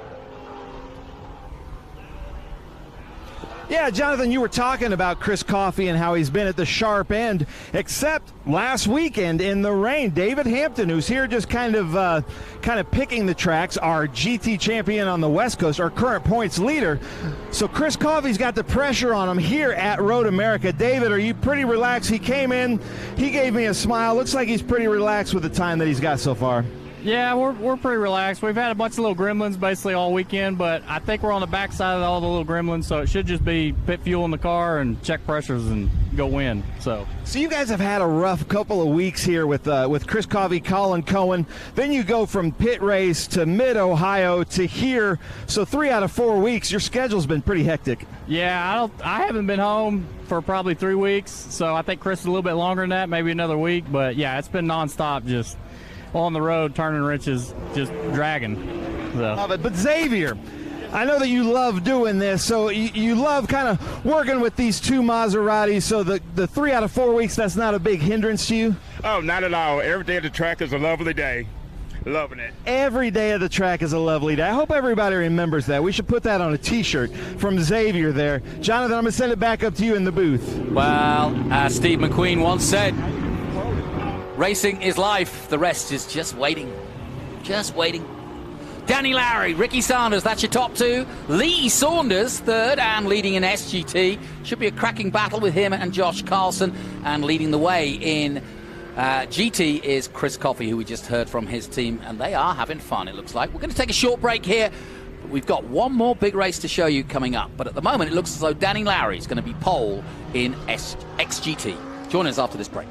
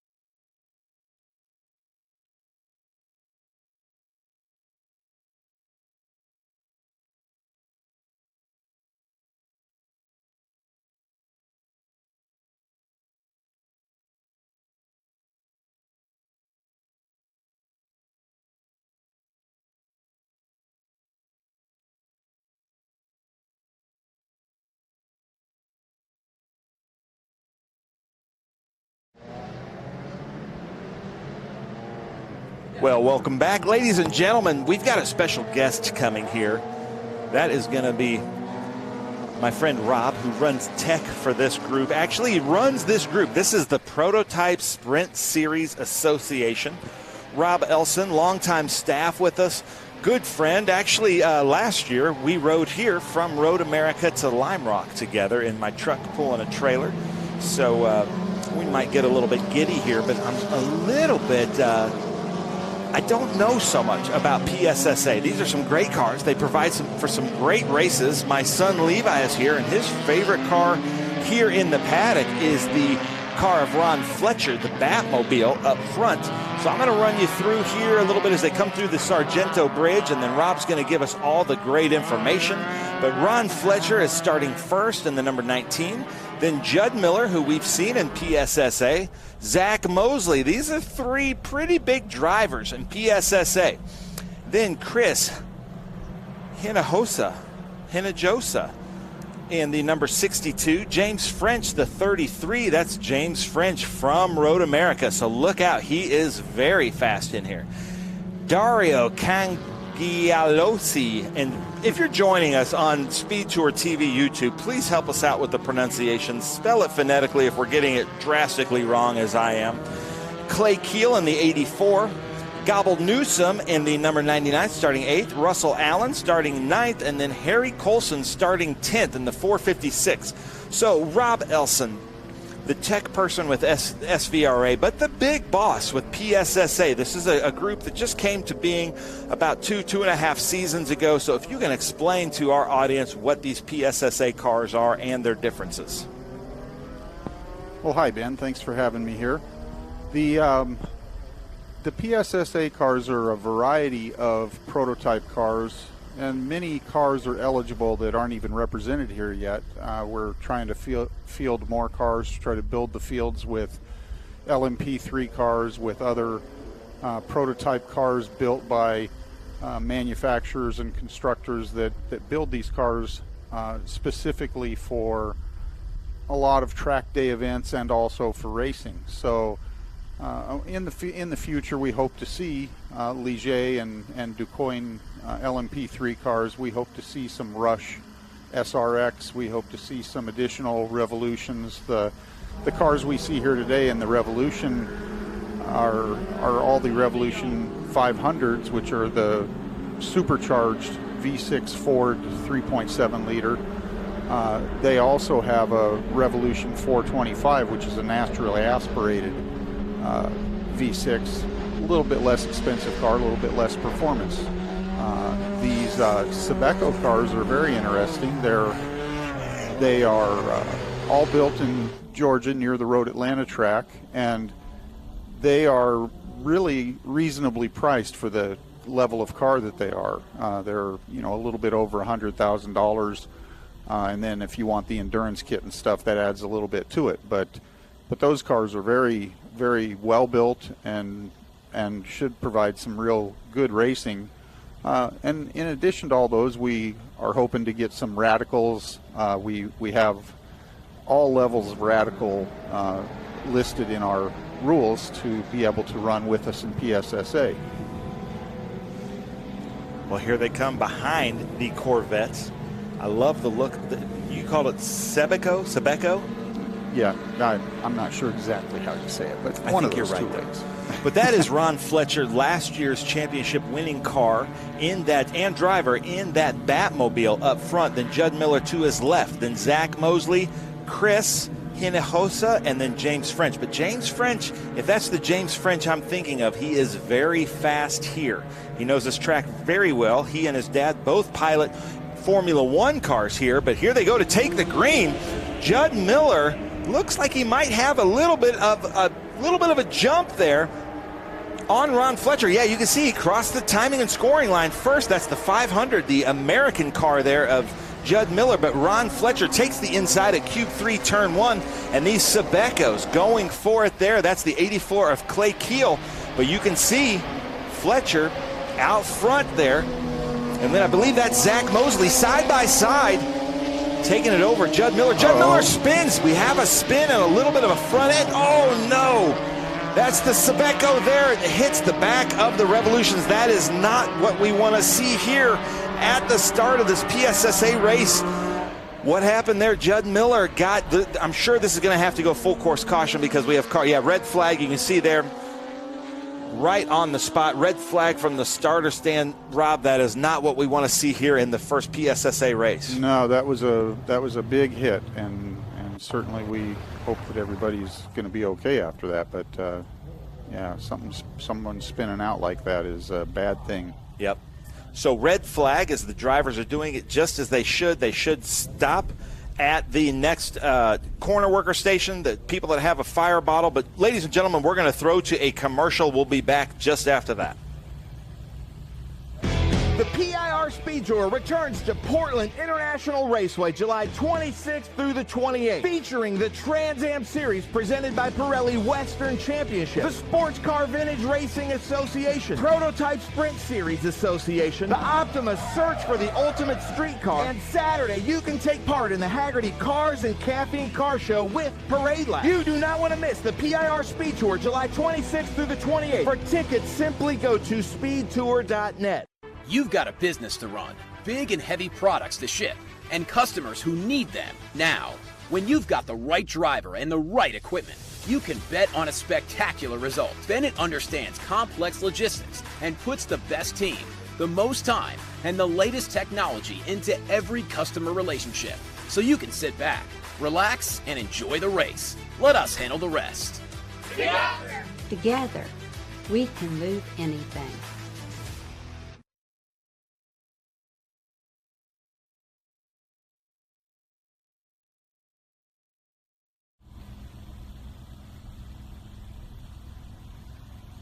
Green says, welcome back. Here we are, the Road America Speed Tour, a long line of Sebecos here. Unfortunately, we had an incident on the exit of turn 3. You can see the 4, 5, 6 back there just kind of moving up. But like Rob was saying, these are red flag conditions, so they do need to stop near a corner worker station, near the safety crews, and hopefully these cars will be able to fire up. This safety crew here at Road America is one of the most efficient and fastest, so this should be cleaned up pretty soon so we can go back to green. Hopefully all of the drivers are okay. Jonathan, you wanting to join us here? Sure. I didn't see the wreck. I just stepped out for a second. For the only time I move out of the way, we get a bigger old wreck, but not what we wanted at all.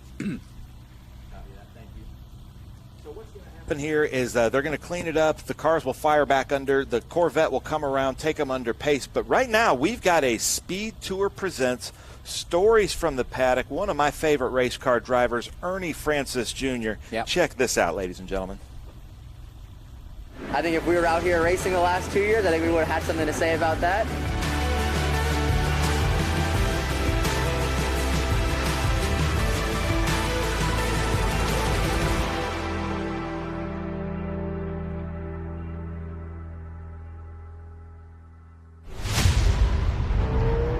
Ernie Francis Jr. of Florida wins for the Breathless Racing Team.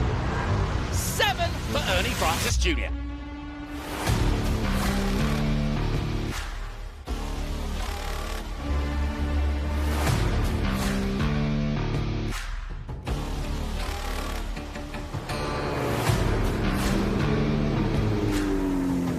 Yeah, there's a lot of fans that are happy to see me back here. Maybe not so much drivers, you know. I'm racing in TA and SVRA. I'm sure they're not happy about me being back out there. You know, they thought they got rid of me last time. But, you know, here we are again, so.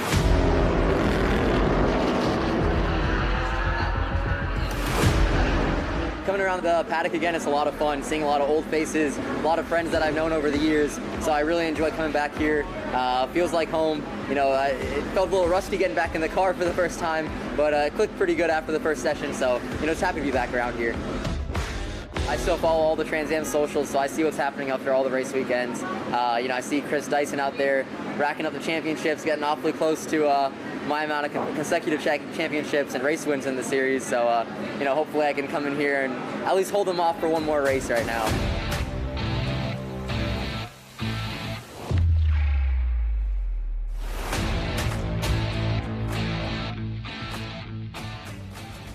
Oh, fantastic stuff. And into the lead of the race goes Chris Dyson.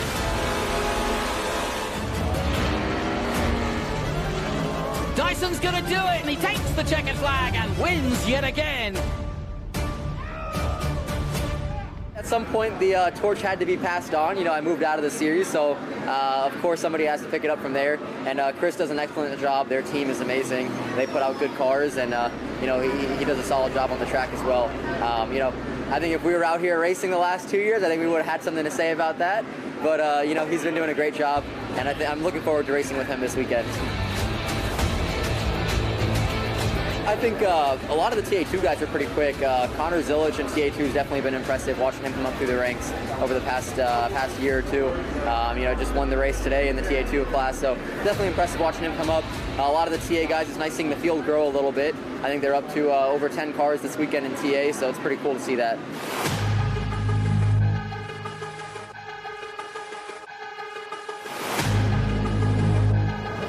Good start though by Ernie Francis Jr. Ernie Francis Jr. wins in Formula Regional. Yeah, you know, spent the last 2 years racing Indy Next, you know, making my my journey in open wheel racing. Had a lot of fun doing that. Spent 2 years in that series, racked up a podium, a few good finishes. Just had a lot of fun. The whole program that I was in the last 2 years with Indy Next was racing for Roger Penske's Race for Equality and Change in the IndyCar series. So, you know, there was a lot of pressure on me in that program, and then still carrying over to where I am now does that as well. You know, being a younger driver coming up from a diverse background, a lot of kids look up to me and see me racing out here, and they want to follow in my footsteps. So, you know, I think it's great, and I'm happy to be, you know, leading the pack on that.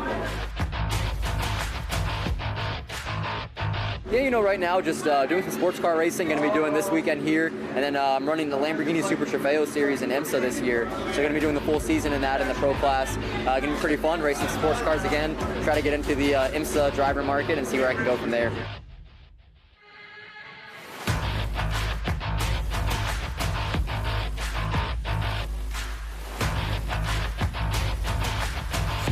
It's my first time driving it in the practice session earlier today. Didn't get to run it in the test sessions yesterday, so just had to come to grips with it pretty quick.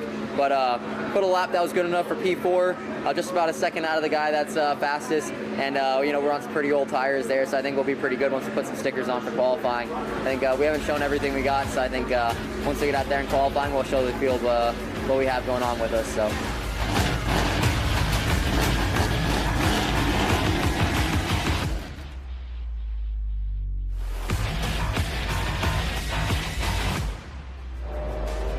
Away we go.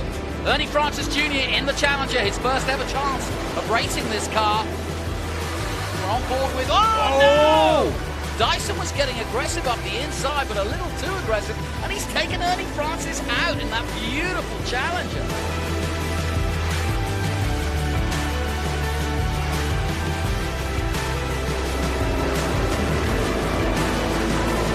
Look at Ernie. Ernie Francis Jr. has gone from the back to lead the race now. Coming out of the last corner. And we'll see the checkered flag for the umpteenth time here at Sebring and win in SPRA as he has done so many times.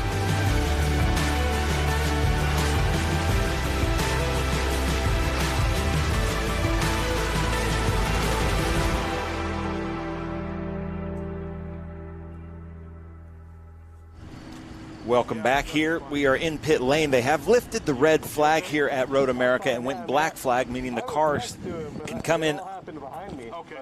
Yeah, Judd Let's hear this. Stopped mid-track, and Chris locked it up. Stopped before he hit him, and then the orange and white Sebeco went full speed to the inside of Judd. So that is Jason talking to the PSSA drivers, telling them what happened. But they lifted the red flag and then went black flag. The cars are in pit lane. Everybody's trying to ask what happened out there, but Rob, that's not what we want to see in PSSA. We want to see good, clean racing, and that's not anything usual that we see in PSSA.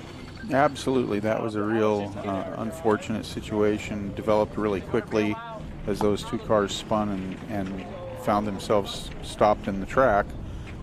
Cars split around them, and then the fifth guy in line or fourth guy in line just didn't get a chance to do it. That was it. Yeah.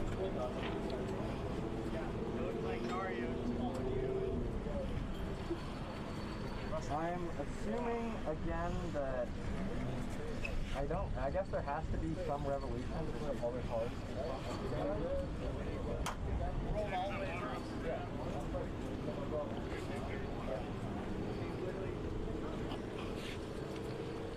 Yep, not good.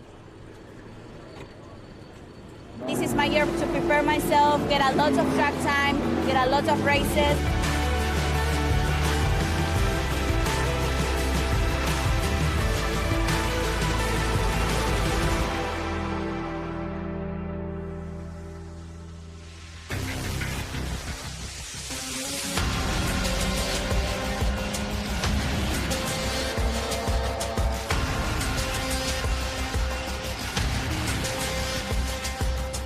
We started really good with P1 in both practices. There's always room to improve. It's a good step forward from what I have been doing. So yeah, I'm ready to keep pushing. Well, my inspiration was my brother, my father. My brother did at F1 test. He was a driver in Formula cars, and my dad is a rally driver. So I wanted to be like them. When I was 8 years old, I started to tell them like, okay, maybe I should try racing because I love cars so much. But they didn't let me until I was 17 years old. So that was a lot of years of me fighting for what I wanted because they didn't want me to race because of the dangers of the sports. You know, they put me into tennis, piano, nothing to do with racing. When I was 17, I met Fernando Alonso, the F1 driver, and I told him like, okay, I want to be a driver, I want to be like you. And he told me, work hard. It's just that, work hard. So that made a click on my mind to tell my parents like, why my brother can do it and I cannot. So they give me the chance and we are here. First, I did 1.5 years of karting back in Uruguay, in my hometown. I did a vice championship of my first karting championship, and then I started to step up into Formula cars, Formula 4 in Uruguay with some podiums. Then I went here for the F4 US championship, this one, and then I jumped into F1 Academy, and we are here.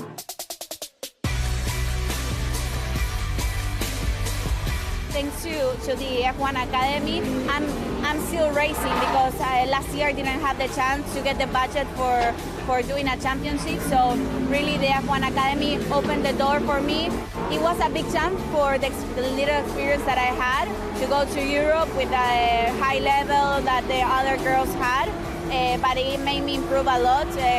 We'll see now that I'm P1 on practice, so definitely it worked. Did the F1 Academy, the girls only can do like 2 years of the championship. So I said, okay, I want to fight for the first places. So I need to make more experience, prepare myself for the second year. So yeah, this is my year to prepare myself, get a lot of track time, get a lot of races, and US is like my home also. I feel it like that. So it's a great way to prepare myself for the F1 Academy. Well, it's really fun. There's a lot of corners with different directions. It's really technical, NOLA, and I enjoy it very much being the first race weekend of the championship.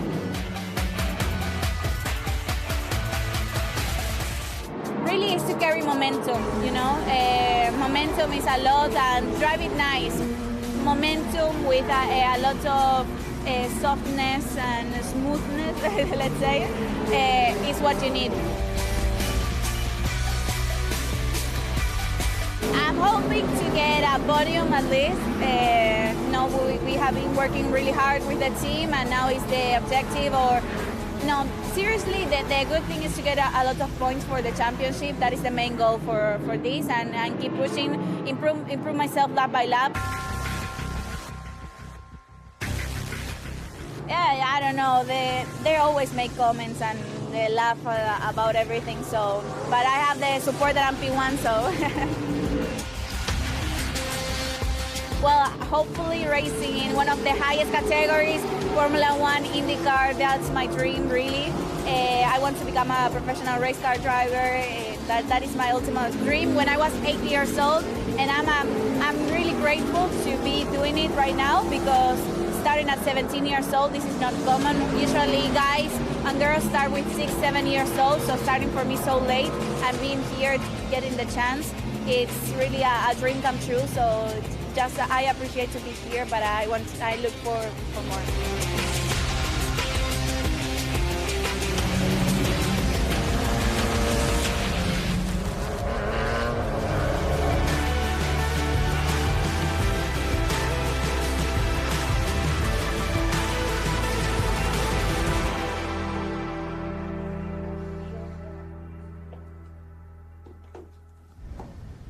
Welcome back. So we've got about 1 minute left. We're going to let the cars back out. I believe they're going to get a few laps. Not sure yet how many laps, but I do want to report that all the drivers involved with that incident are okay. They have been checked out. The safety crew has cleared everything from the turn 3. All the drivers in pit lane are aware of what is about to happen here. So we are going to try to get going, back up and going. So we've got Ron Fletcher out front in that Batman car. And Rob, what are you seeing right now from these PSSA and Sebecos out there? Well, I think certainly these drivers are going to look at the track a little bit cautiously as they come around and see what they're up against. They're probably going to get one lap behind the pace car and then go back to green, and hopefully we get a couple of green laps in our time window that we have available. Yeah, you can see there Will from Black Flag, Will Huxtable, one of our staff in the Dayglow gloves. Now Tony's getting some shots here. That's Ron Fletcher. He is our champion in PSSA last year.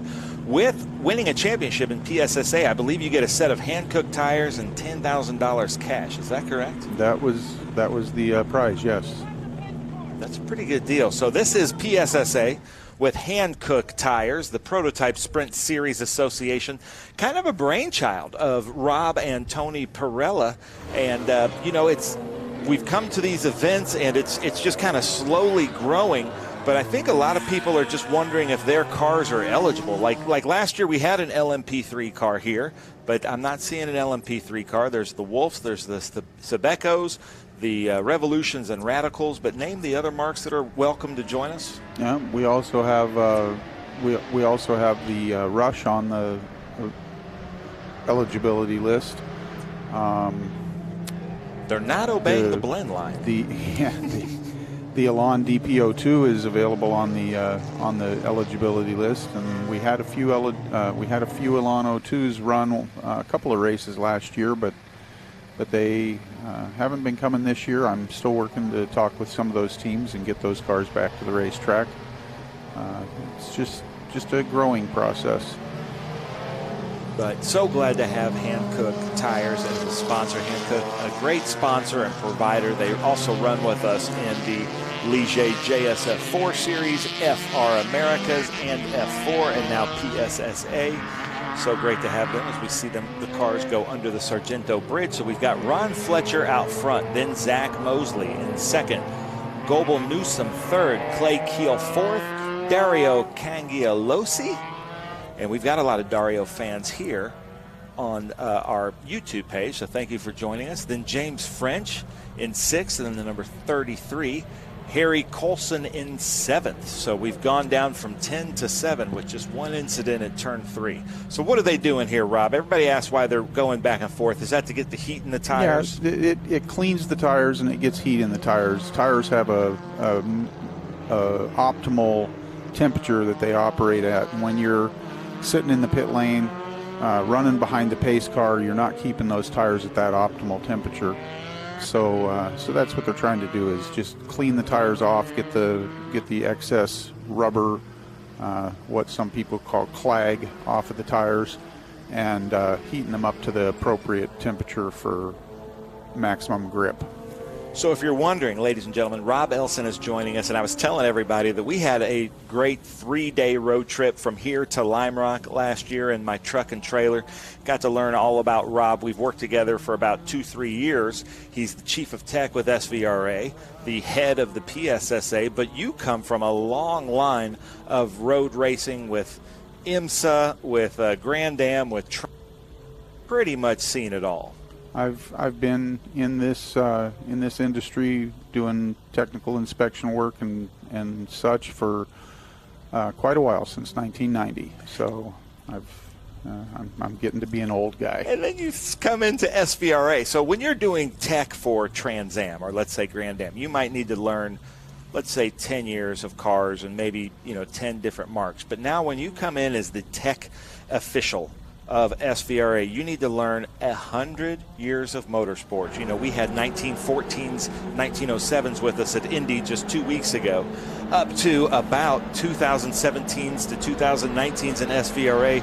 And then you need to learn the Trans Am rules, the historic Trans Am rules, the Porsche rules, the Camel GT Cup, the IMSA Cup, all the different series that would have run the Marlboro Cup. Everybody, any car that's basically been obsoleted is now legal in SVRA. How does one do that? Your file cabinets must be really large. There was certainly a lot of learning taking place in the first event. I commented to Tony Pirelli when I came to Watkins Glen, my first event, that I was going from doing tech on 30 or 40 cars that were all about the same to 300 plus cars that were all exactly different. So that's exactly right. Yeah, it was a little bit of a learning deal. You may know this. I asked this to the field, but to the comment section, is that Elkhart Lake Blue Corvette, or is it Road America Blue Corvette as our pace car as they come here to take the green?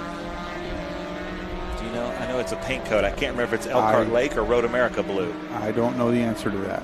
Well, here we go. Ron Fletcher to take the green flag. Welcome, race fans from Road America. It's a beautiful day here with the Batman car leading Gotham City over Zach Mosley. But then that Sebeco's back there with James French and Dario Cangliosi going at it at Cube 3 Architecture, Turn 1. That is the number 94 of Dario there as they come down the hill into WeatherTech, Turn 3. And this is more of a downhill than you see to a right-hander. This is where it all went wrong last time, but it looks like all the racers are going to get through. Yeah, and as we watch these cars, Ben, it'd be interesting to note, it seems like the Batman car and the Gotham car pull out quite rapidly. We have 3 classes in PSSA. We just named them PS1, PS2, and PS3. This is indicative of their performance levels. These cars that we're watching now, the Sebecos, are roughly 230 horsepower and 1,750 pounds with the driver. The cars that you see at the front are 500 horsepower and 2,000 pounds, give or take, with the driver. And so you've got a lot better power to weight ratio. They've got better downforce. They've got a little less drag because of some of their design features. And so that's why you see this disparity, these 2 cars pulling away from the other 3. But not a disparity in those front 2 cars, and the Sebecos seem to be pretty equally matched. Absolutely. But Revolution, if I'm not mistaken, was designed by the guy that started the Radical group, right? Yes, that's correct. Whenever the guys at Radical parted ways, the chief engineer that started Radical went and started Revolution, and that's how we got the 2 different kinds of cars. So Ron Fletcher was with us at Thunder Hill early on in the season in that Batman car, and he keeps developing it. It's a different wrap, a little bit different wrap than we saw at Thunder Hill. And then Zach Mosley was doing this race with us last year, longtime racer, but very good driver with us. As we see that white flag, so yes, it is a green-white checker. But this is the race for the Revolutions, but that Sebeco group in the back is also heating up as well. As we see James French take over off 4th behind Dario. So that's James French there in that number 33. I love the white wheels of this 33 here. And where would these cars have raced? The Sebecos have their own series that they race in, and so this is a departure for them to come and race with another group, and we're just trying to encourage all of them that we can to race with us. The factory is very supportive. They bring parts for the cars. They've elected to run with us at about 6 races, so they're really in tune with what we're trying to do here. Love it. Love the factory support. So thank you very much from that. But does Zach Mosley have anything here for Ron Fletcher as they come into turn 8? If the LMP cars are eligible, is the old LMP-C car eligible? That's from Ian Reinerson on our YouTube channel. No, Ian, the LMP-C car is a little bit previous generation to the LMP3, what we're trying to promote here. LMP-C cars have a little bit higher performance potential than an LMP3 car, so we want to sort of put the ceiling on performance potential at the LMP3 level. See, I love having the questions answered here as the 2 leaders go into Canada Corner. Zach Mosley right behind Ron Fletcher. Is he kind of waiting to see if anything happens, or does Ron Fletcher have it for him as the Batman car leads as they come into the Bennett Bridge Hall, turn 14, the last turn of this track? Mosley kind of falling back a little bit. I don't think he's got anything for Fletcher up this hill. Why so serious on the side of Ron Fletcher's car, the Batmobile, as he comes up the hill to take the checkered flag in the first PSSA race here at the Road America Speed Tour 2024 with Zach Mosley right behind, but the Sebeco battle in the back. Look at this, James French might be able to get the draft, but I don't know if he's close enough there behind Dario. So all of our Dario fans should be happy. James French, one last chance. He might look to the right or to the left of Dario as they come through side by side. Not sure what's going to happen, but it looks like Dario able to just take it over James French, a gap of 0.031 seconds. So kind of an exciting finish to this race, Rob. That was very close. Watching it at the line, I was pretty pleased that they were that close, and it made for some great racing. Yeah, I think had the start-finish line been another 500 feet, we may have had a different result there for these Sebecos, which are classified as PS2 and PS3 cars. Yes, and the difference there, the PS2 car is the development car that they're working on to move that car forward a little bit. PS3 cars are the all-stock. It's run in NASA as well as having their own series. It's a NASA prototype, basically, and they are stock 2-liter engines versus the 2.5-liter engine of the PS2 car. Nice. Well, ladies and gentlemen, thank you for joining us in the comments. Rob, thank you so much for joining us here. We're going to send it away to a commercial for you. Okay, so pretend this is your race car. It's on the trailer, and you have an accident. Ouch! At least your truck's insurance will pay for another one?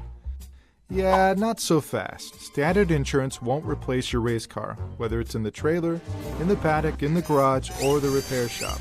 But at Hagerty, we can protect it for what it's really worth anytime it's off the track. No matter what or where you race, offer less than a set of race tires. Hagerty, let's drive together.